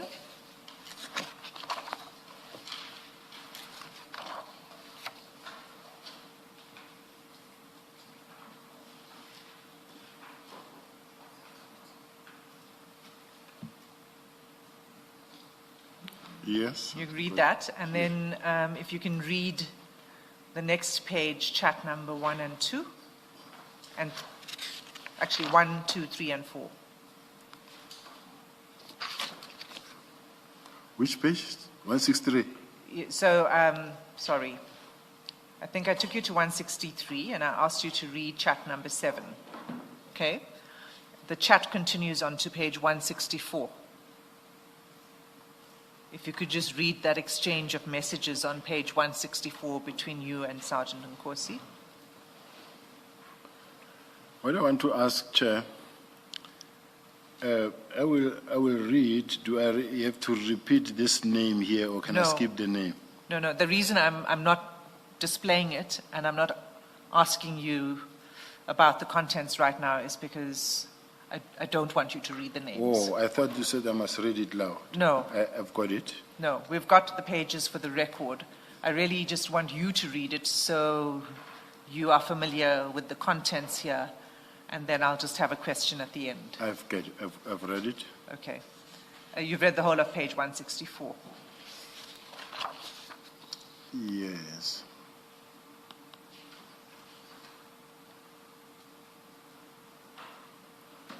Okay.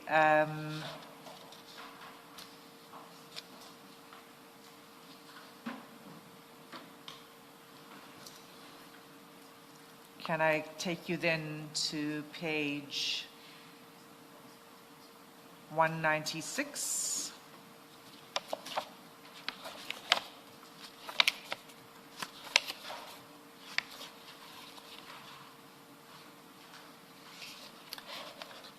And at 196, actually before we go here, the payments and the chats that you've just looked at, those are all for the same person, is that correct? Page 196. No. Before you look at 196, I just want to pause. Remember, I took you to a series of payments, Yes.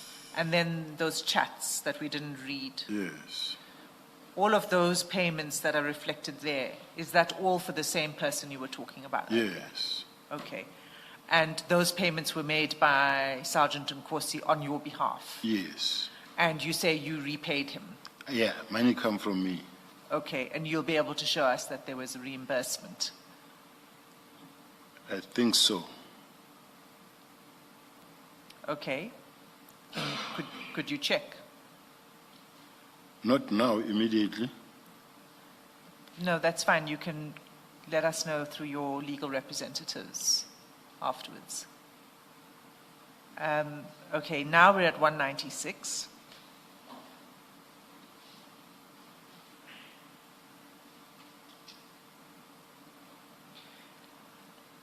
And we have at chat number 6. You'll see there's an attachment there. Which page? Page 196. I'm at 196, chat number? 5. Yes. Okay. That's on 24 December 2024. Now that attachment is at page 271. So you need to just flip forward a bit to page 271.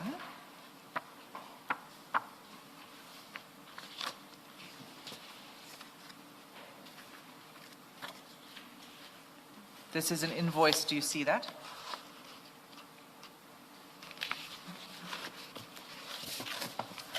Yes. Is this a payment that Sergeant Nkosi also made on your behalf? It's for a fridge. It's not for a fridge. It's the people that fix my fridge at home that I know that normally are the one that services my fridge. He doesn't even know them himself. Okay. So was this for servicing the fridge? Yeah, it is 3 fridges. Right. 3 fridges. Your fridges. Yes, it's the one in the house and the deep freezer, and then the one for the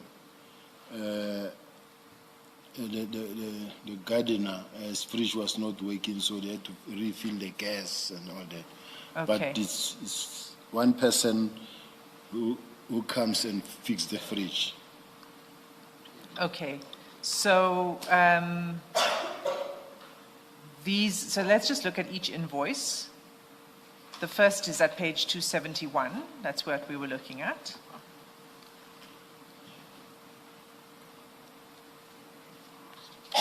The second is at page 272.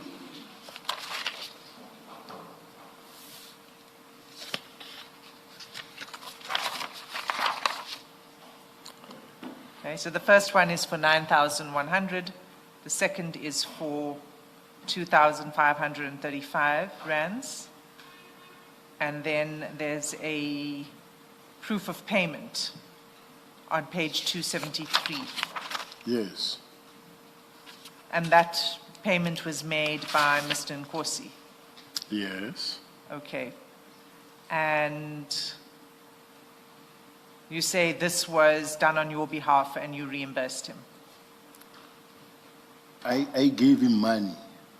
Or you may find that I was not even around, maybe when I asked him to go and do it for me. But I paid for it.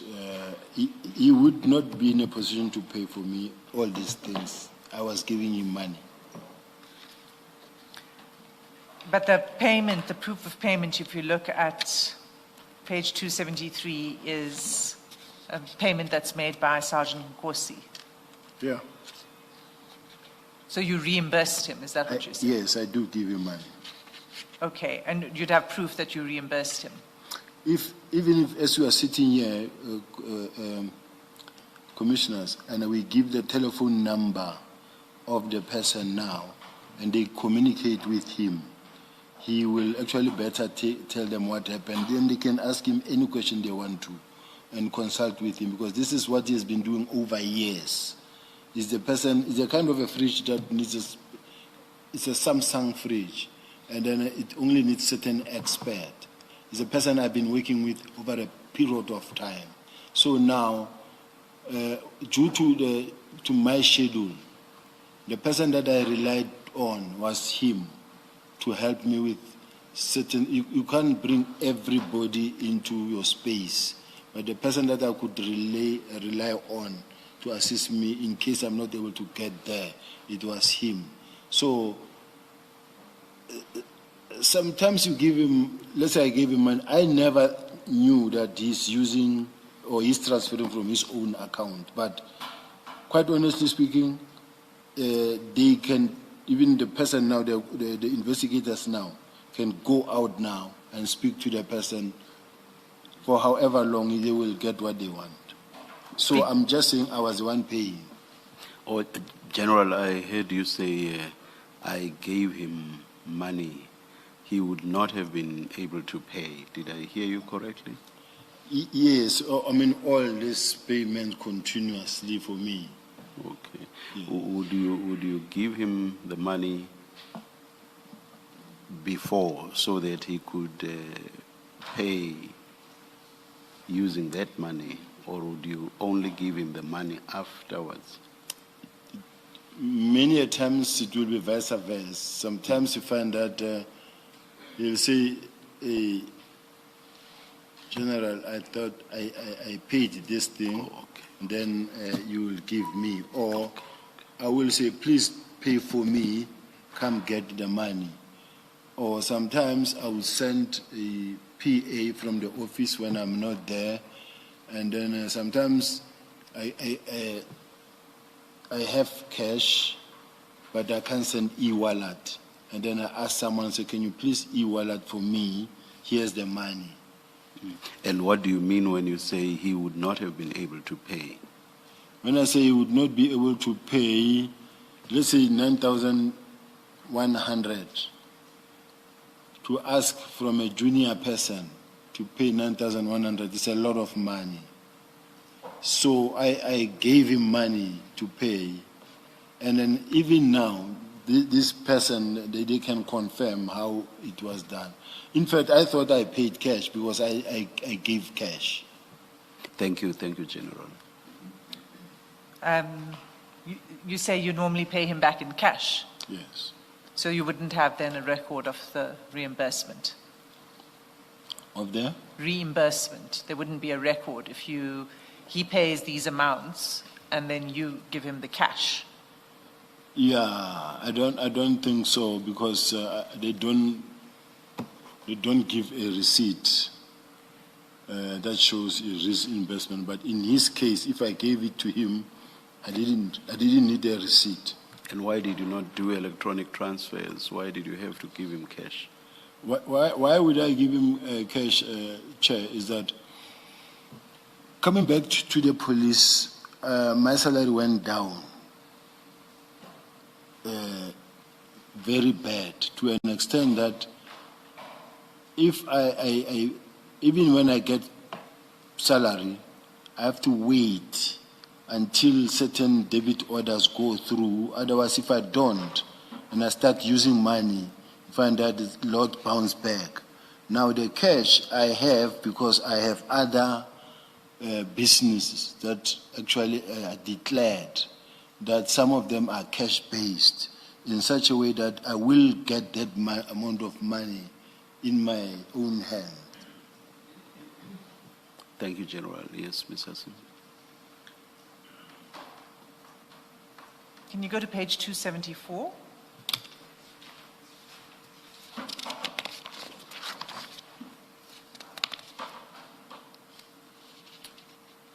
It's another payment. It's for 5,000 Rand, and I take it this is for the same person. This one is like the previous ones that we were reading at, yes. Okay. So again, you're saying, how would you have paid Sergeant Nkosi back for this payment of 5,000? This is on 24 December 2024 as well. I gave him money. As you can see, even the reason down there, what was it for, but I did pay the money. It was coming from me. Okay. So these payments, this you say that he does, this you say is part of what he just normally does for you. And it's sort of a favor that he does for you. Yes, He helps you out. yes. Okay. And if there are records of reimbursement, initially I thought you said there would be if we asked the investigators, and then you said, well, actually you pay cash. So I'm not sure which one exactly it is, but if there are records, could you provide it to the Commission?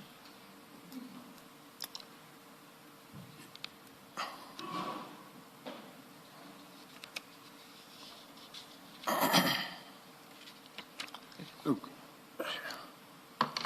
to say, because as far as I'm concerned, these are some of those transactions that really you want to see it through. And if I give money, it is paid. I didn't expect that Sergeant Nkosi, will give me a receipt, because it wouldn't be of any assistance if it is in his name anyway. Okay, so all of your payments to him were in cash? This one, in these instances, yes. In all of the instances I put to you? Yes. If let's say, for instance, it was a big transactions, then I would understand if maybe the commissioners will be worried and say, so much money to buy this cash. But now, these are small amounts of money that I have. Because I have livestock in the family, I have to keep on buying food for this, food for that, food for this person coming to fix this and that. Some of them you find that there are people from outside the country, they want cash. So I will have that type of cash. These are small, relatively small amount of money. So it's doable, and unfortunately, is how it happened. Okay. I'm not going to ask you any further questions on these payments. So unless the commissioners have, what I want to ask you is, you mentioned the company, High Tech Special Operations and Risk Management, I believe. Do you have any other companies, or are you a director in any other companies?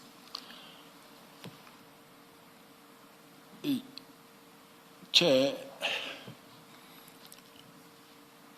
because of the fact that I've been knocked down different times in life, and as you go out, you register a company, you start something, then you go back to the police, you fix your life again, and then you resign, and then you'll get knocked down again, you have to start something again.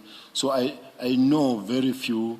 We also owned a bus that was transporting school kids to school.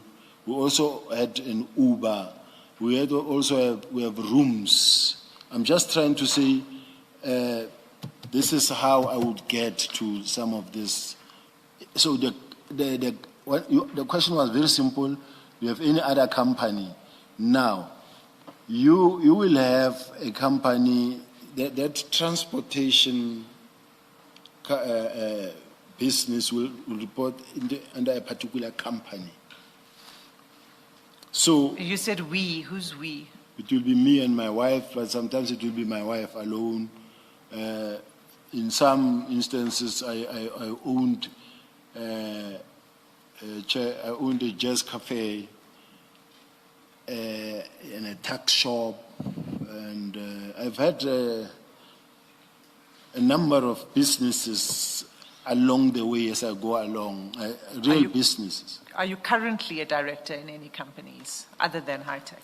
I'm not a director at any company, as far as I can remember. I know of different trading companies that I've had. And then as far as I know, I am resigned. I've resigned. If ever there could be one, it will be just. It must have been deregistered by now. But I don't remember. I'm not a director of any company now, other than working for the South African Police Service. And the other companies that you were director of, what was the name of those companies? I remember Mongrish Trading Enterprise, Mongrish Trading Enterprise. I remember High-Tech Special Operations. Some I don't remember really. I may have one or two more, but they all didn't happen all at the same time. Each one of them do have its own time period, and not necessarily meaning that they all operated or were in active business. Sometimes you start something with the hope that it's gonna take off, then you secure the name, then you don't get there. I have tried to register one not so long ago, but I don't think we got to I have one or I don't have one. All I know I don't have. If ever there can be some or one more that I'm still a director, it will be a negligent on my part that I did not cancel it, but I don't know of any. So the companies would have to, in order for you to register these companies, you would have had to open bank accounts for these companies, right? Yeah. So those bank accounts, are they still in existence, or did you close those bank accounts if you say the company is no longer? Personally, I don't have any bank account of any particular company. You don't? Yes. Besides companies, what about sole proprietorships? I don't have any, Chair. I tried at some point also to even register a trust. It's such a long and tedious process, and then you end up nowhere in between. So I even ended up, I've paid money, but I ended up not knowing how far it went. Do you know the name of that trust? It will be the same, I think, the one that... Mongrish. Is it a trust? Family trust, something like that, but it never took off. Okay.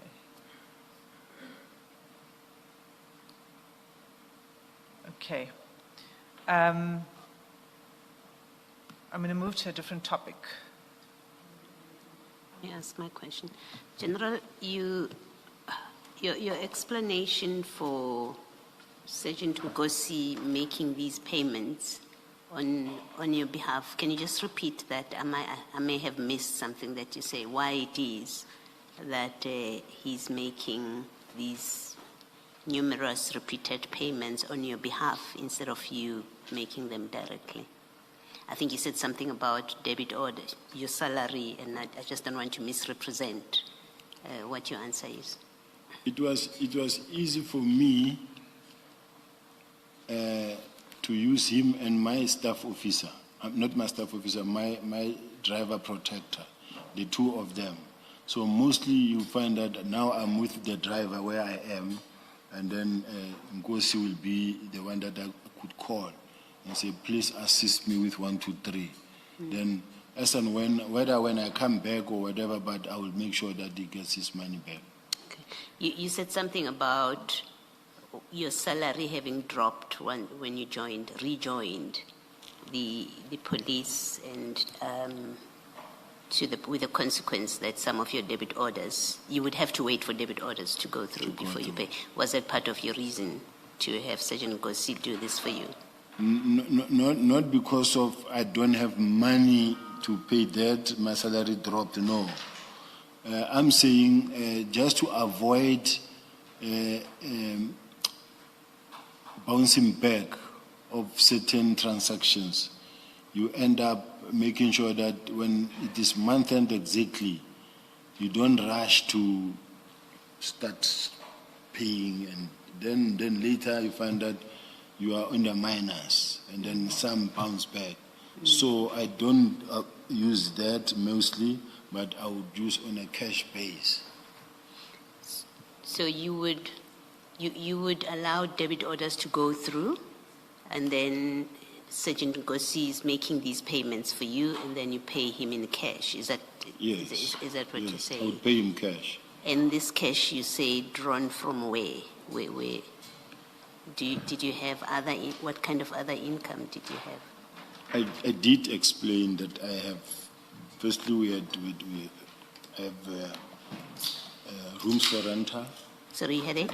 Rooms for rental. Okay. We've got flat. I had an Airbnb. So that is why I will have cash most of the time that I have. It's it's not large sums of cash. Yeah. Like now, as we speak, I do have a lot of eggs-laying chickens, and we do sell eggs as well. You can go and check, it's there as we speak. Yes. Sorry, you want to say something?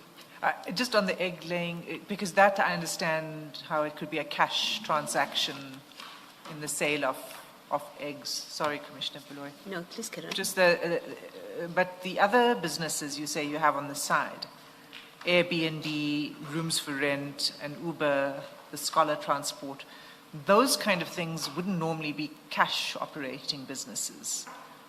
An Airbnb, it would be EFT. Not always. You would be paid in cash for... No, you do find walk-ins.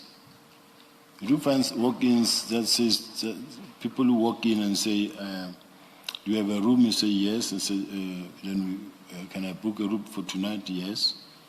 It happens. And then they would just put cash down? Yes. Okay. I would imagine it doesn't happen often, though. It doesn't happen often, but I have rooms at home that I have.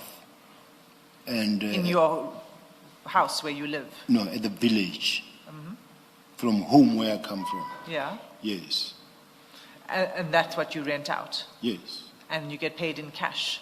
Per month. Well, some will deposit in the amount and the cash. Someone will give the money to my mother. And the scholar transport?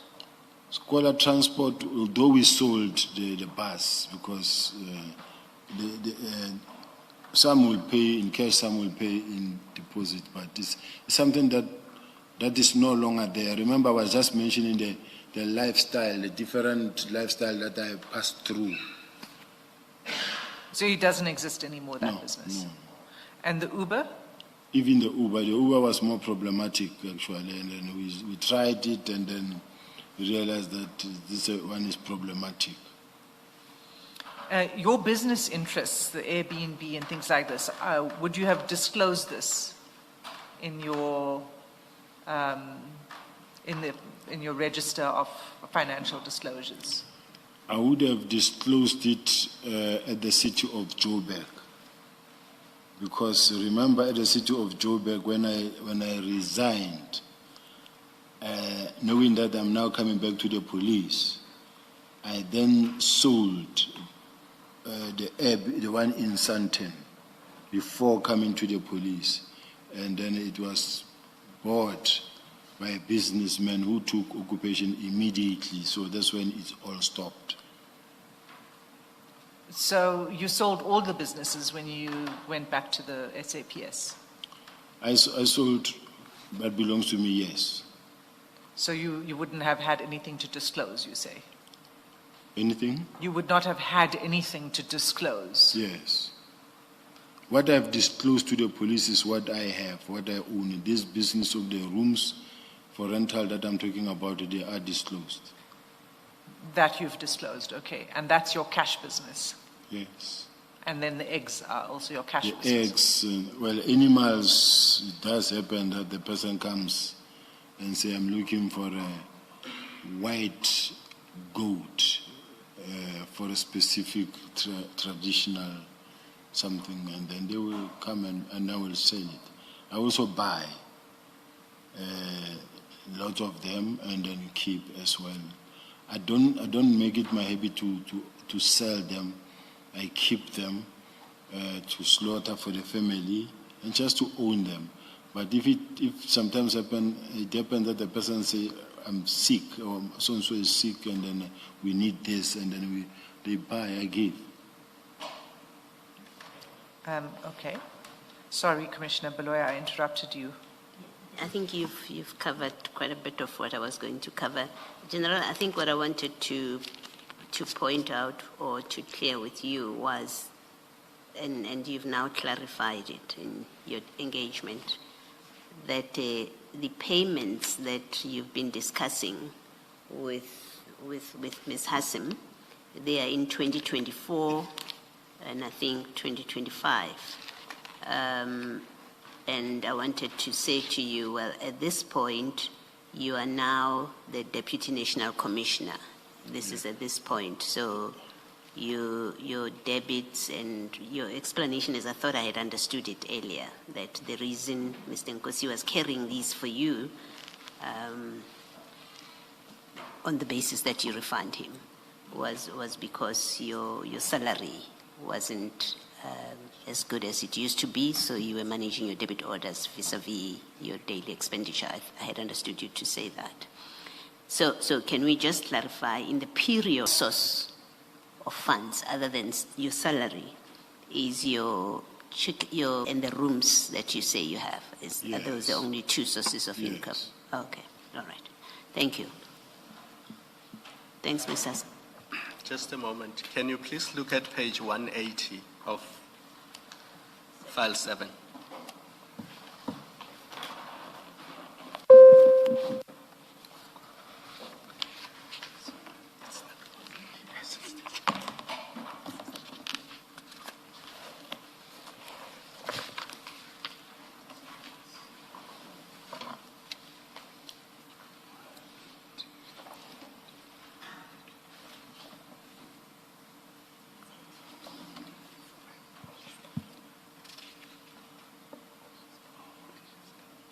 Are you there? Yes. I needed to ask you, are you going to deal with it? Because I want to leave it for you if you're going to deal with it. No, you may deal with it. I had a question on this. You may deal with it, Commissioner Kroll. All right. General, are you on page? Remember when we put to you what Nkosi's version is about the meeting you had at the office with Mr. Nhlanhla? Yes. And his version was that you asked him to go collect Mr. Nhlanhla and bring him up to your office. You remember that? That's correct. And you said that is not possible because in your office you have PAs. So you could not have asked him to bring Mr. Nhlanhla up to your office. Do you remember that? Yes. Now, if you look at chat number 3, starting from chat 2 to chat 3 on page 180. Yes. Just read chat 3 into the record. You can read it loud.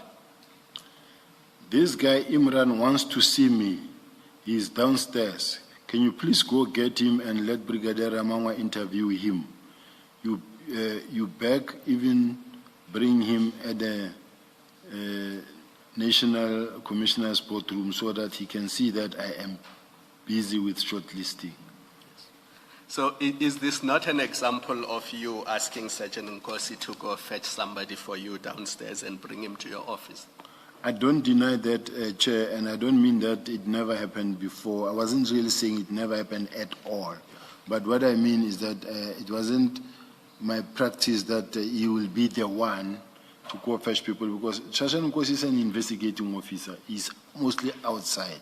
So I take it. So the reason I was using this example was to show you that what he says about what happened on the day you met Mr. Nhlanhla is actually possible, because it has happened in the same year that you have asked him to go fetch one of your guests downstairs and bring them to your office. And this chat is an example of that.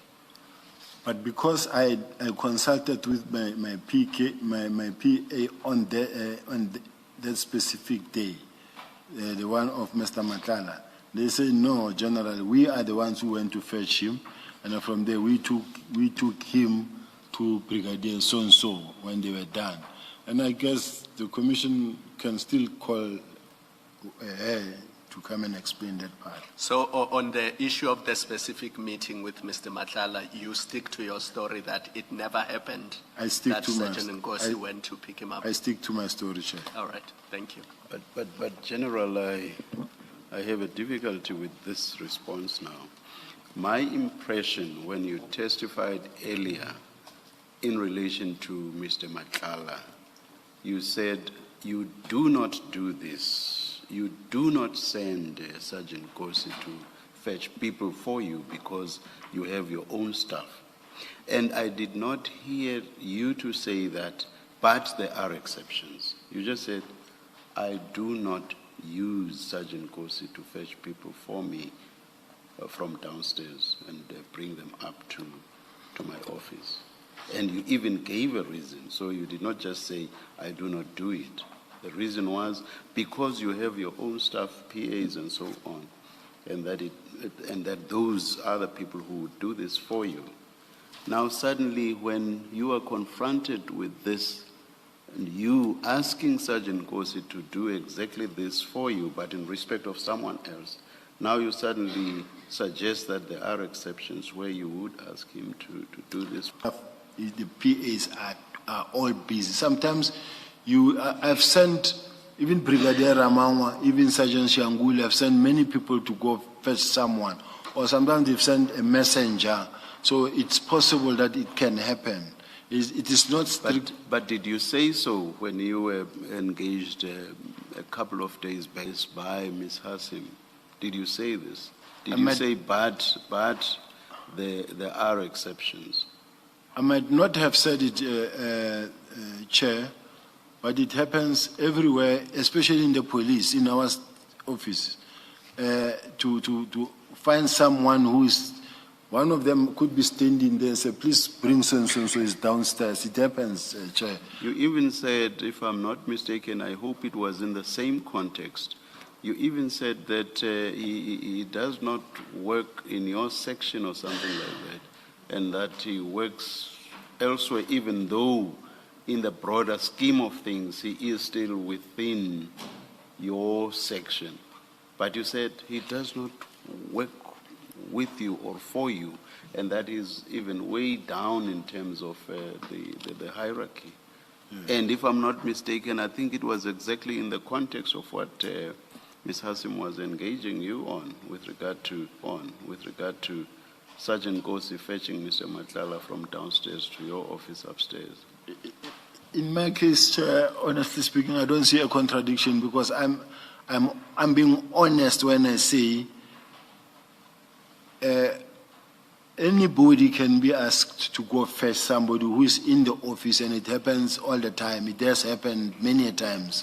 It can be confirmed. But do you accept, though, that there would be a contradiction if you did not suggest in the earlier engagement that there are exceptions?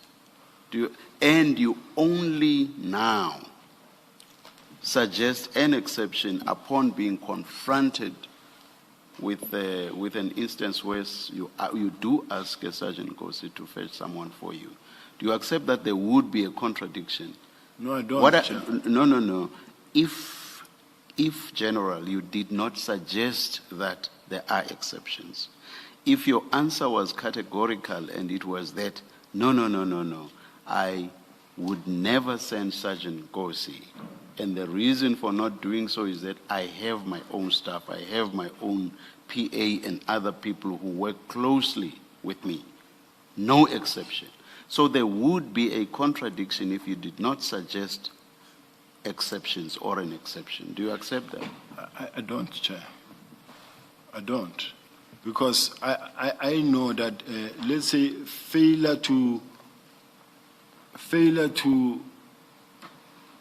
elaborate further, when I could, let's say I gave a short answer that says, no, I have staff. You never give short answers. You hardly ever. My apology, Chair. What I'm saying, Chair, is that In my office, there are always people that comes in and out. Sometimes even in between the staff themselves, the support structure themselves, someone is typing something, was on the phone or something, and they say, so there is so-and-so down there, can you please go fetch him? Then my staff will ask or arrange with one of the guys that are around, roaming around in the office to go. You see, General, that now is articulating an exception. I'm saying to you, suppose you had never suggested that there are exceptions and that your answer was categorical that you would never send Sergeant Nkosi because you have your own staff, PA, etc. Now, if your answer was that categorical, do you accept that that would be contradictory to a situation where you later suggest that there are exceptions? It's a very simple question. It's a very simple question, Chair, but where it hurts me is when the Chair says to me, now when I'm confronted, now all of a sudden I see. Let's forget. All right, continue. Please respond. All I can say, Chair, is that in all our offices, even the National Commissioner, it's not only one person that's not what I'm asking. Who goes first. That's not what I'm asking, General. Oh. That's not what I'm asking. I'm saying, suppose your answer is categorical and it says that there is no way I would ever send Sergeant Nkosi because I have my own staff, my PA and other people who work closely with me. And then there is, so that categorical answer does not admit of any exception. But later you give an answer that suggests that in fact there are exceptions. My question is, do you not accept that the two would be contradictory? One that says there are exceptions, one that's categorical and says, I would never send Sergeant Nkosi. Aren't those contradictory? It's a simple question. If the Chair calls it a contradiction, I guess the Chair, the ultimate end, normally will rule on it and say, I say it's a contradiction. And whether I say yes or no, it won't change the Chair's perception. Thank you very much. Thank you very much. General, that exception that you speak of doesn't apply in this case at page 180 because Mr. Nkosi is obviously not standing next to you.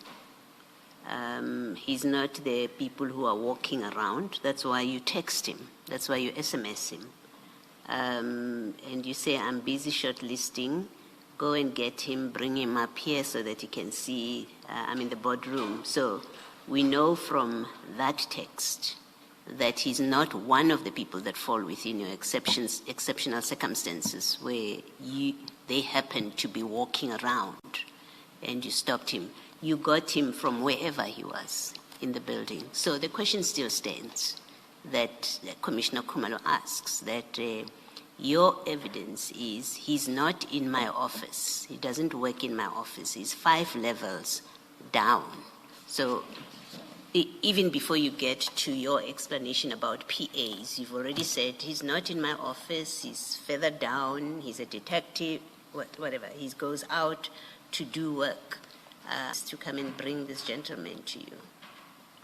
That's really the important point here, at least for me, that says you do, after all, send him, even when he's not within your sight. You call him from wherever he is by text, and you say, go get that person and bring him here.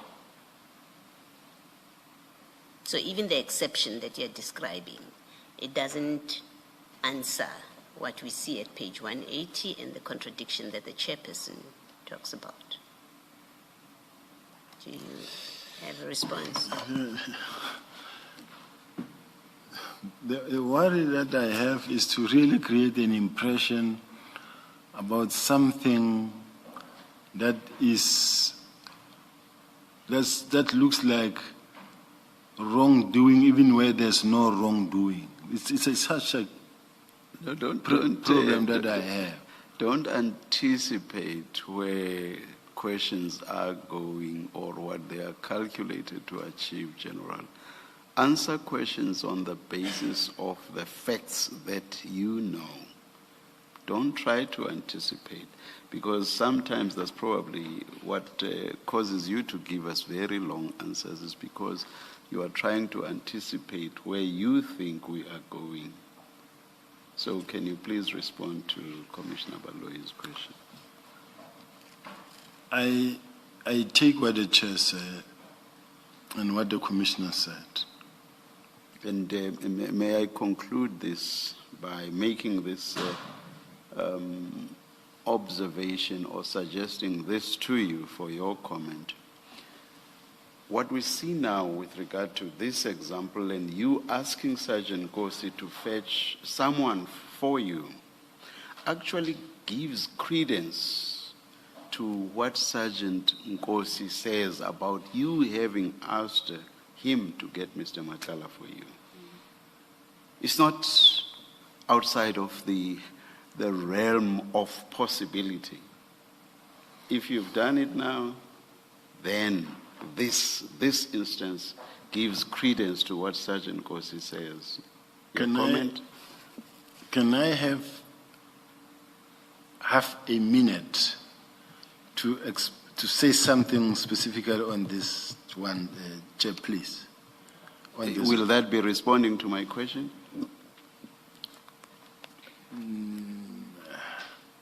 No, Chair.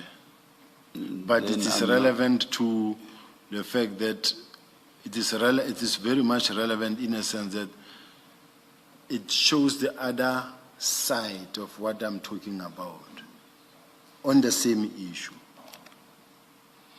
I'm not sure, General. Maybe just at some point, maybe later even before we adjourn, you may make your point. For now, I want you to respond to what I've suggested to you and invited a comment on. Can you please respond to that?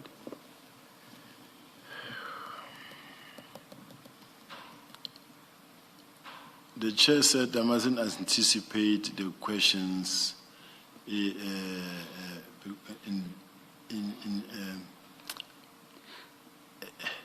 I just want to ask the chair maybe to really repeat it for me, because I said, General, this instance, the instance that Commissioner Khumalo drew your attention to,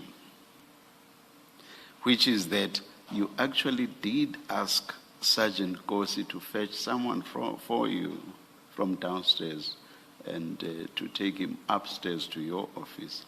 I said that instance actually, which you do not deny, by the way, in fact, it comes from you, is your request here in writing in black and white in chat number 3, page 180. I'm saying that instance gives credence to what Sergeant Nkosi has said, which is that you asked him to fetch Mr. Nhlanhla for you. I'm suggesting that to you, and I'm inviting your comment. I have asked him to go fetch someone for me. No, I'm saying that request for him to fetch someone for you actually gives credence to what Sergeant Nkosi says, which is that with regard to Mr. Nhlanhla, you asked him to fetch Mr. Nhlanhla for you. Your comment?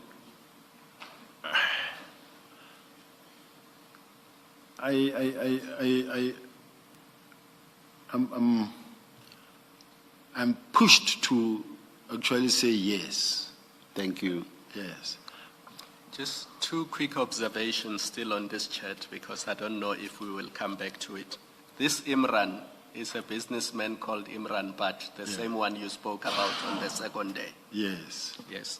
And he was coming to see you.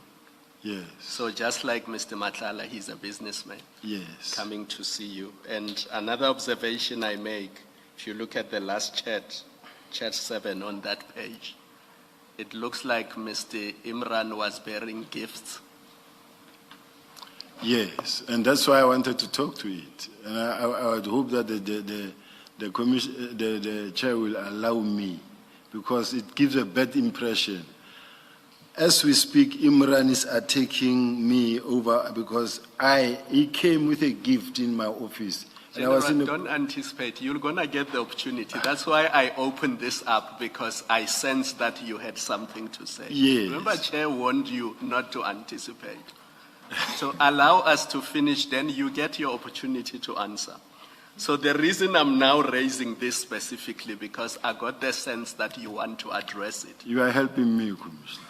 Because we have to be fair to you. I want to cough out on this thing, Yes. and I feel like I'm being Now, pressed to keep. this is the opportunity I'm giving you. That's why I was opening that up to say he came bearing gifts. Now I'm going to invite your response, but I'm going to ask that it doesn't take 5 minutes. You It won't ask for half a it minute. won't take 2 minutes. Go ahead. All I'm saying, Chair, and thanks for this, I forgot about this instance. I knew that he once came to my office. He was carrying a paper bag. He wanted to see me badly. And then I said, there is this man who wants to see me, bring him up. But I said, and let Brigadier Ramangwa be the one to interview him as to why does he want to see me. Then he says, no.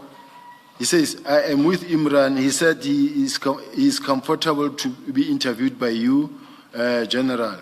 What must I do? Or tell him you are busy till late, he can come back tomorrow. So I didn't even want him to come back tomorrow. I said, no, tell him that I'm busy. You can even bring him for him to see that I'm busy. And then he came in the office, in the boardroom. He was carrying a paper bag, and I said, you wanted to see me? I said, no, I don't want to see you. I said, please take this guy out with his paper bag. Let him go. And then they took him out with his paper bag. And that's when we say, yeah, you handled him well. So I just want to say, because out there is making a lot of TikToks and everything, that how we got to fight with him is that he was always the complainant of the human trafficking. And then at some point we said, but this guy is a complainant and withdrawing case, human trafficking of people who are coming in. And I said, no, interrogate this one. That's when me and him started fighting at that time. So now he's making a lot of allegations, but at least, Commissioner Baloyi, for this one, thank you very much. It shows that I chased him away. Thank you very much. His surname is still Kumalo. It's the second time you're doing that. I call I say his surname is still Kumalo. what did I say? Commissioner Baloyi. And it's the second time. Yesterday as well. I'm confused, Judge. It's not easy sitting here. But I'm glad you now think we are fair. It's And you fine. can see that we are, because we have given you the opportunity to address something which you regard as burning. Thank you and very much. current. Thank you very much. Thank you. Thank you. General, the commissioners took you far away from me and where I was with you, Apologies, Ms. Hassan. which was on finance. At least So- it gave me a break. They gave you a break. A break from this intense. Well, I'm glad you thought that was a break. Let's get back to it. I was asking you about these businesses, and you explained. And you explained that, you know, the rooms for rent and the eggs animal business sounds like a smaller Nyana business. It's cash. You get cash. What amount of income do you get from those businesses? And I do not expect you to be precise about this. Do but I have to say it, honestly speaking? a rough amount per month. What do you earn from these?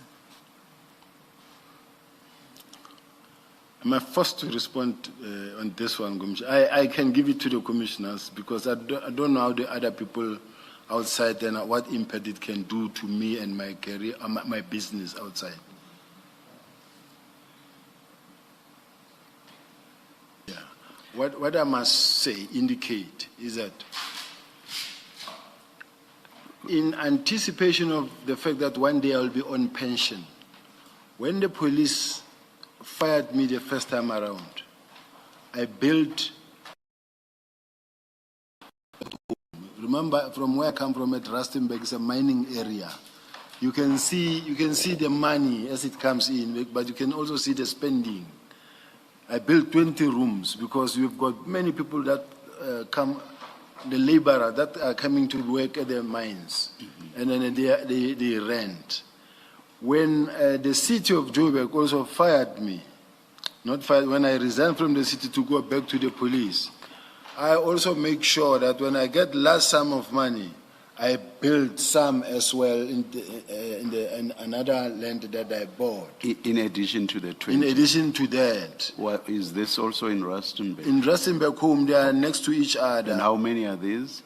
I'm sorry, Mr. How many is going to result into the amount? I'll write the amount. Oh, all right, but the all right. bottom line is that yes. each time I get large sum of money, moments like this where when the police turned against you, you know that at least you don't go hungry at home. Yes. May I say this, though? We are going to be shown this confidentially. But if down the line, the questioning has to touch on this for whatever reason, you know, maybe access to whatever financial issues, if there be, I do not know, as I sit here, the evidence leaders know best. It may well happen that it may be necessary to divulge. It's fine. So I don't want you to say, but I gave this to you confidentially. Why are you suddenly divulging it? Yes. No, Thank you. it's okay. Thank you. I don't have any other. Thank you. Yeah, that I can say myself. I committed Thank you. this. Thank you, General.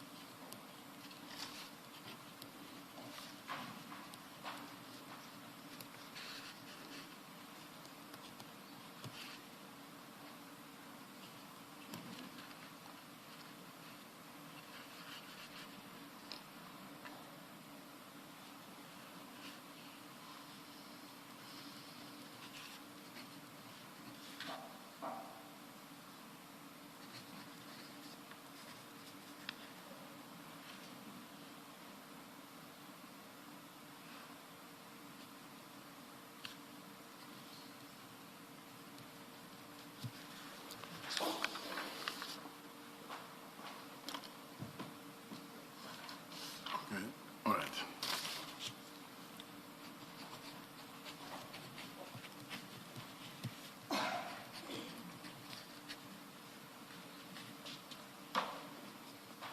General, it looks like that's a lot of money. No.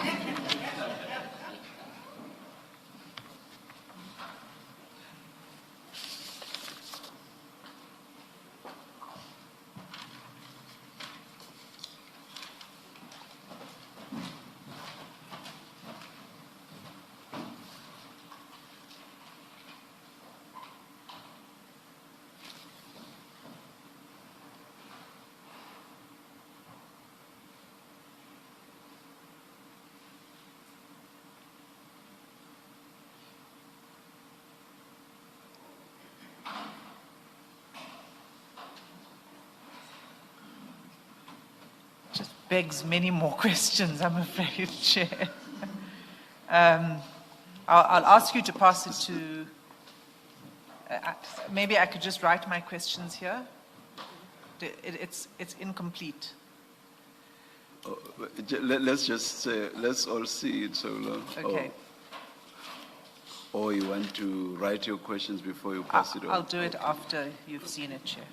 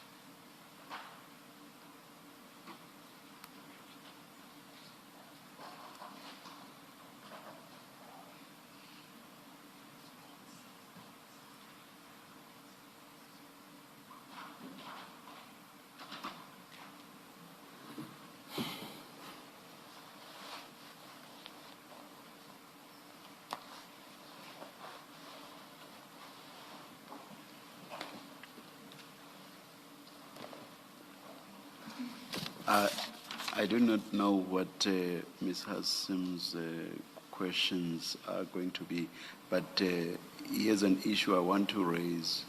When you first mentioned building, you said you built 20 rooms at home in Rustenburg.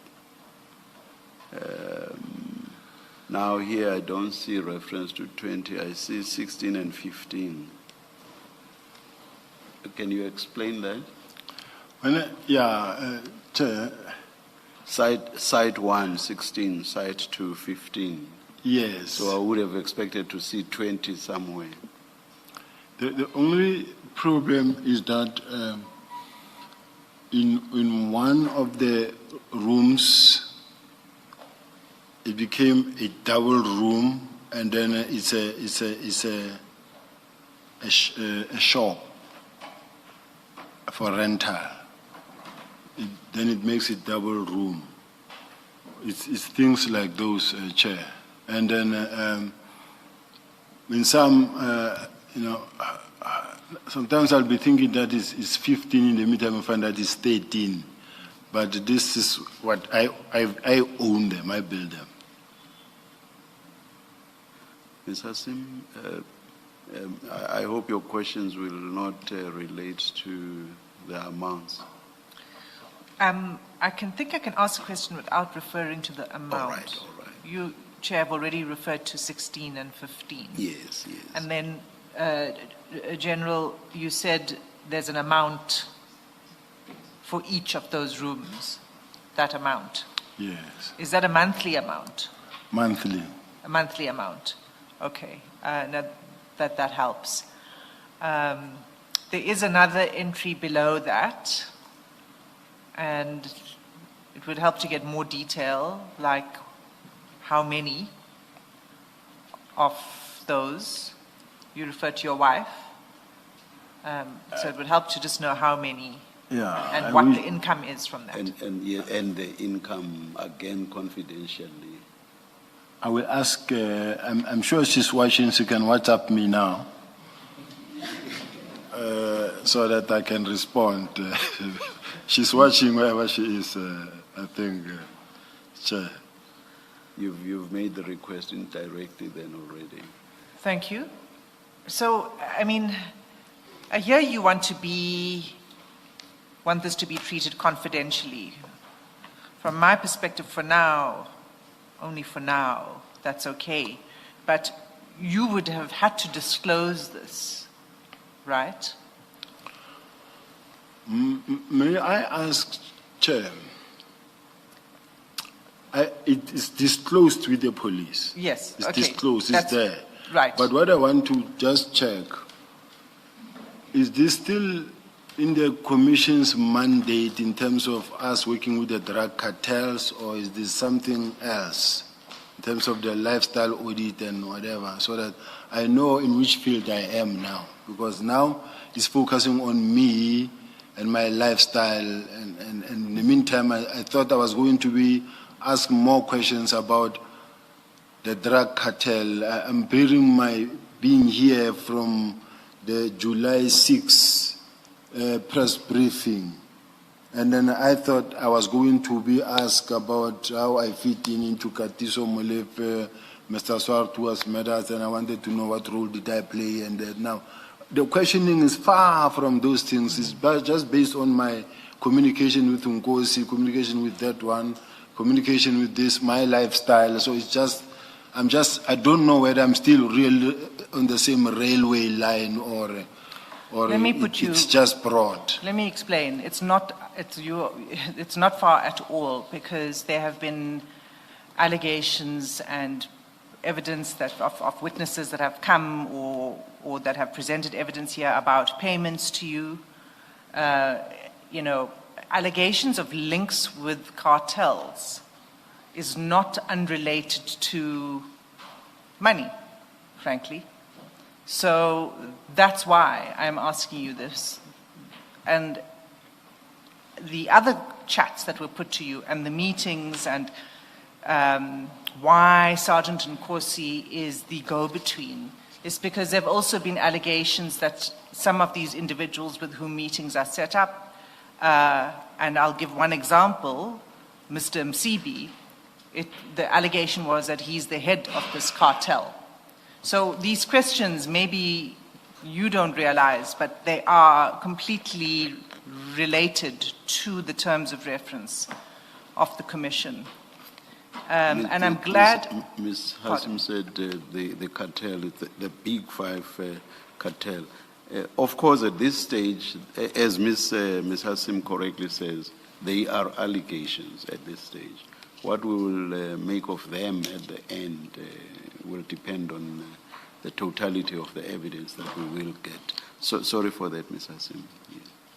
Thanks, Chair. I mean, there are allegations, and Yes. we're testing it. Yes. And it's allegations that have been made, you know, amongst others, against the witness. And so we must test those with the witness, including the issue of the payments of money and cash and so on. So that's where I am coming from with these questions. Before you continue, Ms. Hassim, do we give this an exhibit number? Oh, yes, definitely. It would be CJC 84. Thank you. May the attorneys please make copies and stick these where they should be. Thank you. Okay. Not now, not now. So to get back to that, so for example, you know, there's this, and again, I'm not saying it's true or not. Please accept where I'm coming from. Allegations of large amounts, payment of cash. You have, like 300,000 Rand was mentioned. You have said that you never received cash payment from Mr. Nhlanhla, right? Yes. Have you received cash payments from anybody else in that amount, in that kind of large amount, 300,000? I think so. In You the think bank, you have? In the bank, yes. When would that have been? It would have been from the businessman that bought my property, the one in Sandton. When? When was that? Either it is last year or a year before last, but you will come across an amount of 300,000 that paid by a businessman who's, by the way, is a soccer boss. So sometimes you find that it didn't pay for occupation over a period of time, and then the electricity, the rates and taxes and everything, then he will deposit that money. It's there, it can be seen, it can be noted. Okay. Because I'm mentioning it so as to, I will be saying, was it the first amount that you received, the only amount, only to find out later. Then you say, but what about this? Then the commissioner said, you see, it's another contradiction. You said this and that. Well, okay, so this is you said this was the one payment. So you're saying there may be other payments in these large amounts? If there is, they can surely be explained. I can promise you, where I'm sitting, I've never received any amount of money that I cannot explain into my bank account. Okay. So there would be, you're saying there could be other big amounts like this? Yeah, that have been paid. and straightforward. Okay. But it's also your evidence that you have received amounts given not into your bank account. In cash? Cash given to No. you in the hand. Well, we spoke about the egg business and these rentals of rooms. In that regard, yes. So at least we've got two examples Yes. of you having received cash in hand. Yes.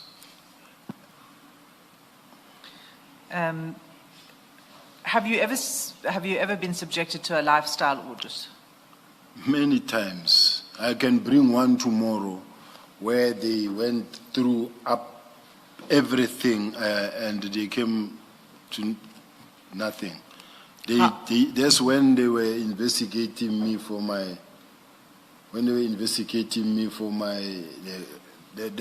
that time when I was being charged for the Porsche or the X6 and the house and everything. So they went, I'll bring the whole file. They did it upside down. And then the second time around, obviously, is when I was applying for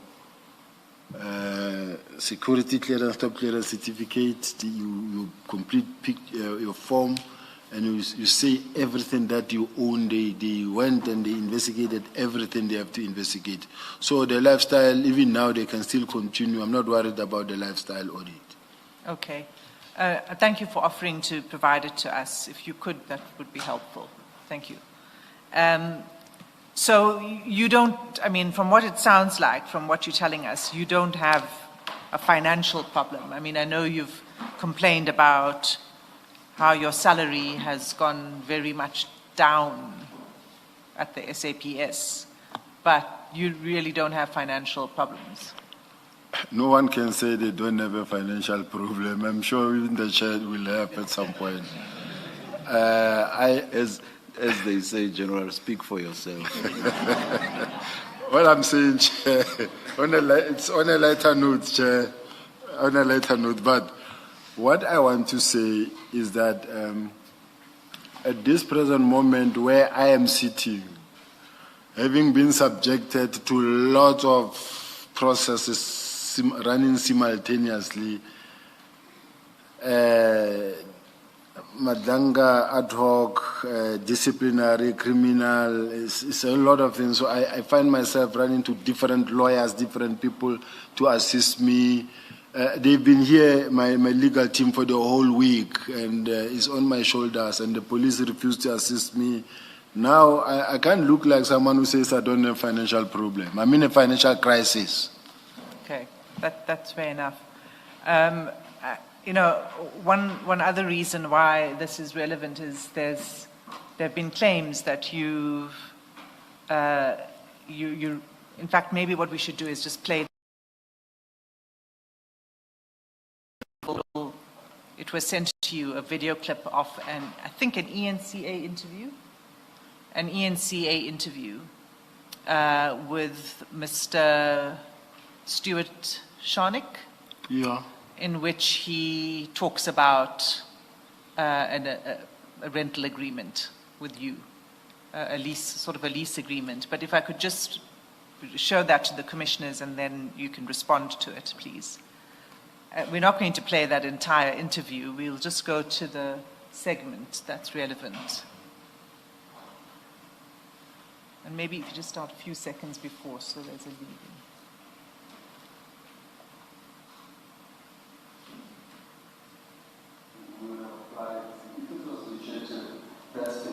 Case. Let me make 100% sure I understand what you're saying, Stuart. You offered General Sibiya your vehicle, correct? At a cost, yes. At a cost? How much was it? Oh. So we were working on an average of about 60K, 70K per month to utilize a bulletproof vehicle. You must remember the bakkie that you saw is a B6 bulletproof vehicle. And General Sibiya is paying you that fee? That's what he has to pay in terms of what we had signed. And how were the payments made? Was it in cash? Was it EFT? So currently we haven't finished more than a month with the vehicle, but it should be by EFT. And is he paying you for your services? I have no services, Yusuf. You're asking me the same question, and I've explained I'm not a security guard. I don't have serial registration. I was not in the convoys. I was not a security person when I think that's the relevant part, Chair. So what Mr. Is it Mr. Shadrack? Is that correct? Yes. Is saying is that he had agreement with you that you would pay 60 or 70,000 rand a month for the use of the vehicle. Now, that vehicle, I believe, is the white Toyota that was shown here last year. Yes. That prompted him to go and give this interview. Yes. So, first of all, is that correct that you pay 60 to 70,000 rand a month for the use of the vehicle? The agreement that this is what I will pay Yes. Yes. Okay, so that was, I think, in November 2025. So have you been making payments since then? Not yet. You haven't yet? Not yet, and not, yes, not yet. Okay, and why is that? It's not really an agreement, it's just a loan. Are you using the vehicle? No, Did you ever use the vehicle? I did use the vehicle. For how long? Almost, I think, I don't know whether it's 2 months or 3 months, but I did use it. Please continue, Mrs. Okay, so you don't use the vehicle, so that's why you haven't made any payment, is that right? Not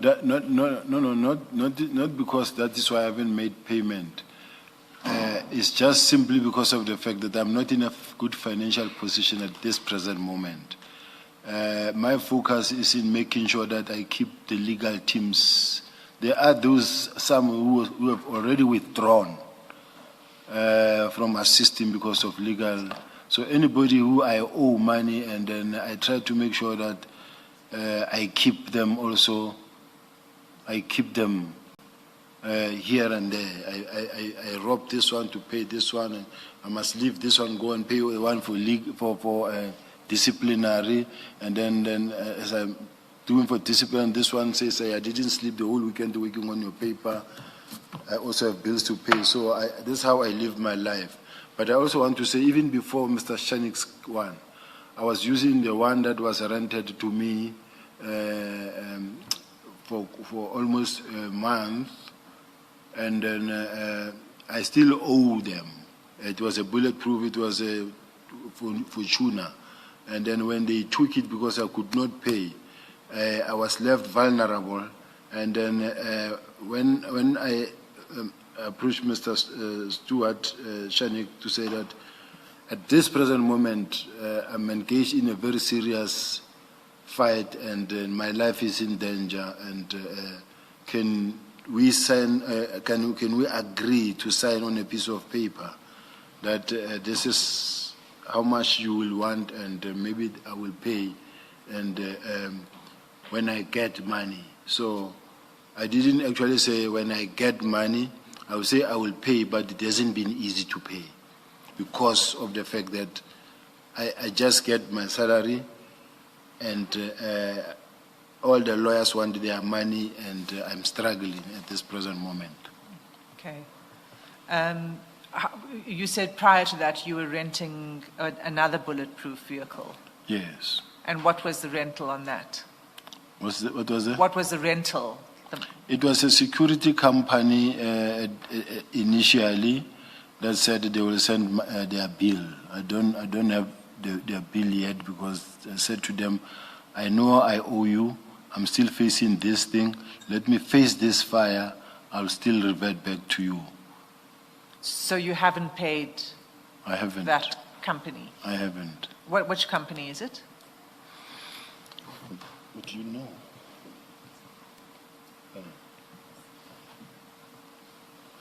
Is a person who was actually recommended by my lawyer at that time, because at some point, as the helicopters were hovering over my house, and then cars of intelligence parked all over the side, my kids, everybody were afraid, and they were saying, don't go home. And then my lawyer was saying, I've got a brother that I can ask for you to go and sleep at my place. But I said to them, I'm not going to leave my family alone and then run away. They rather kill me in my house. Then I didn't go, but at least they said, okay, let's see what we can do. That's when they gave me that car to say, okay, in the meantime, let's keep you at this one. I have driven that car for quite some time. I think record is there. And then they also brought me some security at around time. There were some break-ins where they cut a fence, tried to come in. There were some instances where life-threatening instances were happening. But lucky enough, the security that I had at that point in time was able to reinforce in such a way that I ended up surviving up until I got the one of Mr. Shanik.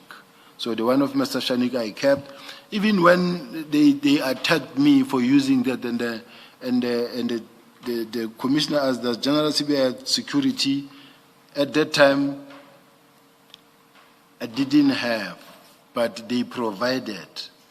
But when they provided the ones, they gave me 6, static and transit. But then the problem is that they brought me, then I get a call that says, no, they brought you, the ones that must actually come and surveil you. Whoever comes in, they write registration number, they check these people, and then others, they follow them. What is your relationship with this person? Why were you going there? And then I ended up realizing, one of them, in fact, came to see me and he said to me, General, they gave you their own people. This one is so-and-so's bodyguard, this one is so-and-so's bodyguard. Then I had to release them and say, I can't trust you guys. That's when they allowed me to say, can I call people that at least I can trust? Then that's when I asked for the team that I sent to the borders of Mozambique to go and fight organized crime there. I asked, they then sent me 2 people that I have currently. But I could not, even when that car was supposedly saying it's controversial, I still held on to it. For as long as I still wanted to be alive, I kept holding on to it. But I'm not using it anymore. So you approached Mr. Shanik, you knew him already? Yes, I knew. Just before Mr. Shanik. So the first one, you were given without an amount being fixed for it, the Fortuner. They were saying this car is 5,000 rand a day. But under these circumstances, we understand what you are sitting with. And the lawyer said, I will speak to them to see how best we can come up with a deal. For now, let's focus on your case. And then I closed my eyes to just focus on traveling between my home and the lawyers, to have that car, and then from there it goes. It wasn't really full-time and all day long there. Oh, thank you. You answered me, General. Yes, Mr. Sim.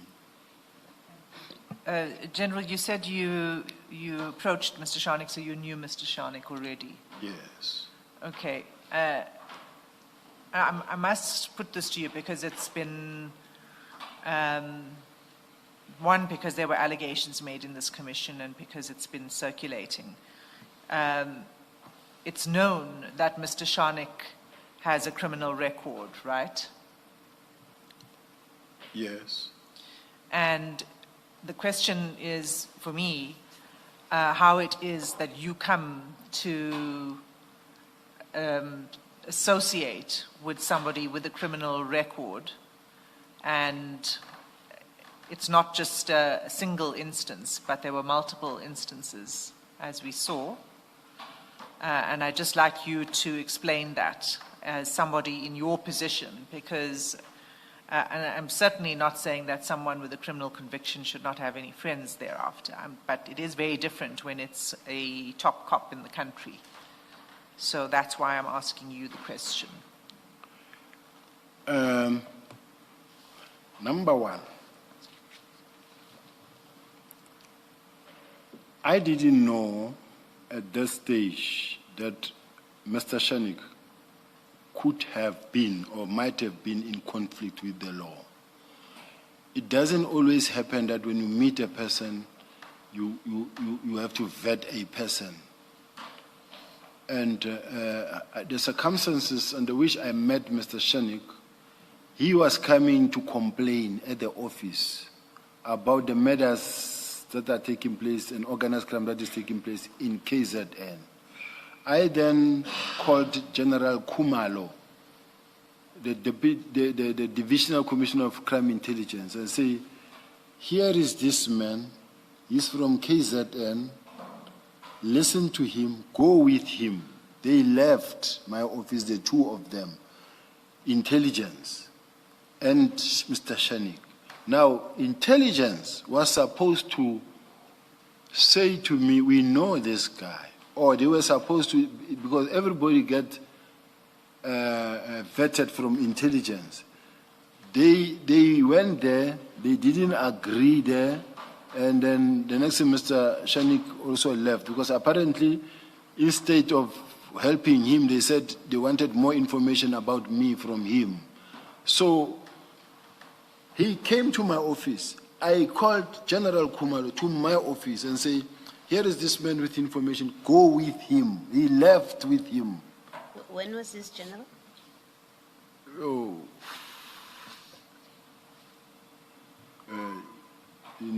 Chair, when you ask me about the date, I forgot even the day when I got married, Chair. So I really... 2 years, 3 years, 4 years, 5 years? I would ago? say 5 years, 4 years. Okay. That he came to you for the first time? Yes. Okay. So in between, we lost touch. We lost touch in between. So up until now, when we saw him again. But of importance is that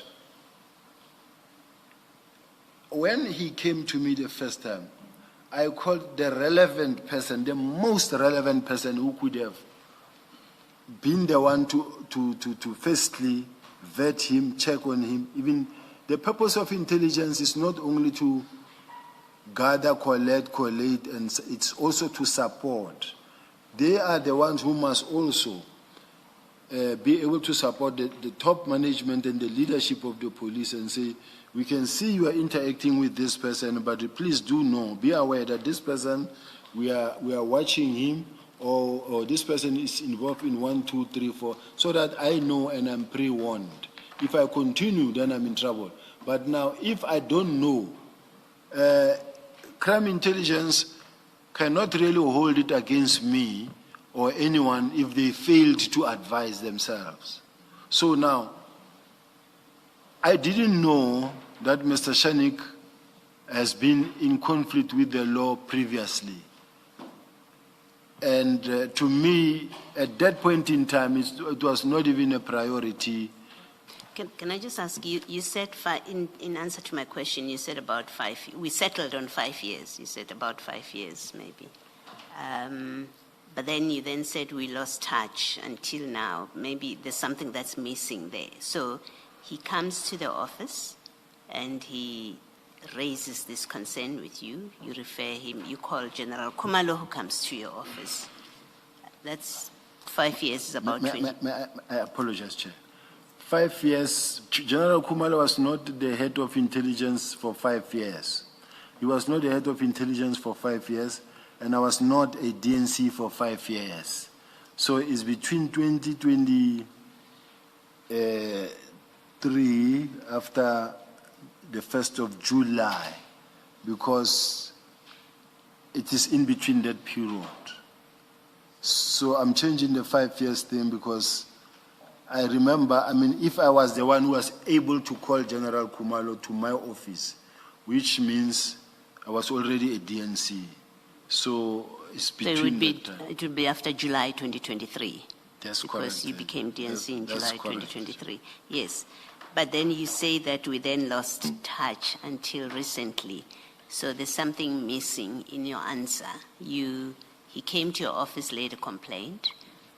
What happens after that in your relationship that makes you say we then lost touch until recently? How does the relationship develop? At which point do you now keep in contact with this person who came to your office as a complainant? The information that he was giving was of a sensitive nature and too complex in such a way that I didn't want to give it to any investigator on the ground. I wanted it to be handled from counterintelligence approach or from intelligence approach. That's why I called General Khumalo to my office, and the two of them sat in front of me, and I introduced Stuart to General Khumalo. I didn't know they know each other. They are all from KZN. So I introduced this one to this one, and then I asked him and said, please listen to him, and they left together from my office. So I did what I was supposed to do, and I take it that if there's anybody who was supposed or who ought to have really brought light or vetted Mr. Shanik would have been General Khumalo. Yes. General, you're not answering my question. My question was, you met him after July 2023. We've said that. And my question was, then what happens? How does your relationship develop after that? At which point do you have a relationship with him? And I say relationship because you said we then lost touch with each other after that first meeting. We lost touch with each other until recently. So I'm trying to understand, beyond him being a complainant, that first time you met him, what happens that in your evolving, does the relationship evolve when, into what? We didn't have a relationship at all. He left with General Khumalo. It was the first time he was introduced to me, in fact, by Robert McBride, and says, so and so and so and so will come see you. He's got information that can assist you in case at end. Then he came. Then coming to see me, we spoke. I then called General Khumalo, then we lost touch. Now, when we got to meet, now it was when I was hitting the storm. And as he saw it happening, he says, he approached, actually, he called, in fact, the first time and said to me, General, I know these guys. They might kill you.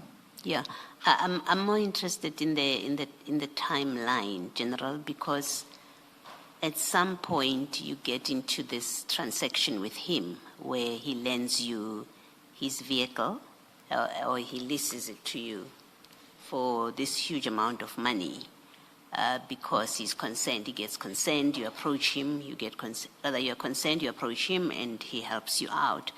We know that somewhere in October, November, according to what you're saying and what he's saying, because he's on TV in November and he says it's about a month. So on his version, you would have had this vehicle in about October 2024.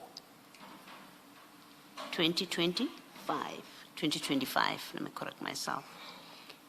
But you first met him in 2023 at some point after July. So I want to understand, between the time that he gives you this vehicle for rental and when you first met him, what happens with your relationship in that period? Did you become friends? From which point did you become acquaintances, or you had nothing to do with each other until when you now ask for a vehicle from him? We had nothing to do, absolutely nothing to do with each other. We never contacted each other. We never met. We never even visited each other. Even when we can check my phones, there was no point where we called each other.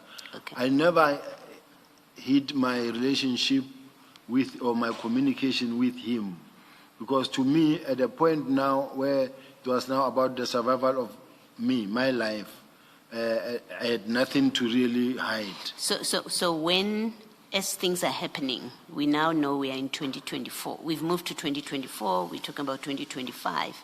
When in 24, 25 do you resume now the contact? And this would be for the second time, according to you, because you first met him as a complainant and then as an information sharer.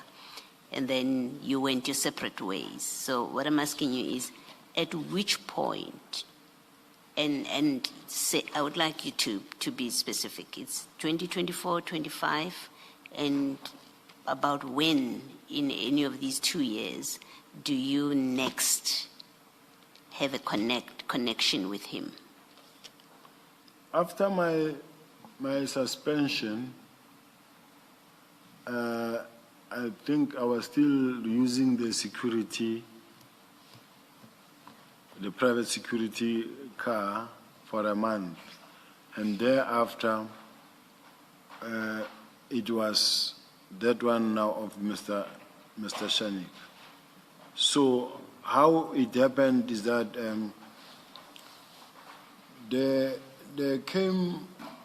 there was a group of 4 guys that came that we had that day in Joburg. These are the Inkabis from KZN. And pictures were also sent to me. They came to kill someone, but at the same time it was local. And there were photos as they were leaving a restaurant. Those things were sent to me by a member of the South African Police Service, who was also running away from them from KZN, but they came for him here. And then I said, hey, don't only think that they are here for me, they could also be here for you. But it was the policeman, I have his name, and then 24, no, Okay. 2025. 2025. 2025. So you first met him after your appointment as DNC, and the next time you have an interaction with him is in 2025, when he calls you. All right? And then, so that's the second time you have an interaction with him. Yes. All right?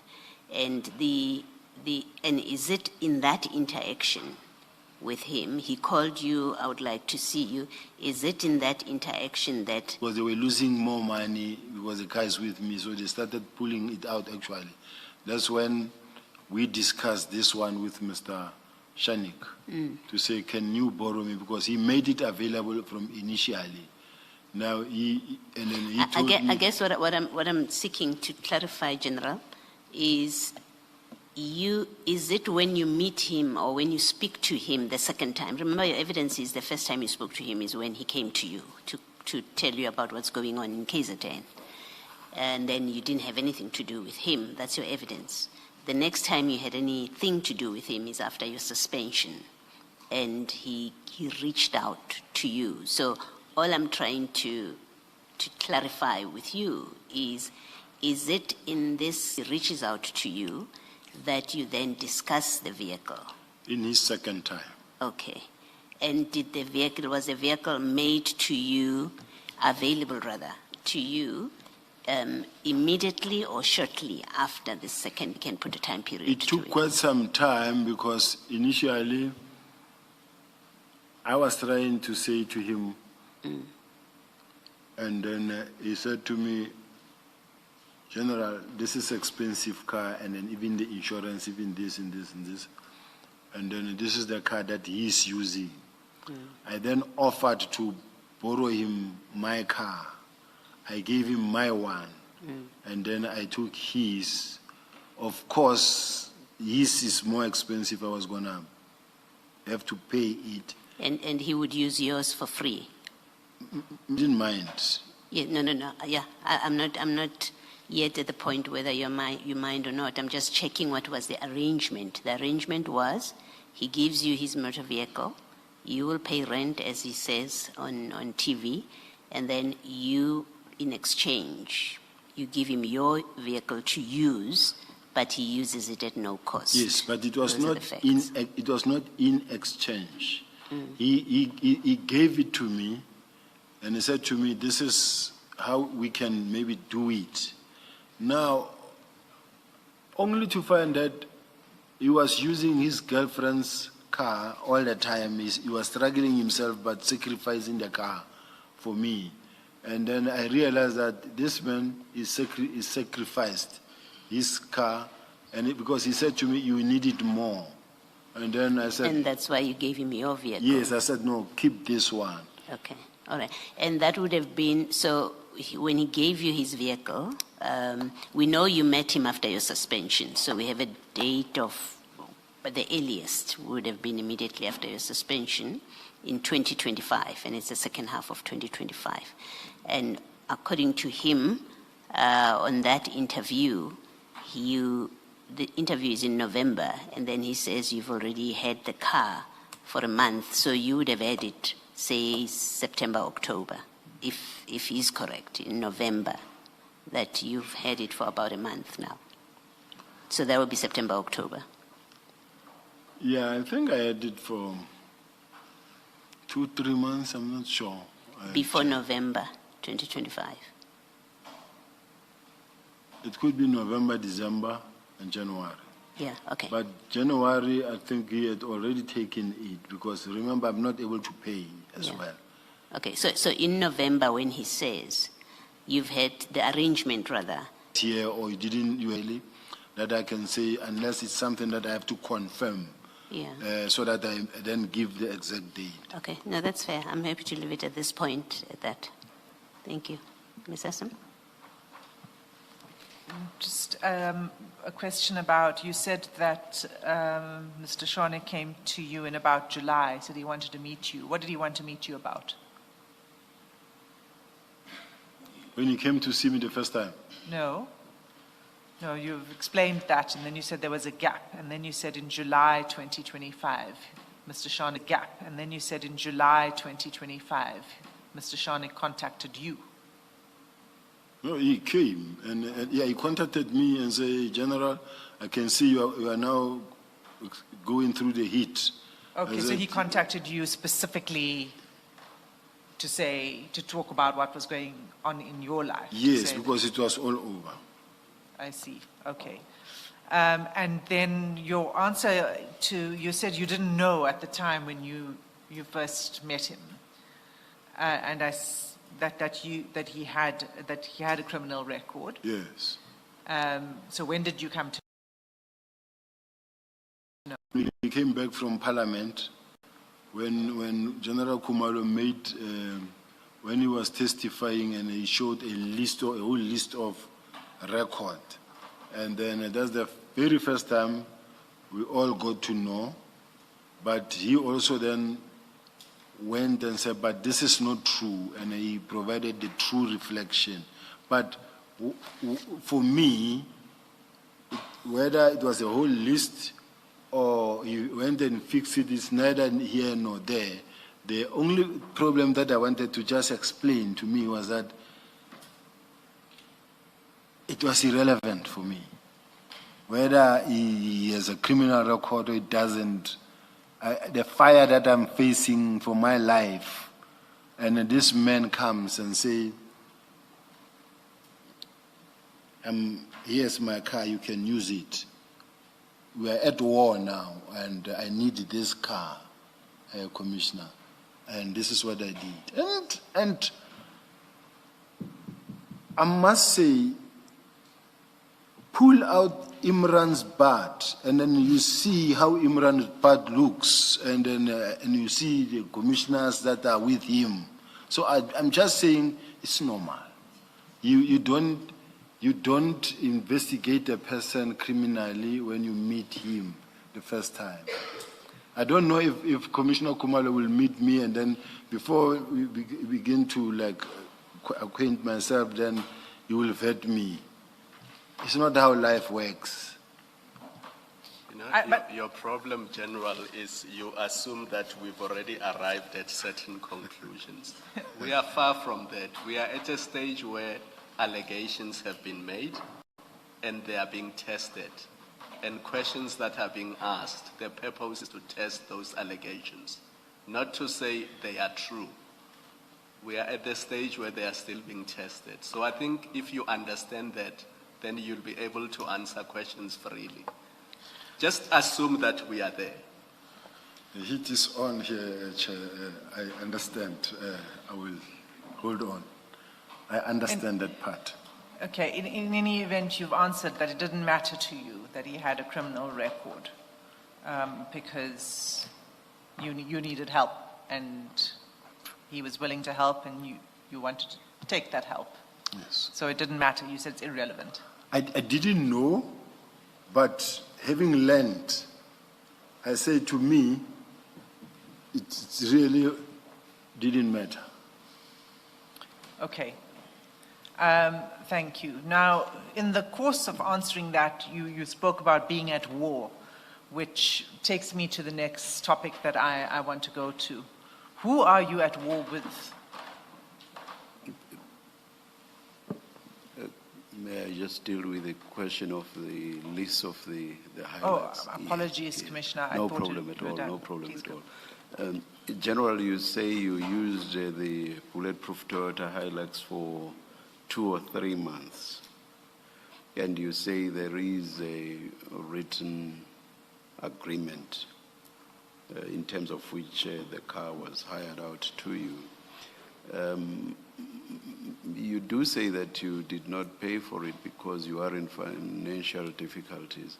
But what I want to find out from you is, but when you signed the agreement to pay 60,000 to 70,000 rand for the vehicle, for the parking, you seriously intended to pay, not so?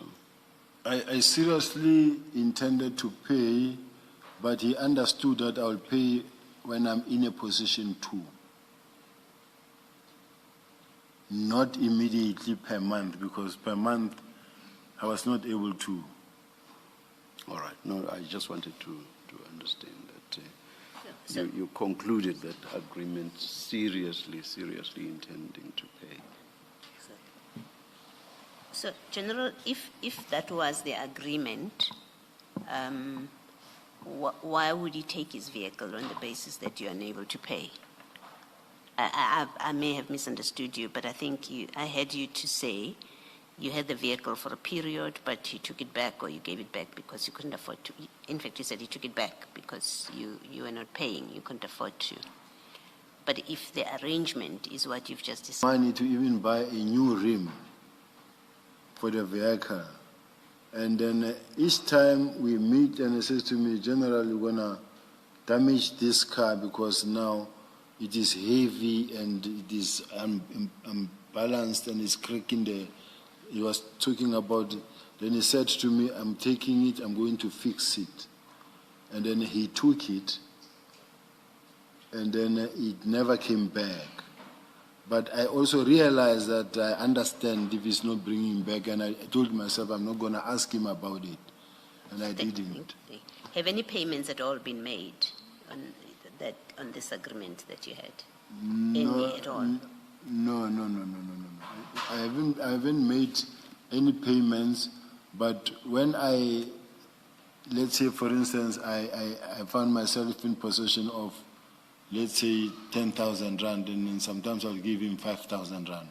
Okay. And then I wouldn't say it's towards the payment of the car, it's just to try and show him that I try. And this agreement was in writing? This agreement, if I remember very well, it was in writing. If I remember very well, I may not know where it is now. Thank you. That's I'm answered. It's in writing. Thank you. Thank you. So, General, I was asking you about what you've characterized as being at war, just to understand who you are at war with to start. I'm at war with the system. Sorry, say that again? I'm at war with the system. I find myself, I was working, all was normal. I was going to work every day and having done nothing wrong. All of a sudden, one day, boom, there is a press conference, my name is mentioned, and then my name is mentioned also in allegations that don't need me, and the next thing, I am suspended, and now the stress also against me, so I found myself in that situation. To me, and when we say we are at war, as we speak, I'm at war fighting for my career now. I describe it that way. Even sitting here is war.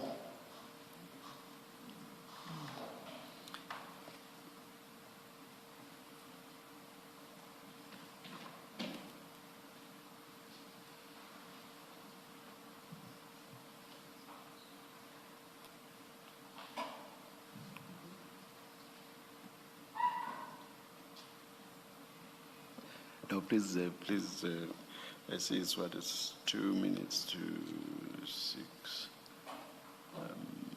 You're still continuing with a new point? Yes, Chair. Yes. I'm going to continue with the new point. Oh, just a minute.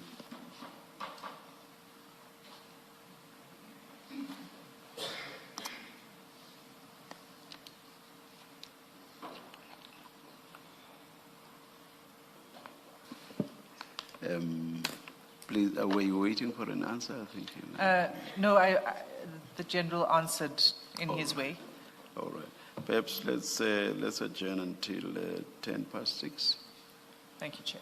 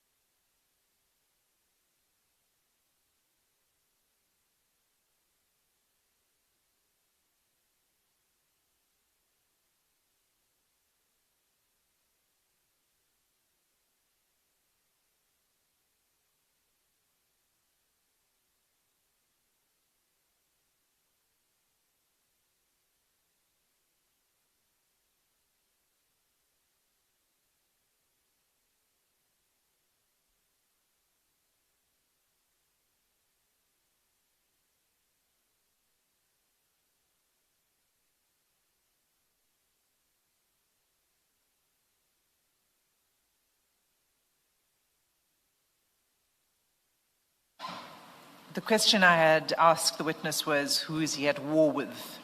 And he says he's at war with the system. And then he gave a long answer about the war that he's waging with the system. Now, the reason I asked you that question, General, is because you said you're at war. But it's also apparent to, I think, anyone who's watching the Commission and the ad hoc committee that there appears to be a war or serious conflict within the top management of the SAPS. Would I be right to say that?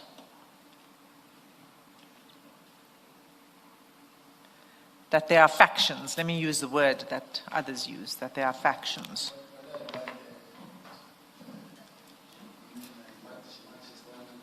Your mic, General, your mics. What I like is the fact that she also could not avoid the word war before she goes to faction and the other one. We are at war. There are factions, I do agree. There are conflicts in the police that led to a situation where we are. This is what is unfortunately going on. And it also is clear from your evidence and some of your answers over the past days that there's hostility that you have towards Lieutenant-General Mkhwanazi. There's no hostility. There was no hostility because even when he made that press briefing, or before the press briefing, just to give one example, I'm not going to be long. You remember when he made a statement that says the minister called for a meeting in an attempt to broker peace between myself and him. In fact, it was him who asked for a meeting, but in that meeting, he says in his press briefing, he said, Minister, there can never be peace between a policeman and a criminal. But when you look at a week or two thereafter, he invites me in writing to the Police Excellence Awards and Police Day. He invited me, and then we were communicating also.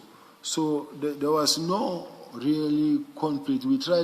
I tried several times to make a relationship work, to build a relationship. I even sent Brigadier Sergeant Nkosi to KZN to go sit down with General Mkhwanazi and say, the General wants to know why are we fighting, because personally I'm left with 2 years to go home and I don't want to spend the remaining years of my life fighting. So I sent him, and why I sent him is because of their close relationship. They are bikers, both of them as well, with General Mkhwanazi. Said, please go down there and try to say, but I'm not fighting, we're not fighting, can we fix? So I tried even myself. Okay, so now let me go back to the record of chats that we have to open this up further with you. I'm going to, so it's still those files 7, 8, and 9. Can you go to file 7 at page 336?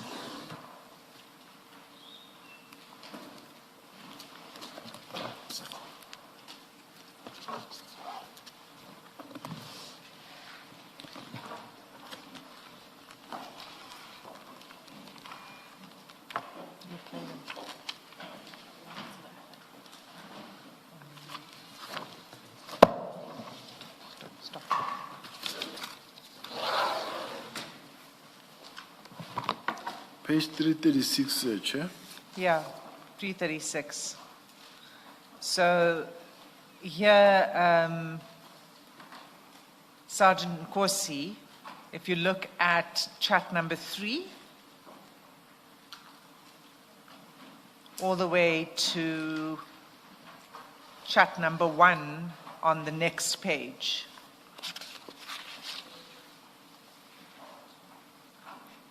Do you see that Sergeant Nkosi is sharing sharing some clips with you? Some audio, video clips? Yes. Okay, so let's just, this is now, let me say, 10 April 2024.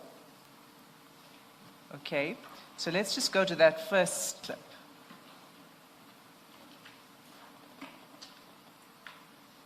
Page? It's going to have to be played because they're audio and video files. So this is a TikTok video.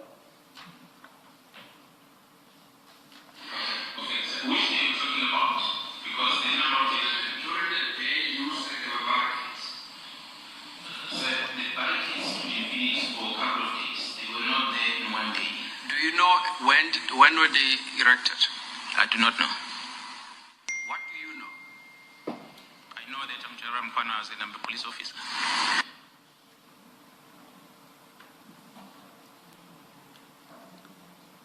Were you able to hear that? I didn't. Can we play it again? And is there a way to get the volume up? Okay, so which day are you talking about? Because the number of days during the day you say there were barricades. So the barricades stood in Phoenix for a couple of days. They were not there in one day.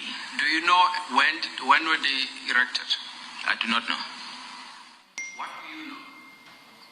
I know that General Mkhwanazi and I'm the police officer. Okay. Were you able to hear that, Chair? Were you able to hear that, General? Yes. You've seen this before, this Yes. clip? Yeah. Why was Sergeant Perhaps, Ms. Asimi, if we could be told what it is, because we've heard it differently. It's not similarly audible to everybody. So maybe if someone can say what is being... Isn't there a transcript? There is not a transcript, Chair. It was audible when I heard it, when I listened to it myself at home. What I can say is it is the South African Human Rights Commission hearings into the July unrest. That's where General Mkhwanazi is speaking. And he speaks about the barricades, whether there were barricades. Riots in July 2021. Yes. So the question is about whether there were barricades or there weren't barricades. He seems to be denying that the barricades arrived, and it ends with, what do you know? And he says, I know I'm Lieutenant-General Mkhwanazi and I'm a cop, I think, a police officer. Yeah, so that's basically what's the content of the clip. Now, what I'd like to know from you, General, is why did Sergeant Nkosi share this with you, and what was the interest in this clip? Maybe something that he came across TikTok and say, listen to this. What did you make of it? Well, I was listening to the way he's responding to the Commissioner of Human Rights when he was asked a question, what do you know about this? And then he said, I do not know. And then they ask him a question, what do you know? Then he says, I know that I'm General Mkhwanazi and that I'm a police officer. So that's what I know. So now, as to why he sent it to me at that time, in this frame of mind where I am now, after so many months, I'm not able to really know the mood and the space we were at that point in time. Okay. Can we go to the next clip, please?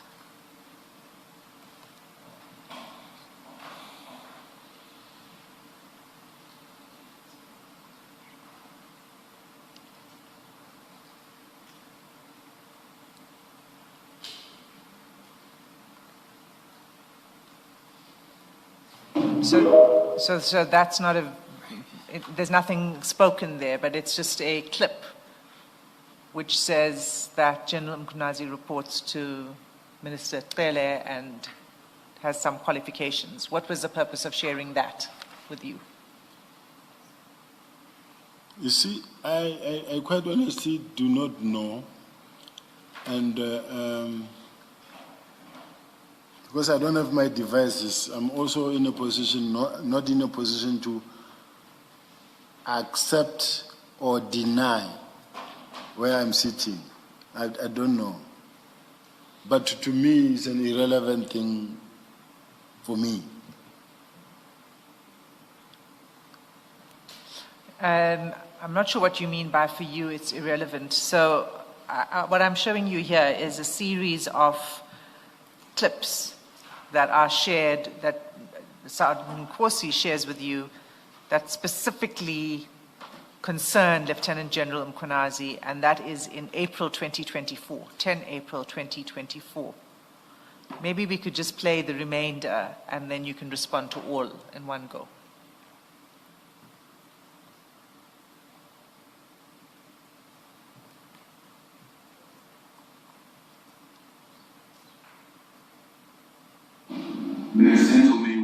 You need to get me the name of the person I'm talking about. Nhlanhla Mkhwanazi, Nhlanhla Mkhwanazi. He must be the commissioner of police, that guy, or anyone similar to that guy. I told Becky Tell when we were in that place where the whites were trying to destroy a police station. Senegal, where it was me and Mkhwanazi came, I said to Becky, this is the guy who must be a police commissioner, not these things you're offering to us all the time, who are driven by corruption and not to protect the streets. And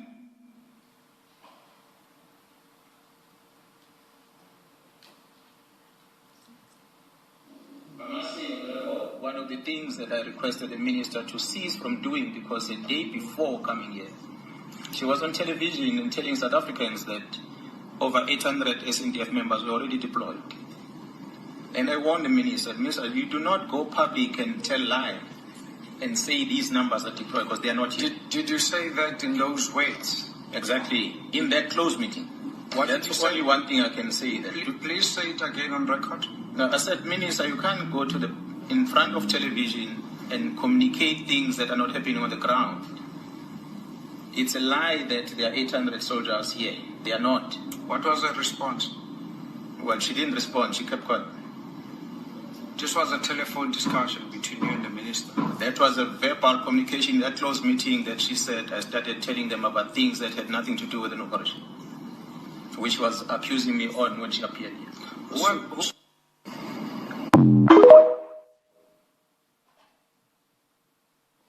Criminals amongst us. You'll have this youngster from this house who drives expensive cars, he wears expensive clothes, but is unemployed. So the word is going to go around that, no, this one is getting his money from criminal activities and the like. So a police station commander must know about that person. So once you know about that person, then we employ what we call man marking. So we start following that individual, just to be interested to know, how does he make the living? So it is that leads us in arresting those criminals. It leads us into confrontation with them most of the time, because we make it our business to get to know who's a troublemaker. So that's by so doing we prevent. Obviously, when we get to know that these are the people, we go into a mode of getting them arrested so that we can remove them from society. But in the process of us trying to arrest them, as you asked earlier, they start fighting, and it's the fight that we end up winning with. I think that was the last one, Chair. That was the last one, General. So those are a series of video clips that involve Lieutenant-General Mkhwanazi that Sergeant Nkosi shared with you. Why would he think you interested in seeing the series of video clips of Lieutenant-General Mkhwanazi? And they're not all about one issue. It's different issues from different points in time. So it's been harvested from the internet, obviously. Well, in some instances, I would say it's extrajudicial killings, where you find that there is a scene and then it will be like yet another murder committed by the police, or another subject killed by the police in KZN. And all these videos that have been shown, they've got good or bad, or good and bad, in a sense that When I say good and bad, bad in a sense that you see the extrajudicial killings or where that a person has been killed, but also where you hear, you see, as human beings, we must respect authority. You can't go on national TV and then tell the nation and say, Minister, I told the minister that, Minister, you do not go out there and lie. There must be a more decent way of being able to put something like that.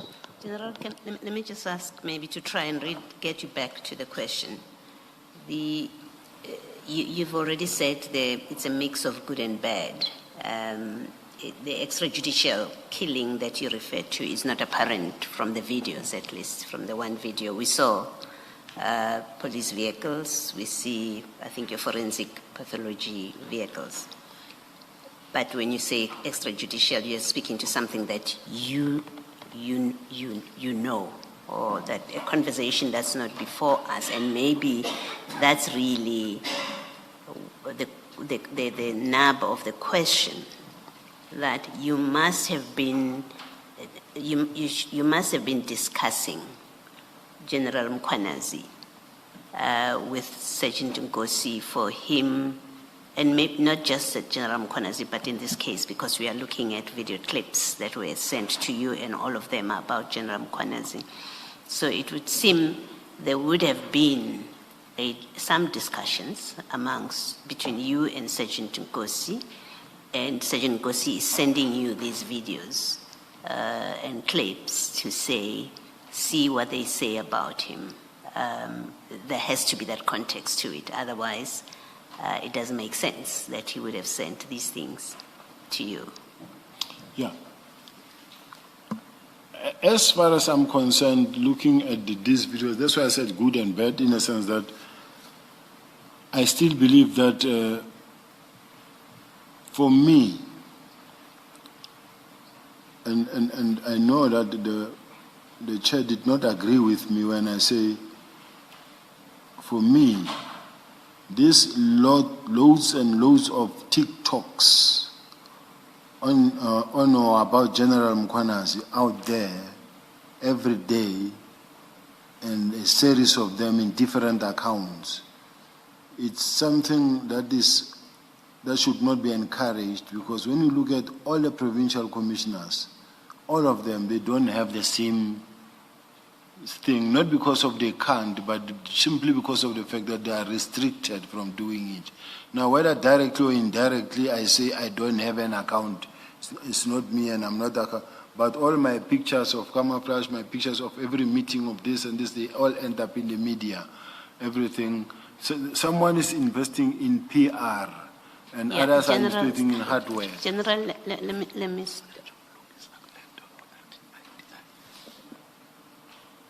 And I do not think you can interpret it as disagreement. What I did was to test what you were saying. You said your prescripts, police prescripts, do not allow the social media presence that General Mkhwanazi has. Am I correct? Correct, Chair. Yes.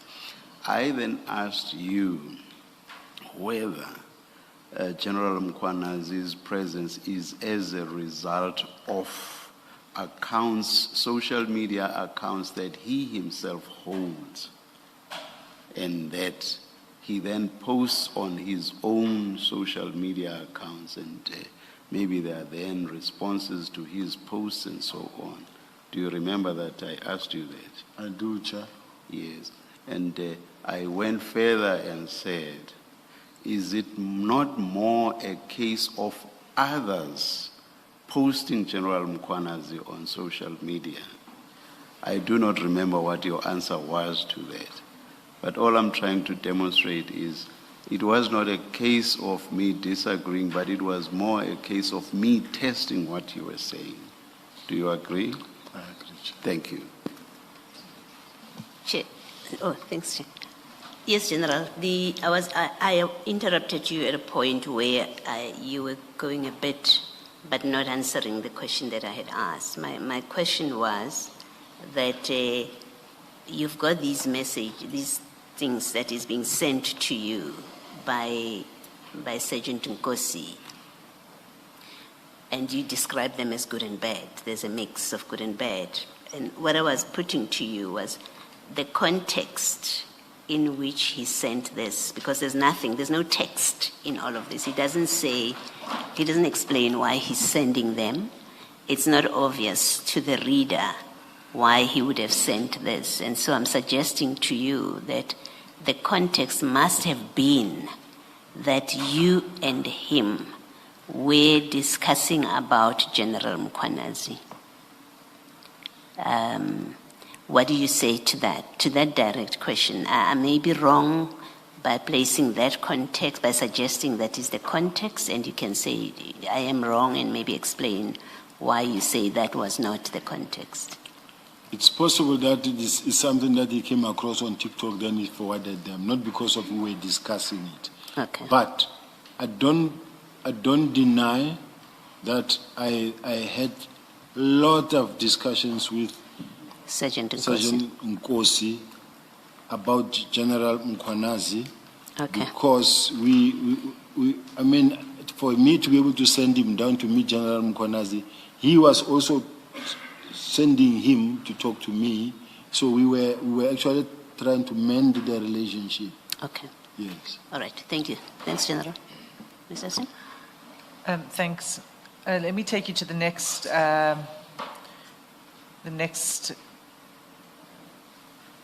part of these chats that,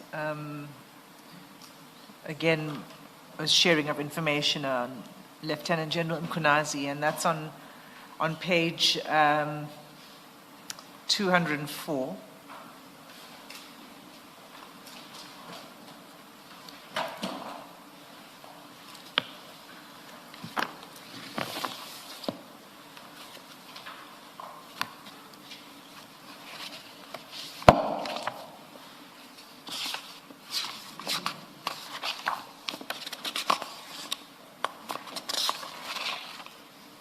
Got it?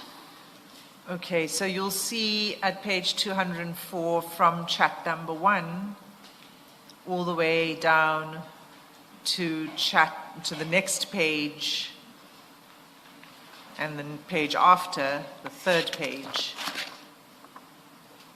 which is page 206. There are screenshots that are sent to you by Sergeant Nkosi. You see that? Yes, I do. So let's just go to those screenshots. It's at page 280. 218. 280. 80, thank you. Same file. Yes.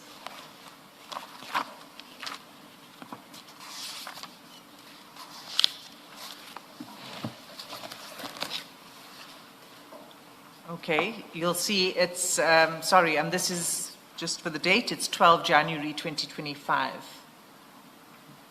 when Sergeant Nkosi shares this with you.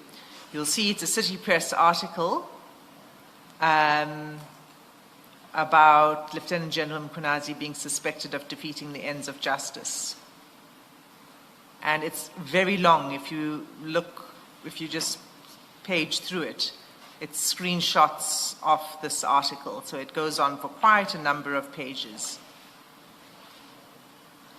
Okay, do you see that? That's correct. Do you remember receiving this? I don't remember, but I won't deny it either. So after, and you see what the article is about. Do you see that story?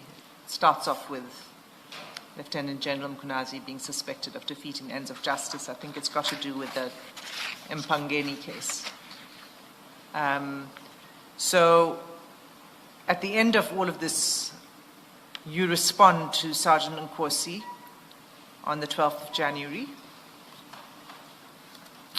2025. You say, well explained, I think.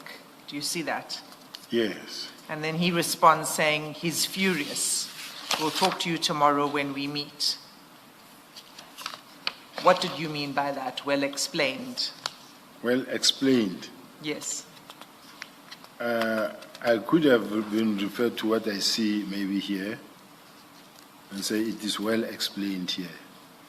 But what was your interest in this article, and why was Sergeant Nkosi sharing it with you? You respond saying, well explained. It sounds like the article is, I'm not sure, I don't want to put words in your mouth, well explained. And then he says he's furious. I assume that's Lieutenant-General Mkhwanazi. Yes.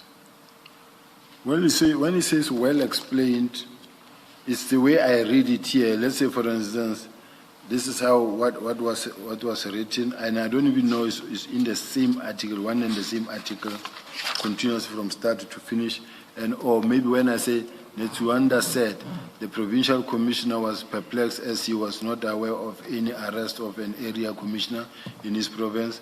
The provincial commissioner then took it upon himself to investigate the matter, only to find that a team deployed by the national head office to safeguard the Richards Bay minerals was behind the intended. Now, I could have been saying well explained, referring to this explanation. Okay, but what was your interest in this? Why were you and Sergeant Nkosi interested in this? I thought we passed that stage because the previous answer was the same question. That says, why were you exchanging these things? And then we said it's maybe the message that we're circulating. And then the next question was, okay, isn't it that maybe the two of you were discussing Lieutenant-General Mkhwanazi? I then said, okay, it's possible also because we were in those type of discussions. So the same question will apply basically. Why were you discussing? Okay, that was April 2024. This is January 2025. Your answer remains the same. Yes. Okay. Then on 28 January 2025, if you go to page 217,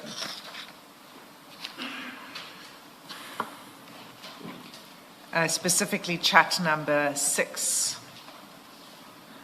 Sorry, Chair.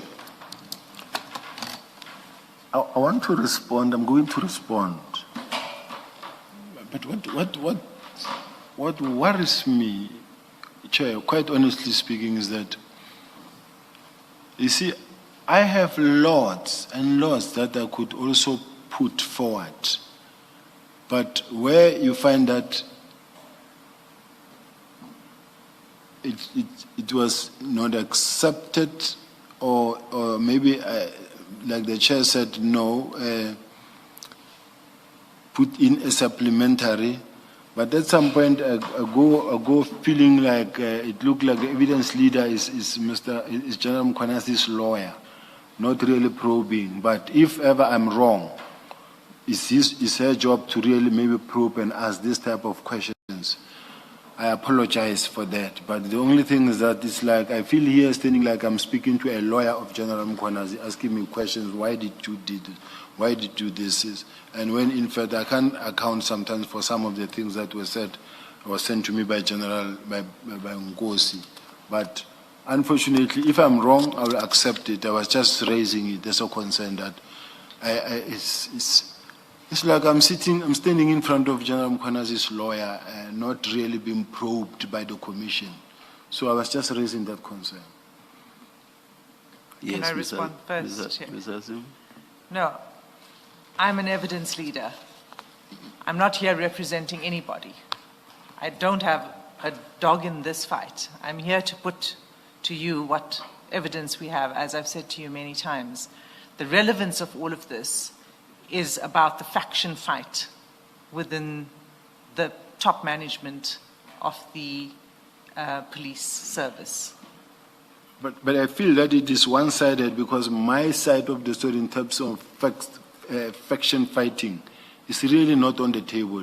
Whether I supplemented or I could have supplemented, I didn't know that if this is about faction fighting, I could balance the chairs in such a way that as I'm being approached with this, my side of the story covering where I'm coming from will also be covered. But the way the line of questioning came, it came through the way I was led by the evidence.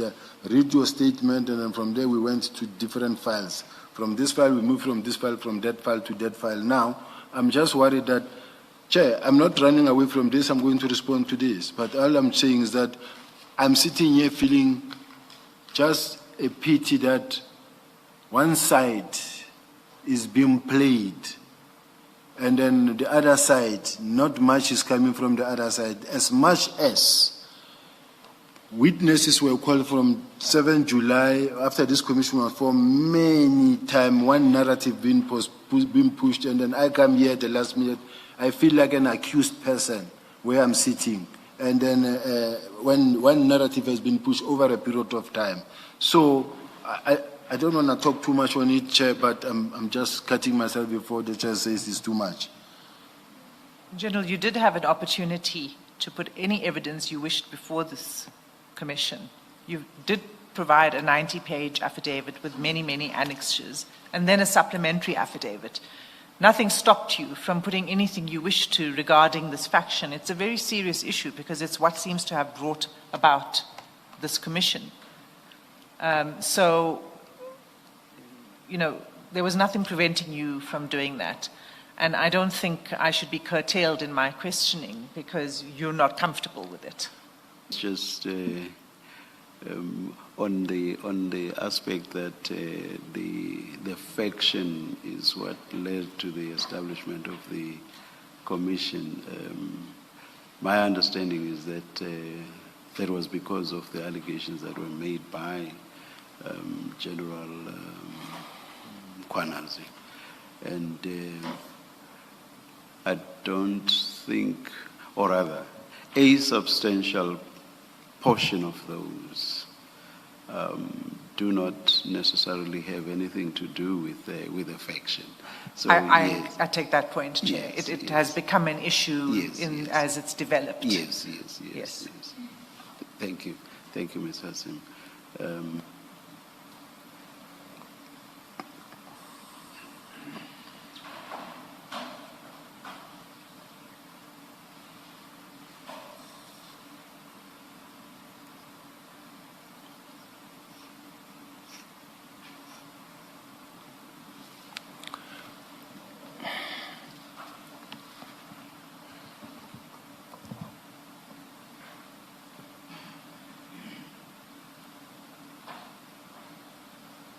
Maybe in the meantime, let me say what my interest is in these exchanges, or what piques the interest. I wanted to raise the second point before that. I don't want to stop there. I can't. I don't have that authority. But the second point, and I want the Chair to hear, is still busy.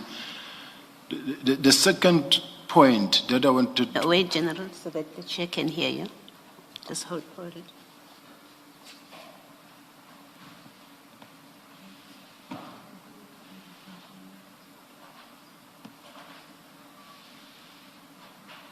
I'll listen just now, General. Thank you.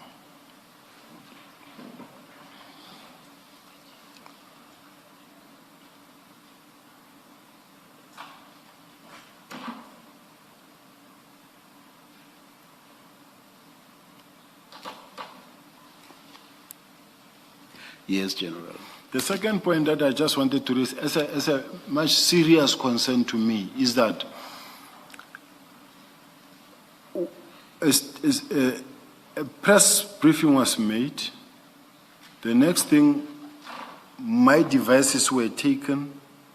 Then I got suspended, never allowed any access to anything, and being overwhelmed, like a shock and awe type of approach where we are being overwhelmed from different directions.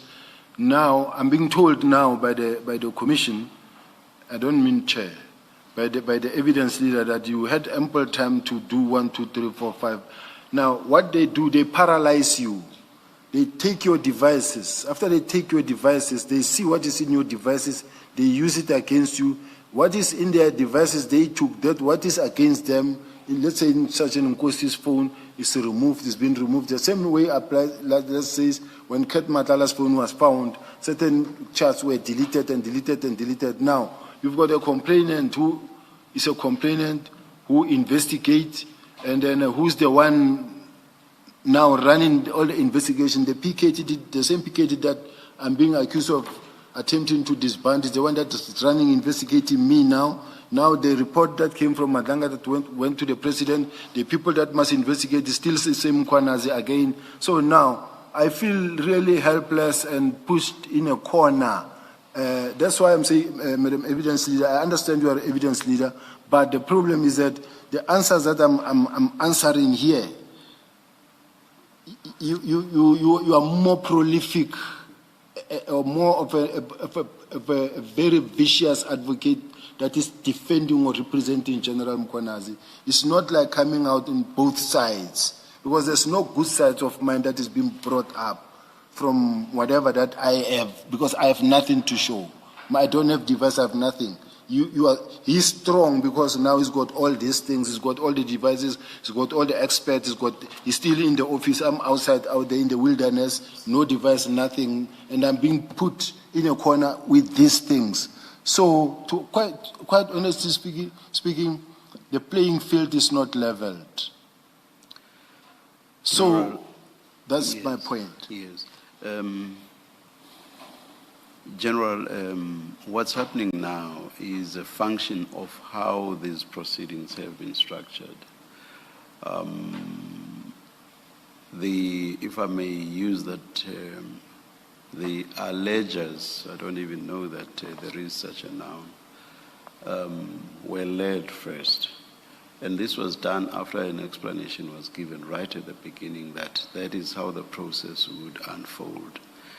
Thereafter, the people implicated by the allegers, and you are one of them, would then be called. They would testify, give their side of the story, and would then be questioned by evidence leaders and obviously by us as well. And then right at the end, the allegers would come back. They would respond to what the implicated persons say, but, and importantly, and I hope this will go some distance towards addressing what you raise, which you see as being one-sided. When they come back, and after responding to what the implicated persons say, they too will be subjected to cross-examination. So that is how the Commission has chosen to structure the process. It is not going to be, right at the end you will see that it will not be, as you see it, one-sided. So Ms. Hassim is doing what was throughout envisaged, which is you tell your story and then you get questioned. Call it cross-examined. That is what is happening here. It is not one-sided. Thank you, Chair. Thank you, Chair. Thank you. Thank you, Chair. I'd only add, General, that it would go more smoothly if the answers were direct and we could move on. So there wouldn't need to be a constant back and forth on one issue all the time. So I'm going to continue. And perhaps one crucial thing I thought of touching on as you were speaking, and I forgot now when I was responding to you, was I did not get a sense that you are not in a position to deal with these chats. Naturally, if you feel in respect of some that you are not able to, you are perfectly entitled to tell us so.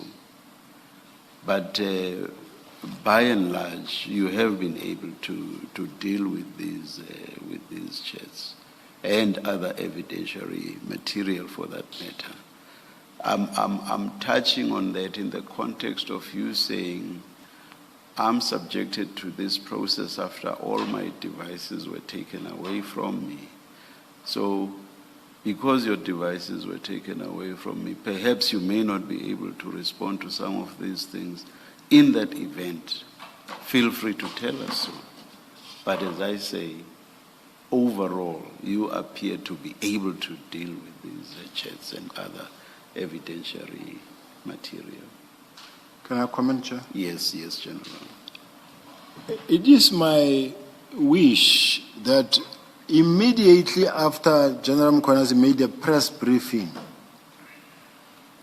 and they say everyone must stop, give us the evidence of what you get. You can give your statement and everything, but then what then happened?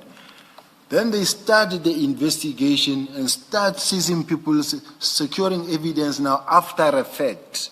Now after effect, now they start seizing ours.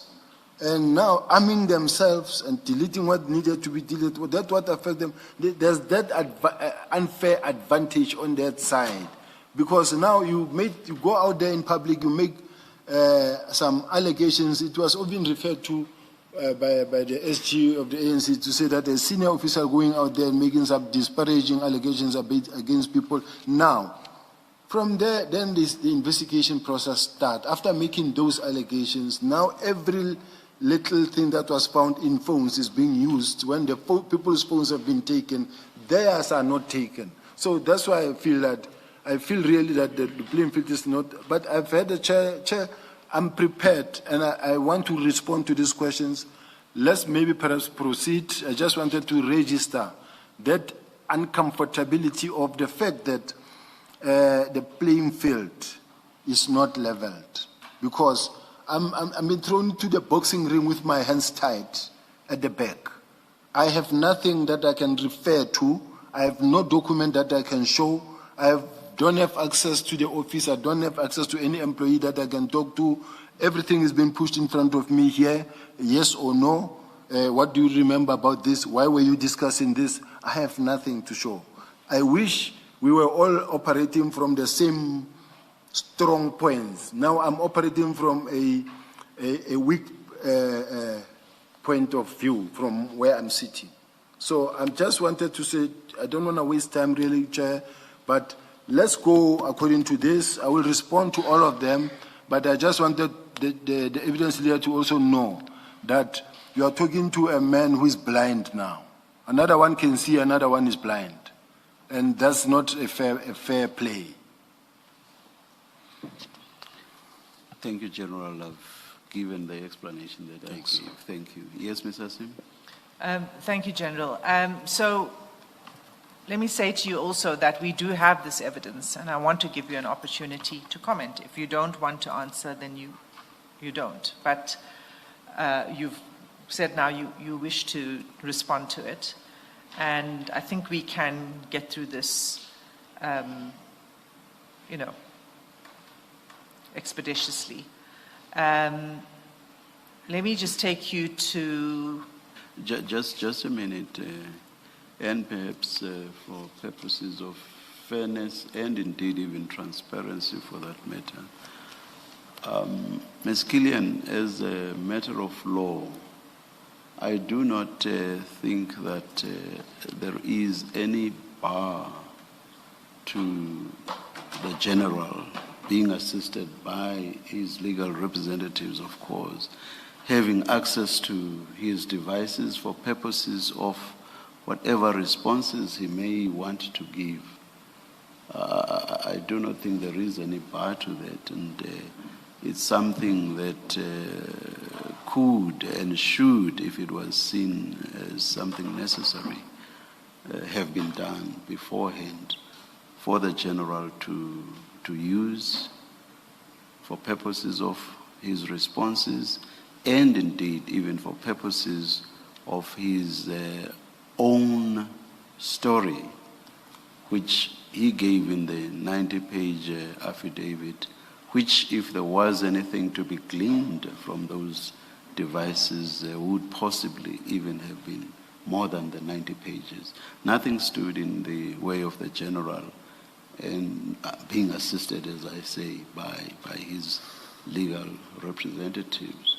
So I'm raising this just to address the issue of the fairness, the issue of him being blindfolded, the issue of his hands being tied to his back, and him having to fight in that position. It's just an issue I'm raising, Ms. Gillian. You may comment on it if you wish to. I'm indebted. The devices referred to by the witness are currently sub judice in terms of an application that was launched to decide the validity of the search warrants and the seizure itself. We then subsequently learned that those devices were moved out of the control of the police to an independent third party to assess. So that is the status at this point in time. We can attempt, but I have a dim hope that we will be granted access.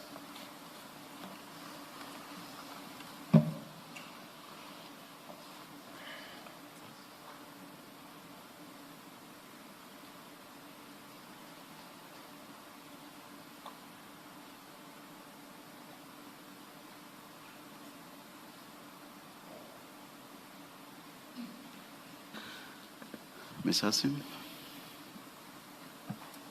Thanks, Chair. Can I continue? Yes. You may comment if you want to, or continue, whichever you... I think, the General is legally represented, and his legal representative is best placed to address the concern that the General has.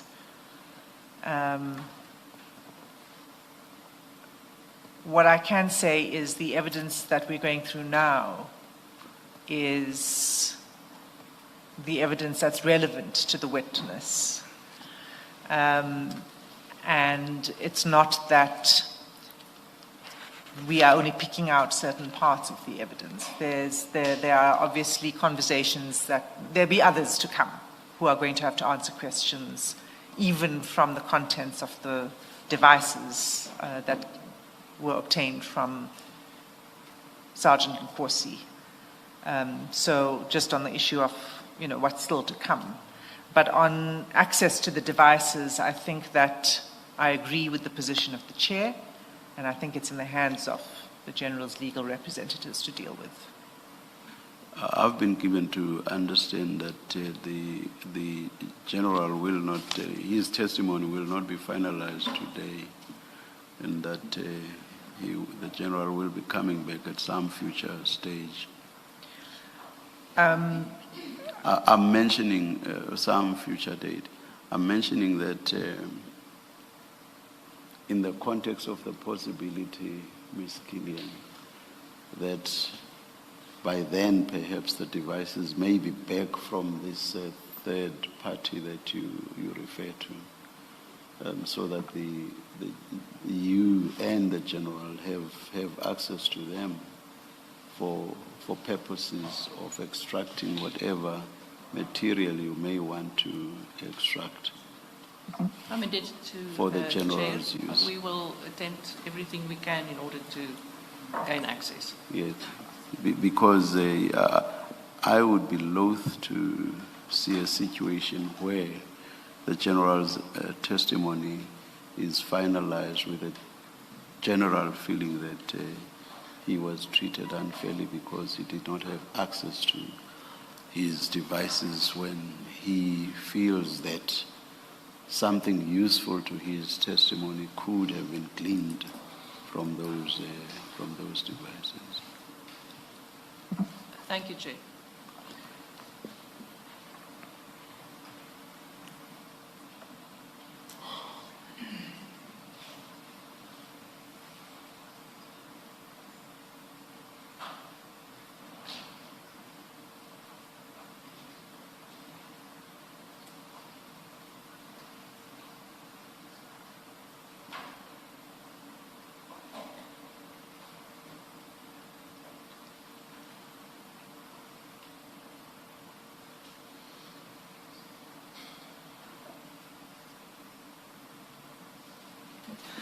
You may continue with your questions, Ms. Hassim.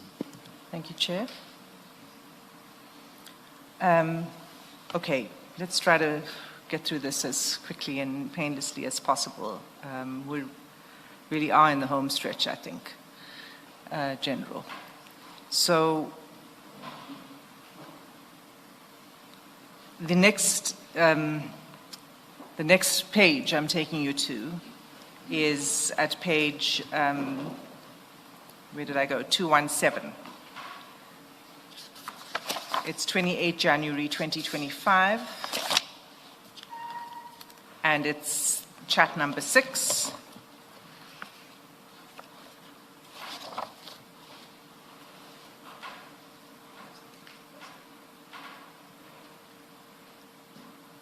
Okay, you'll see it's a press release, but let me go to see the actual press release. 217 of file number? 7. Number 7, yes, I've got Yeah. it. It's chat number 6. You forward this press release to Sergeant Nkosi. You'll find the press release at page 296. If you don't want to go there, it's up on the screen.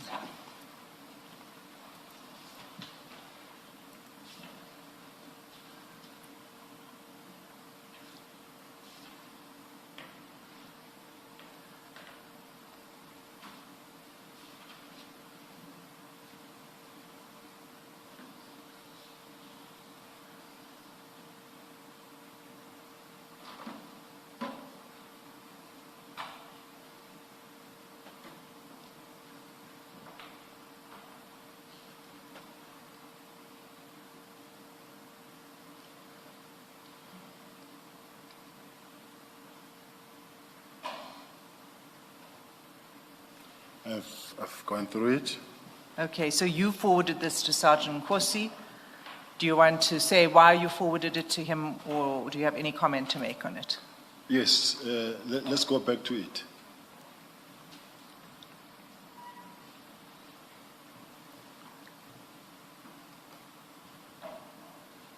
Now, to start with,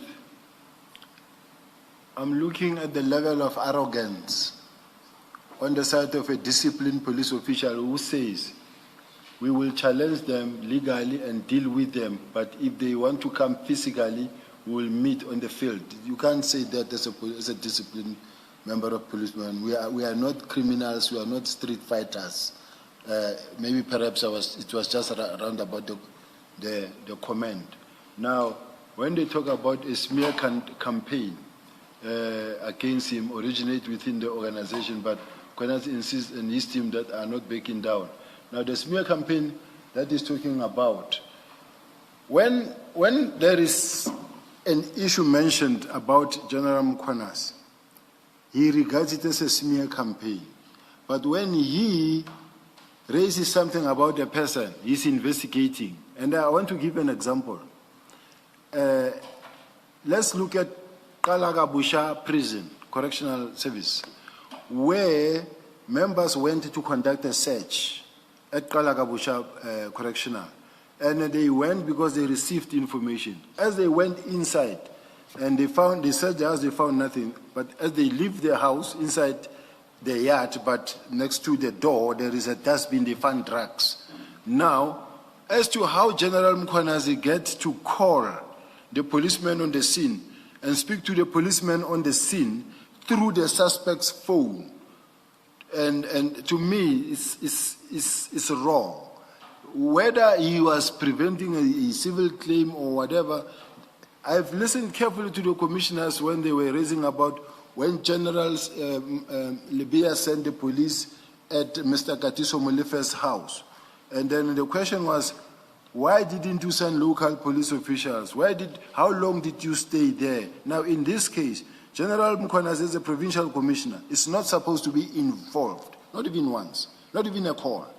Let the police do their work. Or rather, let them do their work, call them in and say, are you sure about this? Are you sure about this? Are you sure about this? But for him to say, I don't want that woman arrested, you leave that person there, and then you bring the docket. To me, it was interference. And this is what I wish the commissioners could also look at it and begin to also ask questions really as intensely so, like the way I'm responding to those that affects me. So looking at that part, and it's not the only one, but I'm just saying that, look, let's balance the equation here. If there's any wrong he has done, he must also account to it, not him referring it as a smear campaign, but when it gets to others, he's investigating. When he meets certain people, like when he met Kat Nhlanhla, he was investigating. When we speak or meet Nhlanhla, no, we are a cartel. So I was just saying, let us approach this thing in a plain, fair, and square manner. Okay. I've got that answer. Thank you. Let's just go to the next one. It's page 219 of file 7.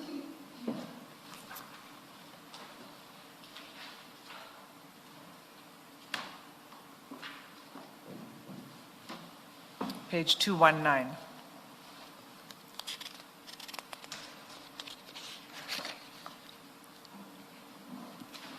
This is also sort of a press or some sort of story saying breaking, police witnesses change statements for promotion, police witnesses in the departmental case against Major General Feroz Khan, Crime Intelligence deliberately changed their affidavits in exchange for promotion. And then there's this long story about it, which Sergeant Nkosi forwards to you.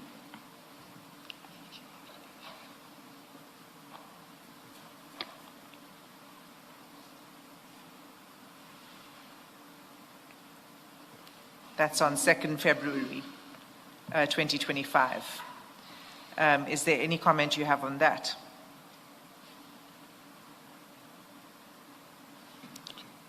It's long, I'm trying to read.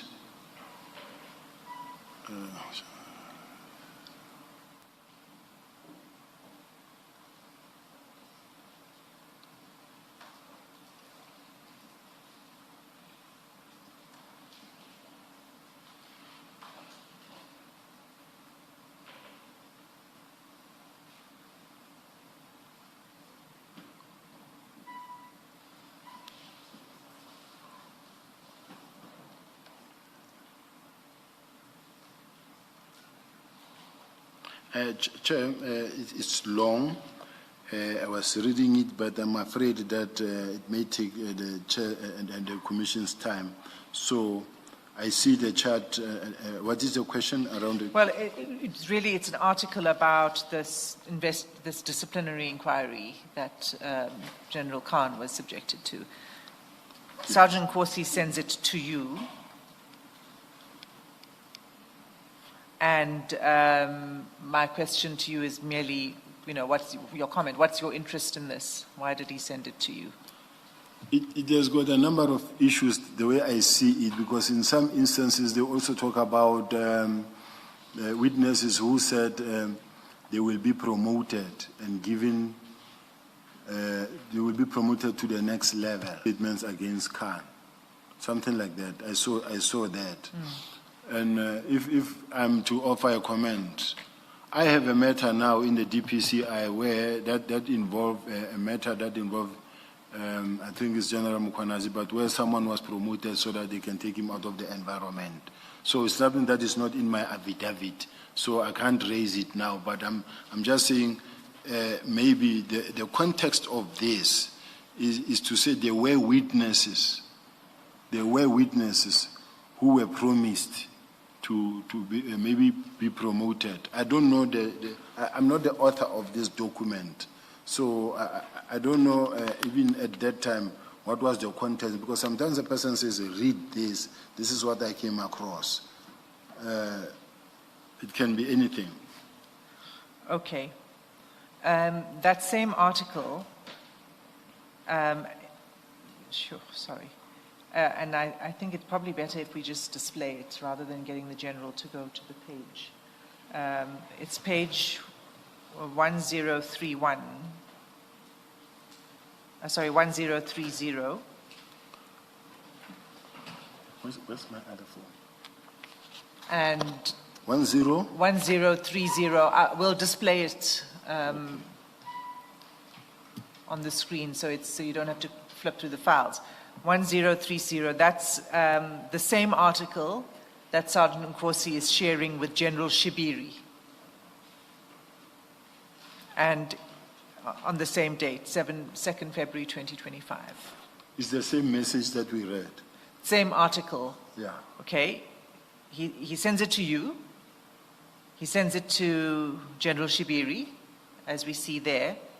And then on page, and again, you don't have to go there because we can just display it. On page 623, you'll see that Sergeant Nkosi also shares that article with Steve Mutsumi. 623. It's now in file 8, General. File 8. File. It's there. 623. I've got it.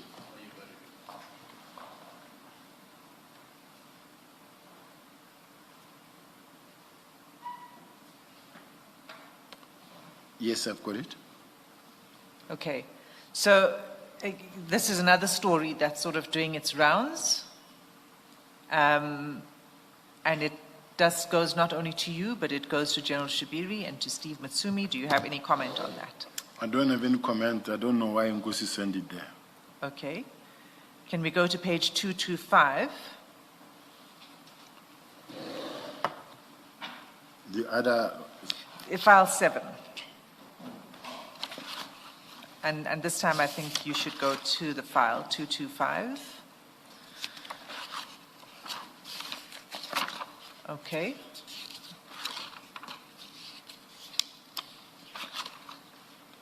Yes. Okay. So 225, it's the first chat on that page. It is another sort of breaking news story that you forward to Sergeant Nkosi. Yes. About a National Police rogue unit. And what it says is the NPA Investigative Directorate ID raids National Police Commissioner Fani Masemola and National Crime Intelligence Head Lieutenant-General Kumalo officers after serving them with notices of arrest. This comes after an investigation lodged by Parliament's Police Portfolio Committee. National Police Commissioner appeared weak and shaken, etc. So you see it, that's the article. You forward that to Sergeant Nkosi, and he responds to you saying, Ziyakhala manje.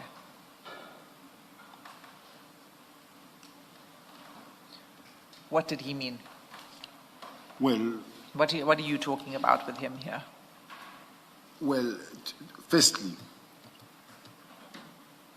I think when this message was circulating, I don't know whether I was with the National Commissioner or where, I know that there's nothing like the National Commissioner appeared weak and shaken. I don't think it was true.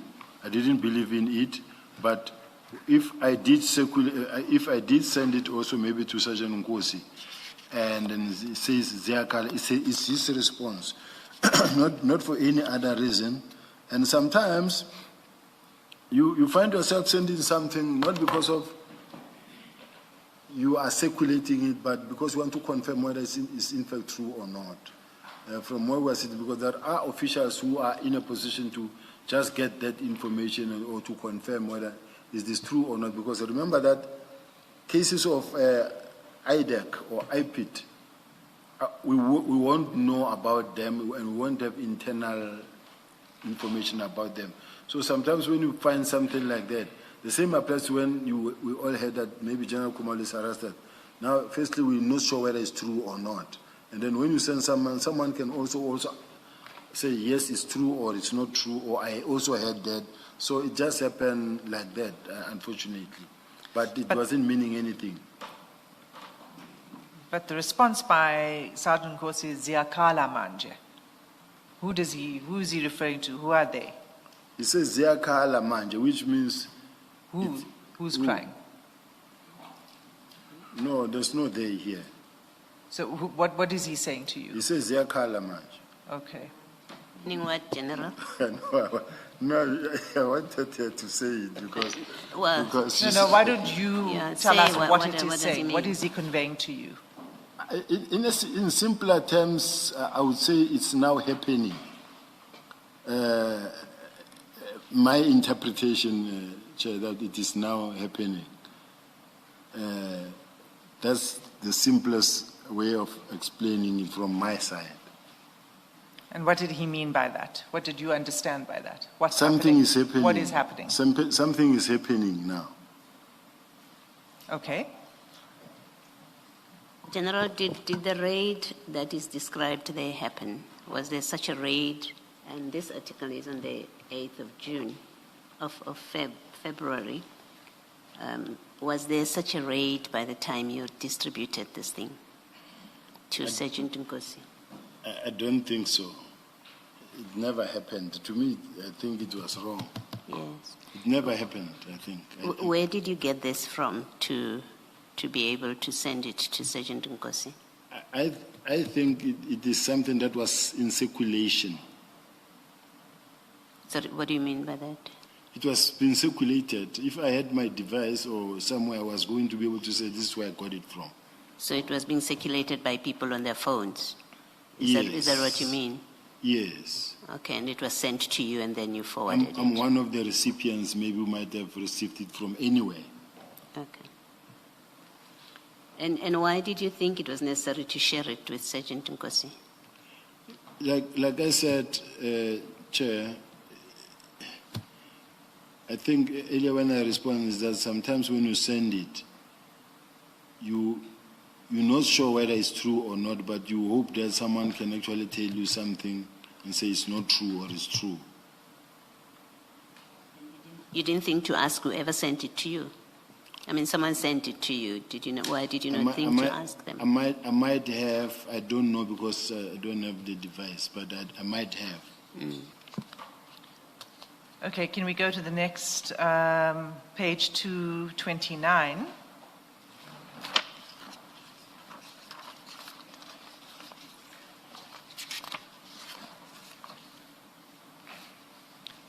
And it's chat number 3. It's another one of these news that are called breaking news, but it doesn't say what news outlet it comes from.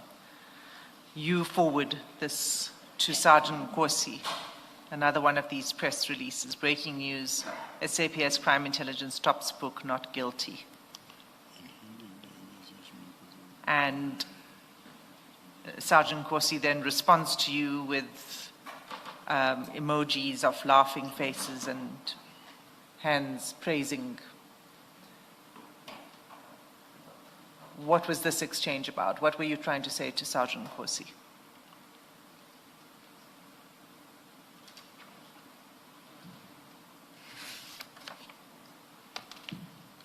I was not saying anything to him.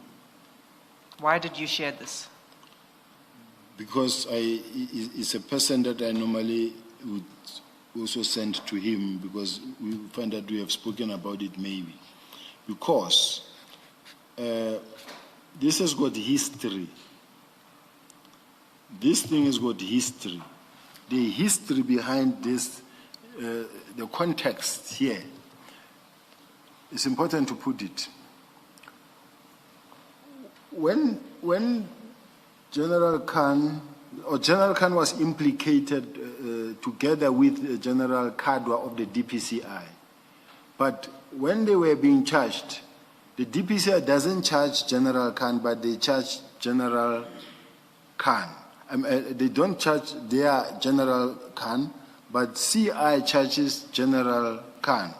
Then I say to General Khumalo, are you sure you want to charge General Khan, and especially expeditiously? So on a matter of 2021, expeditious, when a person has been working and you want to fire him to deal with this matter expeditiously, I suggest that why don't you take the normal route?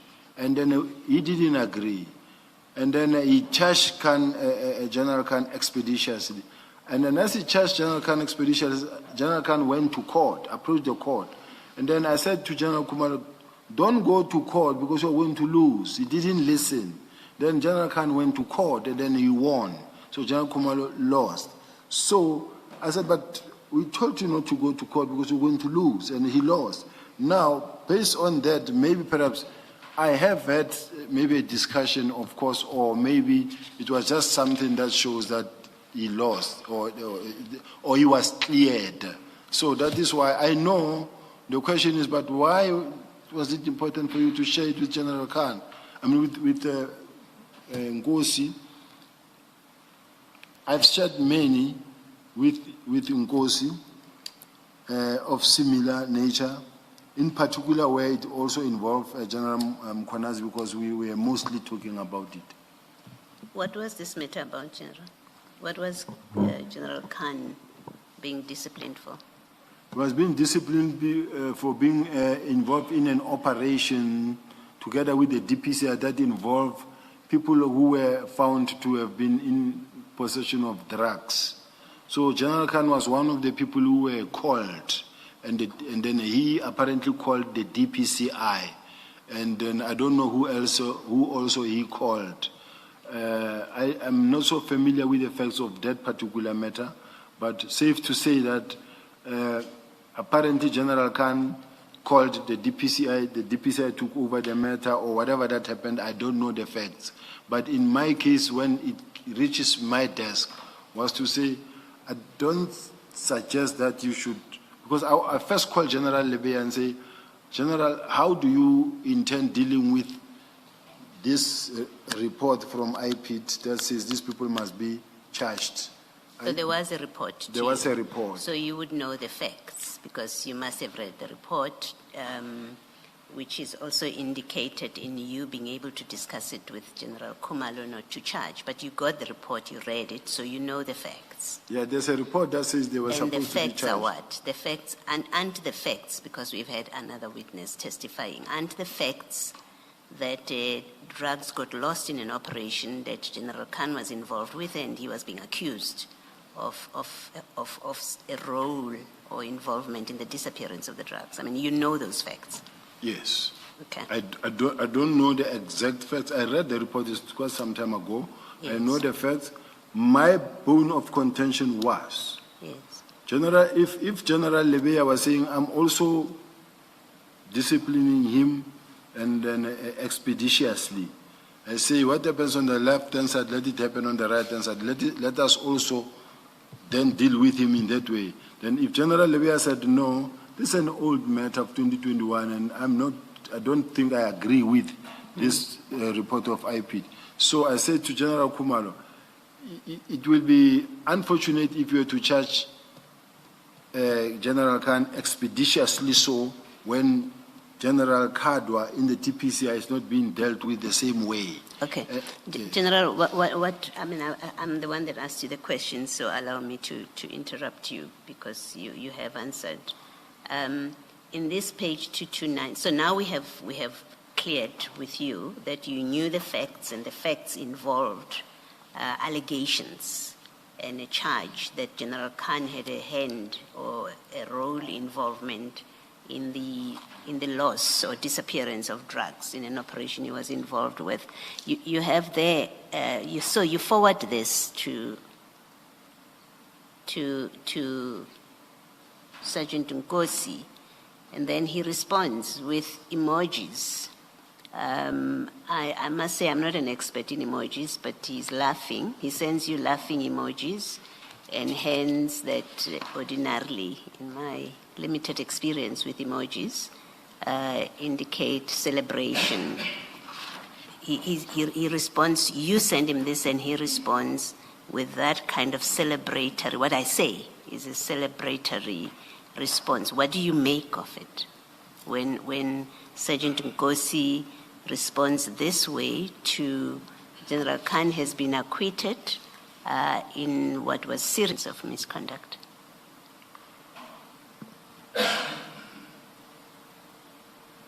If the news is that Sergeant Khan has been acquitted, and then the commissioner feels that maybe it was in a celebratory move, I think maybe to say someone has been acquitted and someone is in a celebratory, it's also. Yes, what I'm asking you is when you receive this WhatsApp, which is a celebratory message, well, symbols, it has celebratory symbols. When you receive this, what I'm asking is what you share, the celebration, you not concerned that a police officer who may not be guilty of misconduct has been acquitted of such serious misconduct, and he is a junior officer who is celebrating about it, your friend of course, but a junior officer finds cause to celebrate about it. You were okay with that reaction from Sergeant Nkosi? Well, I wasn't celebrating, and as far as I'm concerned. No, I'm asking him. I'm saying about him. I agree you're communicating with Sergeant Nkosi. There's a reason why you're sharing this, yes. General. Yes. And then you elicit or you evoke a response from him, which is a celebratory reaction. And I'm saying you are DNC crime detection, and here's a junior officer who celebrates something like this. You were okay with it? And really, you can say yes or no. No. As far as I'm concerned, because of the fact that he was already involved, between me and General Mkhwanazi, I didn't have a problem sharing with him. Similarly, so even General Mkhwanazi had no problem to share with Nkosi. Okay. But the fact that I've been reminded, Chair, is that the other thing that, as a background, that I was fighting with General Khumalo was in relation to the Khan's discipline was that my problem, General Khumalo, is the fact that you might be accused how you handling this matter. Firstly, you are doing it expeditiously when it's a very old matter of almost 4 years, 3 years old.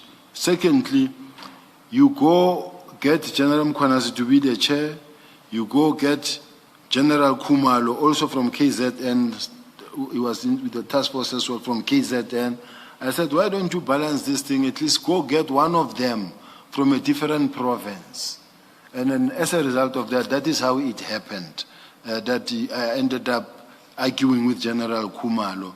But Nkosi was always aware, because me and him discussed a lot with General Mkhwanazi. We were working together in trying to make sure that the relationship is sound between ourselves. Right. Thank you, General. Ms. Asim? Thank you, Commissioner. I'm going to move on to page 224.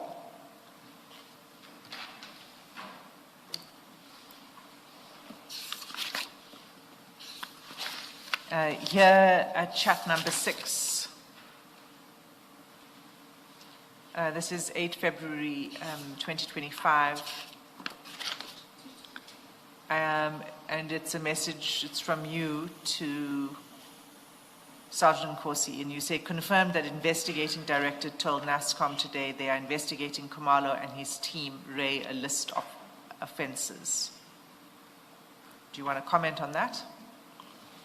I was reading Chair, evidence.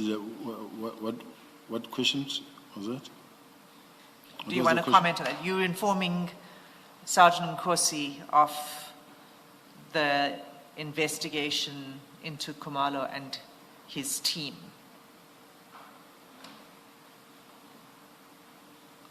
Yes. You're letting him know what information you've gleaned from either the National Commissioner or from the investigating directorate.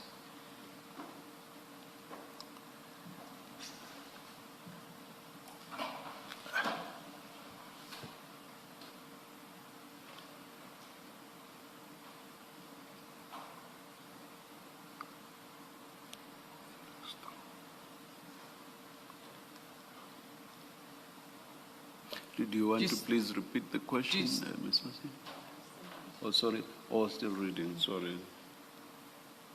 You see why I take a little bit of time, Chair, is that I'm drawn to chart 6 straight, and I try to look at the previous above so that I can follow logic, and then it must flow as to how did we get here. Now I see up there it was like when you look at chart 3, it says She was informed this morning, either it happened last night or this morning, he was stabbed by a 23-year-old boy of next door. Then which means someone was stabbed and died or whatever, and something like that. Now, I'm here at chat number 6, where it's confirmed that investigating directorate told NASCOM today they are investigating Khumalo and his team a list of offenses. So, like I'm saying, I can't deny that I sent this. I'm operating from a position of weakness. Just to say that I don't deny I sent it, but I'm not sure whether all this chart, I must have sent them, all of them, whether there were some that could have been inserted. Why I'm saying this, when you remember when the head of IDEC was in Parliament at the Portfolio Committee, she did confirm that when she received Mr. Matala's phone, there were messages that were deleted and some were inserted. Now, I'm sitting with a situation where I don't say, and I don't want to run away to that corner of saying maybe messages were inserted. If I did send them, I'll take them. If they were inserted at this point in time, because I'm operating blindfolded at this point in time.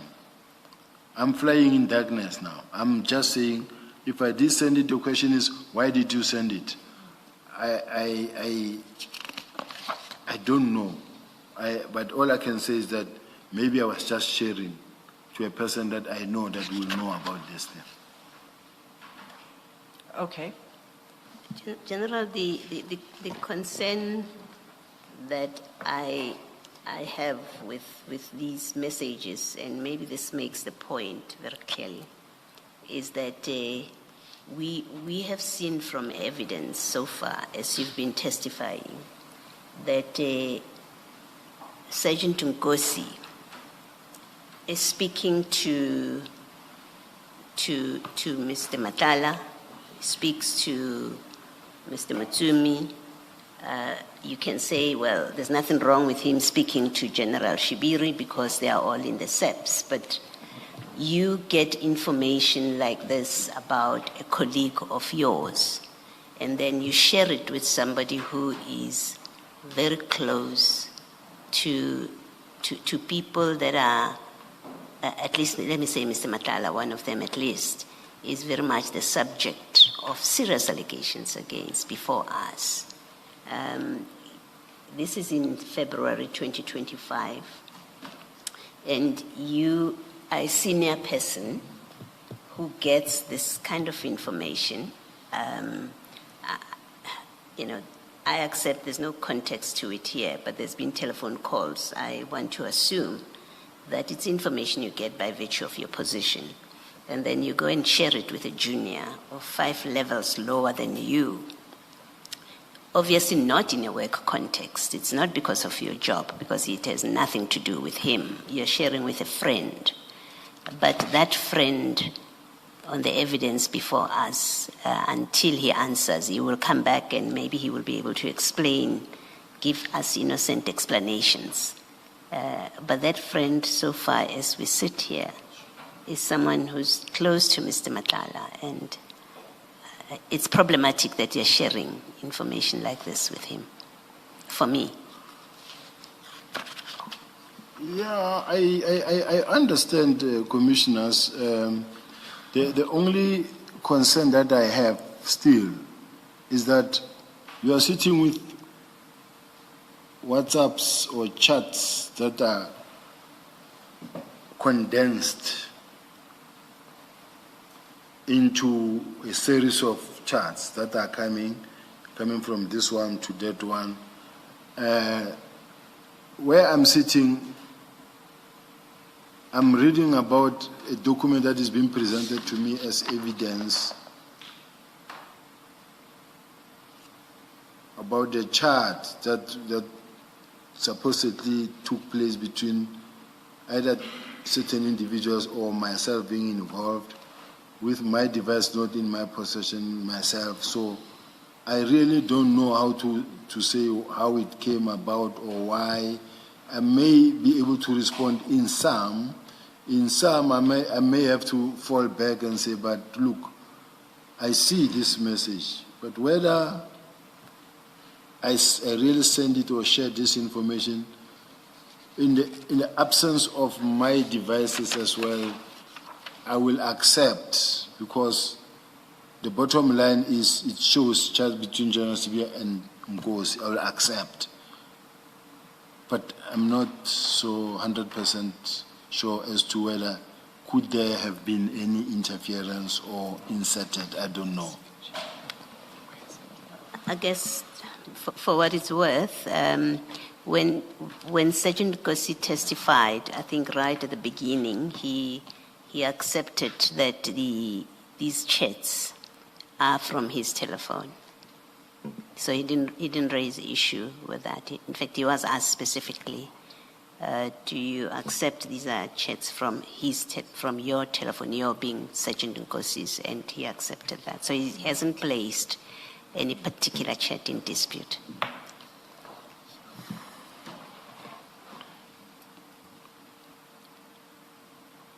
I don't have a comment. Thank you, General. Back to you, Ms. Esson. Thank you, Commissioner.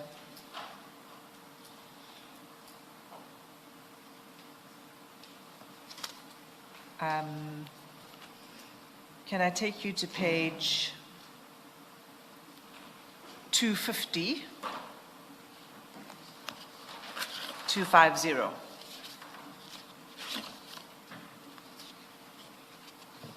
Chat number 2.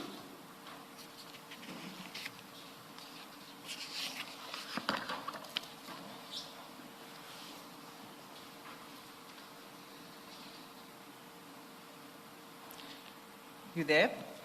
Chat number 2. 250, chat number 2. Yes, 26 June 2025. And here Sergeant Nkosi shares with you a News 24 article on the arrest of General Khumalo.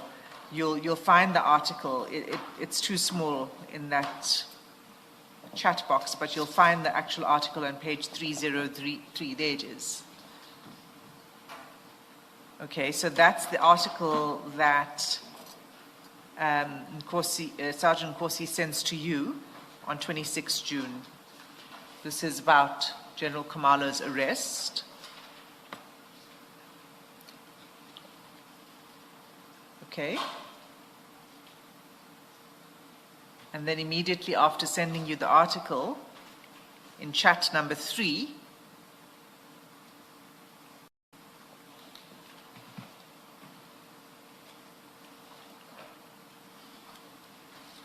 he says, are you there?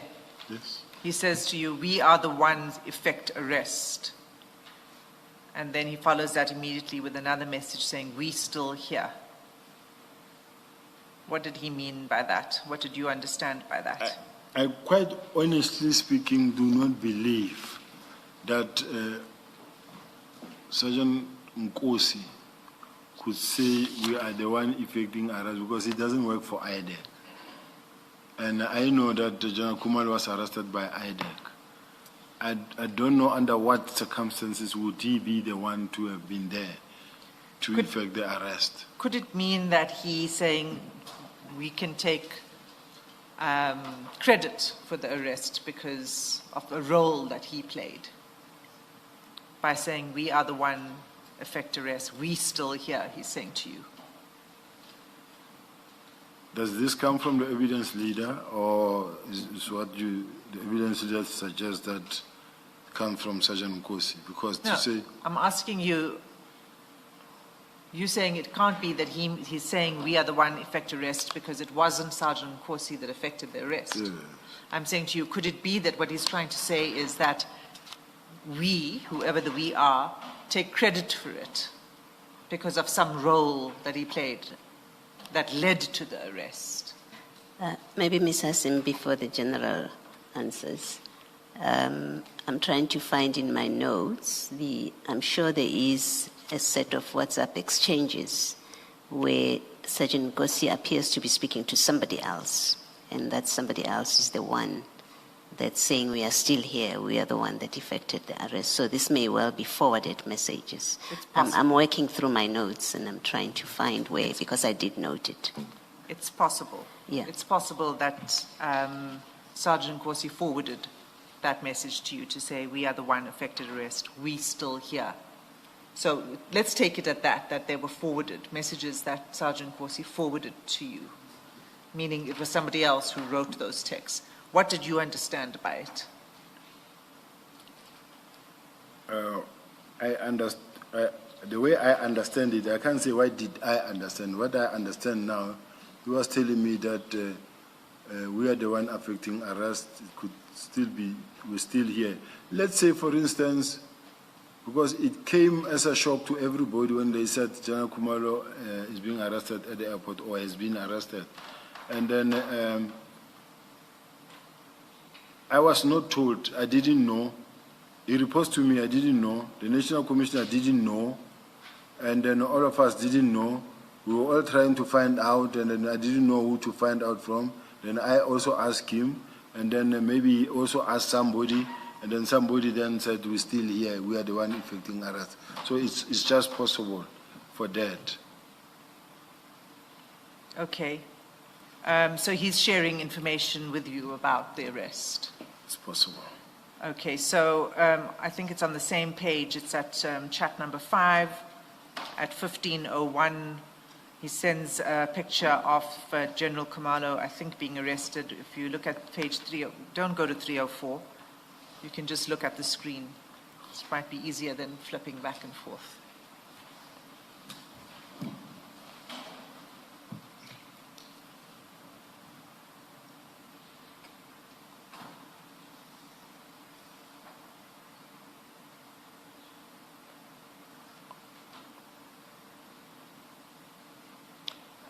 So you're saying he's just sharing that with you to keep you abreast? Yes, but I can't see the people displayed there. Okay. Let's just go to the chat below that. You'll see it's number 6 at 16:59.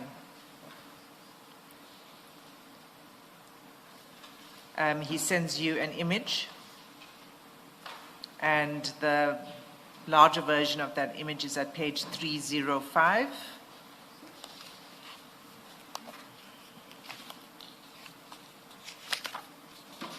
And we'll just, oh, okay, you might need to look at it because it's redacted. Page 305.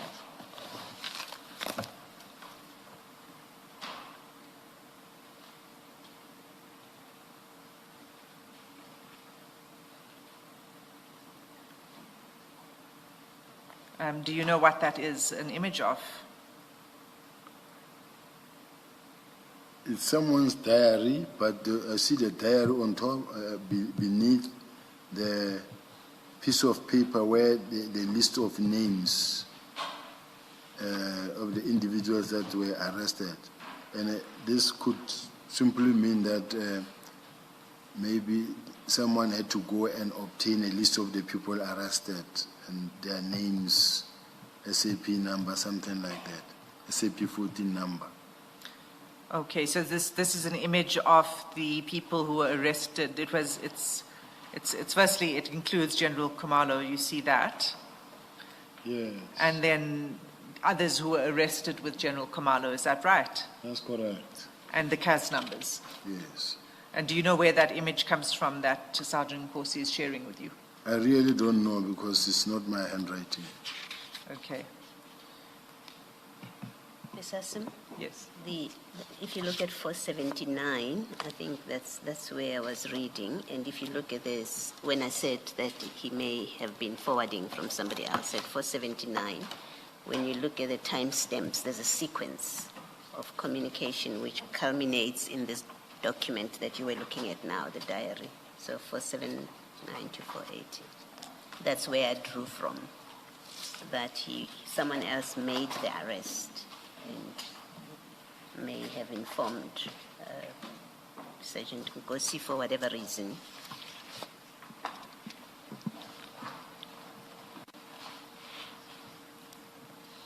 Well, maybe we can go there, General, to page 479.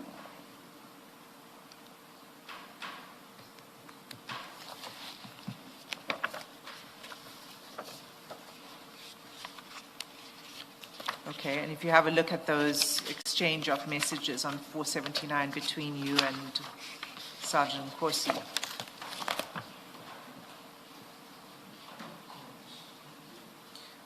So this is a fuller version of the exchange. If you start at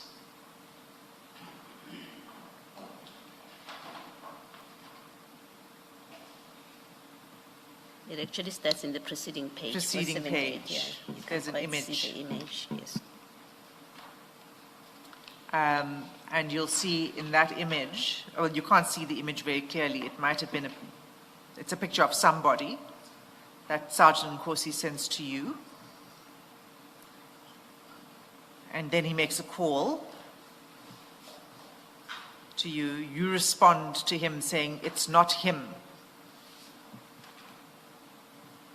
He responds to you to say, people who arrested him, they were getting in cells in front, just zoom, meaning, I assume, zoom to the picture.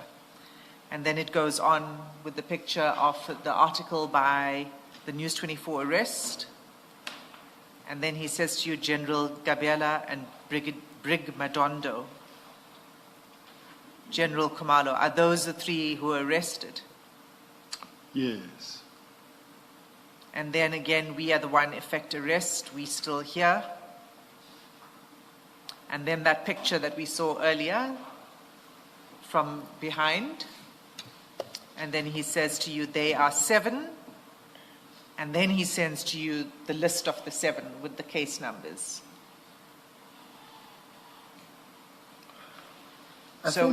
Yes. These are forwarded messages. I think so too. Quite honestly speaking, because if he got something and maybe he sends to me, this could have been because when you work with a person, you also know the language of a person. So I don't think this was just. No, I think there are forwarded messages. Why is he forwarding all of these messages to you? If let's say I said I heard that this is happening, can you please check for me or find out? Or I don't know how, because under normal circumstances, I could speak to the DIFCOM, I could speak to any of the senior officials to tell me, not Nkosi per se, but also, it's also possible that Nkosi came across it and just sent to me without me really interacting with him, because sometimes even when you get something, it's not like you invited it and he just sent. So I can't explain at this point in time and create an impression like we were really sitting, me and him, waiting for the arrest, and we were just, he was I was asking, he was coming back to me. It's something that he might have gotten and also forwarded.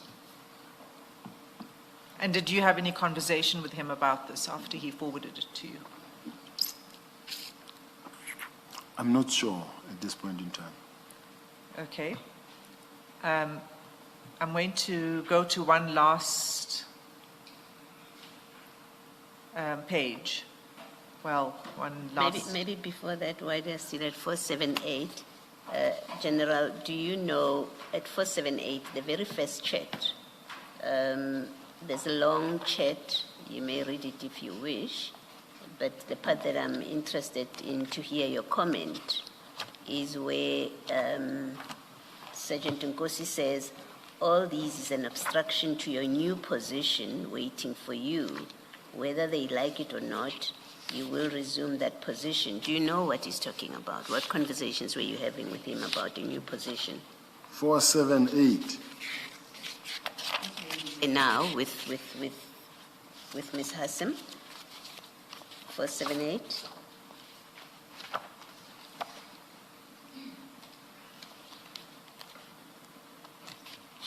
If you have, you may not have a comment, but I would like to hear what conversations were being had and why he would say what he said. It's chat number 1, and it's the 3rd paragraph from the bottom, or from the top. All these.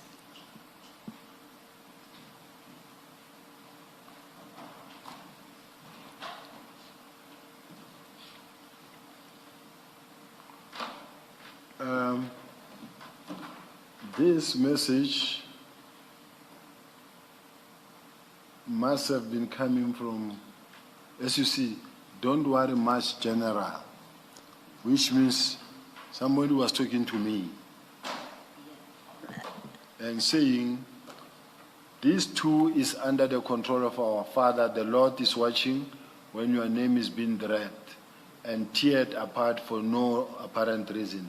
Look and watch the end of this. God wants to glorify himself with, because you said it publicly that you must trust and love the Lord. He will protect you publicly.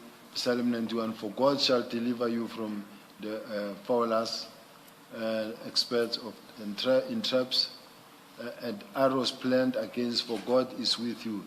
Family and prayer warriors, it's time to get to our winning corner and pray with our brother. Victory is certain. All this is an obstruction to your new position waiting for you. Whether they like it or not, you will resume that position. I have so much faith in you, my brother. You will make it. We are praying and will never be deterred. So this one. Maybe firstly, you're saying this was forwarded. Sergeant Nkosi was forwarding to you from somebody. No, I don't think it comes from Nkosi. No, but this is... Oh, you are forwarding to Nkosi. I must have forwarded to Nkosi. I see.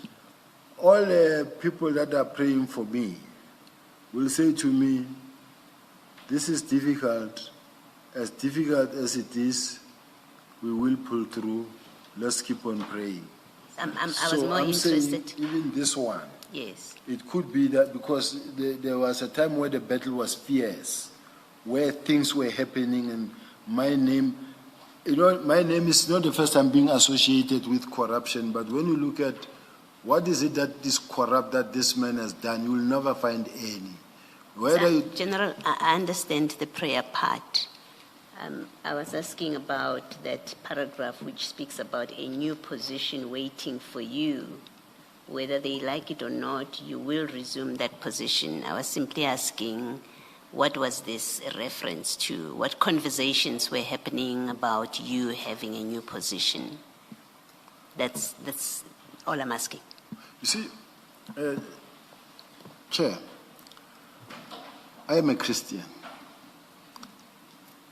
And when, let's say, for instance, during my Thanksgiving ceremony, and those that were praying, and it was a church service, Thanksgiving, it was a big church service, then some of them will say to you, in fact, you're still going to experience more where God wants you to be. It will be in that context. Okay. No, your that's new position. Fine. That's fine. That's an answer. Thank you, General. Okay, the last page on this chat's, General. It's page 254.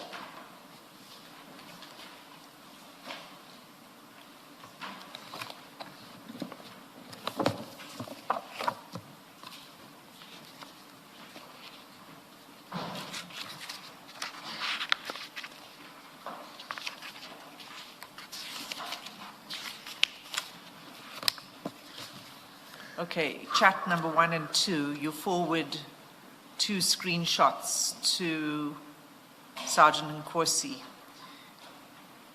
but the actual screenshots you'll find on page 312.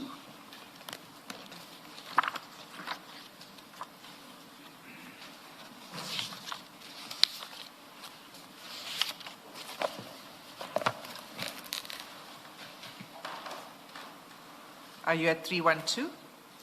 Yes. Okay. So can you help us with this? Because you've sent these screenshots. It looks like a screenshot between, it's a conversation between someone and the National Commissioner. Again, it's forwarding that same News 24 article, and then it says, the person says to the National Commissioner, just so you know, I opened the case against this crook. I understand you have privately stated you will not suspend him or any of the others going down with him. You are given until Monday to suspend them all, or I will launch an urgent application in the High Court and also call for your suspension. Louis Vuitton bag for the wife or not. And then the next message on the next screenshot is, any response, Fani, please? And then again, Fani, why you don't respond? I have another query. It is known that Khumalo flatly refused to report to DNC, saying he would only report to you. Why? Further, it has been alleged that when you signed off on the 2 million rand property purchases by CI, you not only failed to ensure a proper competitive process was followed, but you also received a substantial kickback for your flexibility. Would this explain the fact that when you were appointed as commissioner, you were in substantial debt, but are now 100% debt-free and living a life of luxury beyond your means? Please advise, I have requested Cyril to fire you in the interest of cleaning up the police. So these are the two screenshots that you forward to Sergeant Nkosi, right? He responds, Ziyakhala manje, etc. So where did you get these screenshots? Who's the person who's sending this to the National Commissioner? I guess at this point in time, the evidence leader was the one that's supposed to say and to show me that this thing comes from your phone and this is what is written on top.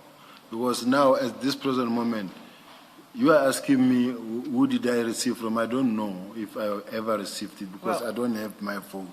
Okay, if that's your answer, that's your answer. I don't have your phone either. That's why I'm asking you, because you forwarded these messages to Sergeant Nkosi. So if you don't remember who sent this to you, and that's fine. Then you don't all I know is that I'm not the author of this, and then as to where did I receive from, at this point in time, I'm not in a position to say. And whether this was an inserted message or not, I don't know. The only disadvantage with me is that I'm dealing in a situation where my phones are in some people that are accusing me's hands. And what they're doing with my devices, I don't know.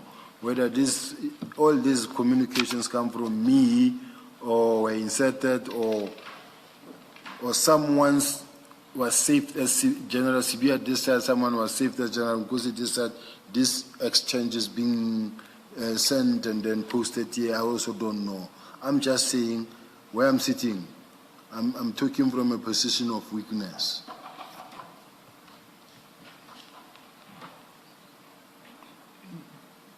Do you have any comment on what Sergeant Nkosi said in response to you after sending those WhatsApps?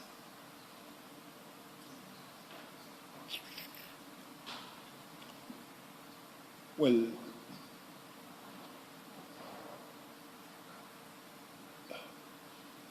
yeah, I see Ziyakhala manje. And then the next one. Abahambe, now is the time. I also don't know whether it's just a forwarded message or not, but personally, Ziyakhala manje, normally it's today's lingo. When something is happening, someone will say Ziyakhala manje. In many ways. Even myself, where I'm sitting like now, someone is writing something to somebody saying Ziyakhala manje. Even when you listen to TikTok, someone is saying, hey, Ziyakhala manje. So what I'm saying is that Ziyakhala manje is the language of the day. So it's not as specifically designed only for this one. It's Ziyakhala manje as I'm sitting here. Yeah, but General,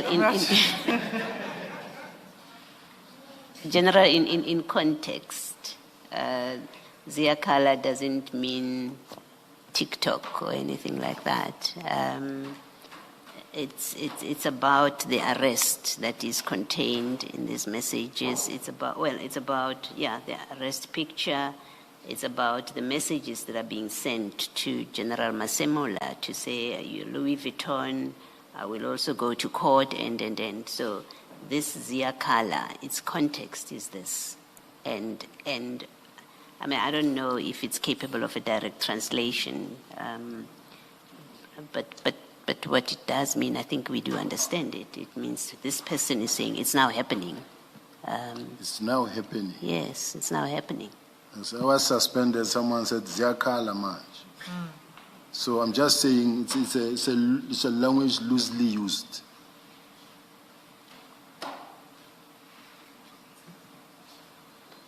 If Sergeant Nkosi said that to you, let's just forget about TikTok or the general public.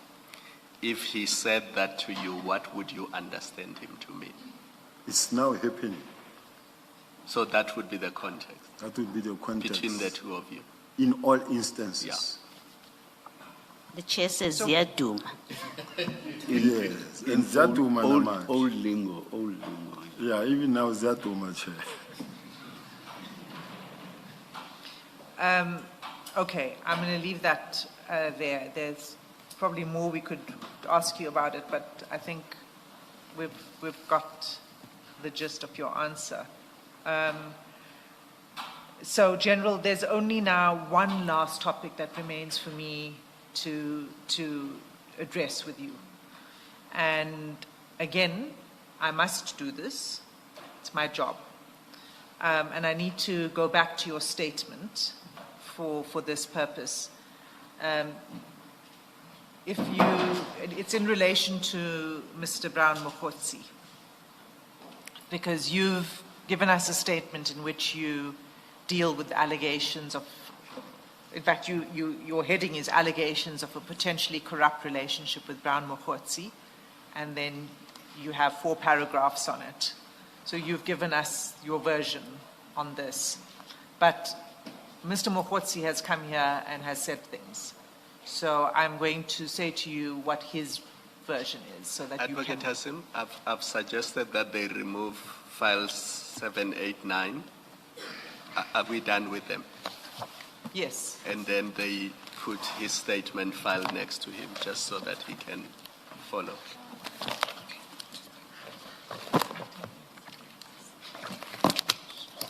One. And 10A, which is the transcript of 10A.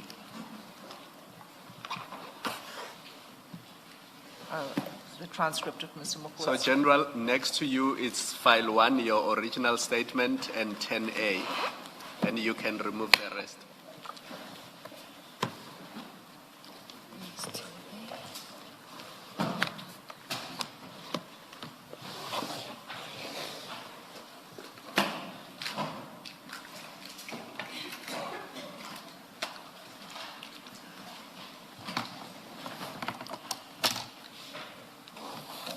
You ready?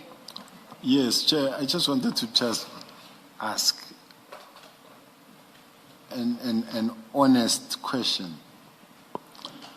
I've been here since this morning responding to 4 different senior counsels, and all of them asking difficult questions, responding.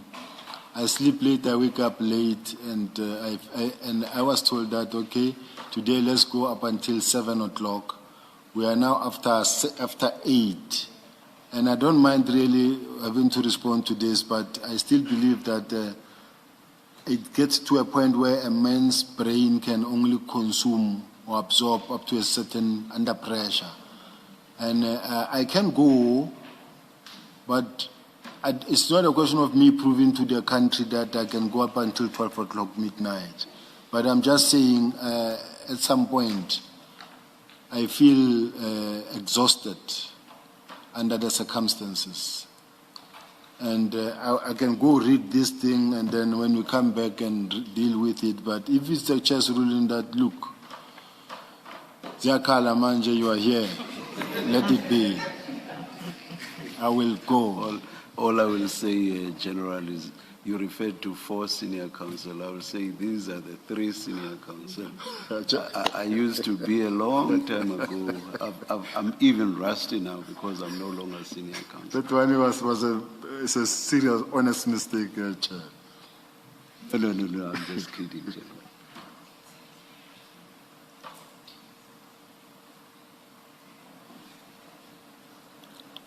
How long do you think this is going to be, Ms. Hassan? I have about 4 or 5 questions. It's not a lot, so subject to interventions from the panel, I'll put each of those and ask the witness to respond, maybe 15, 20 minutes.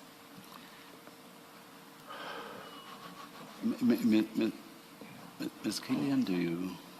Speaking for myself, I'm exhausted, but it's not about me. If we can maybe just have a comfort break to continue after that. Yes.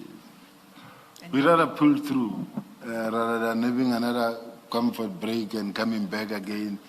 I feel I am mentally I'm exhausted, and I have to pull through.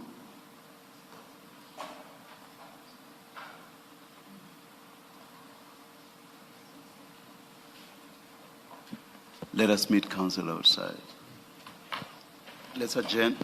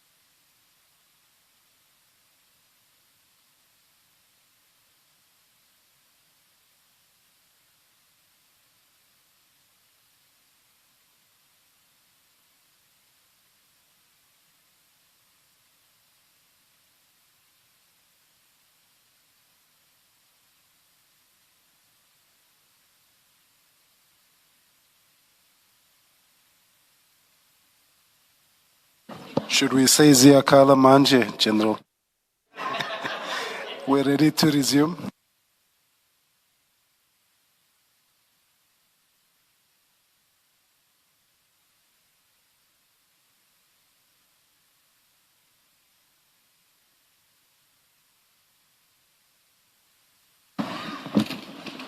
General, we understand what you've said. You've said in so many words that you are exhausted now.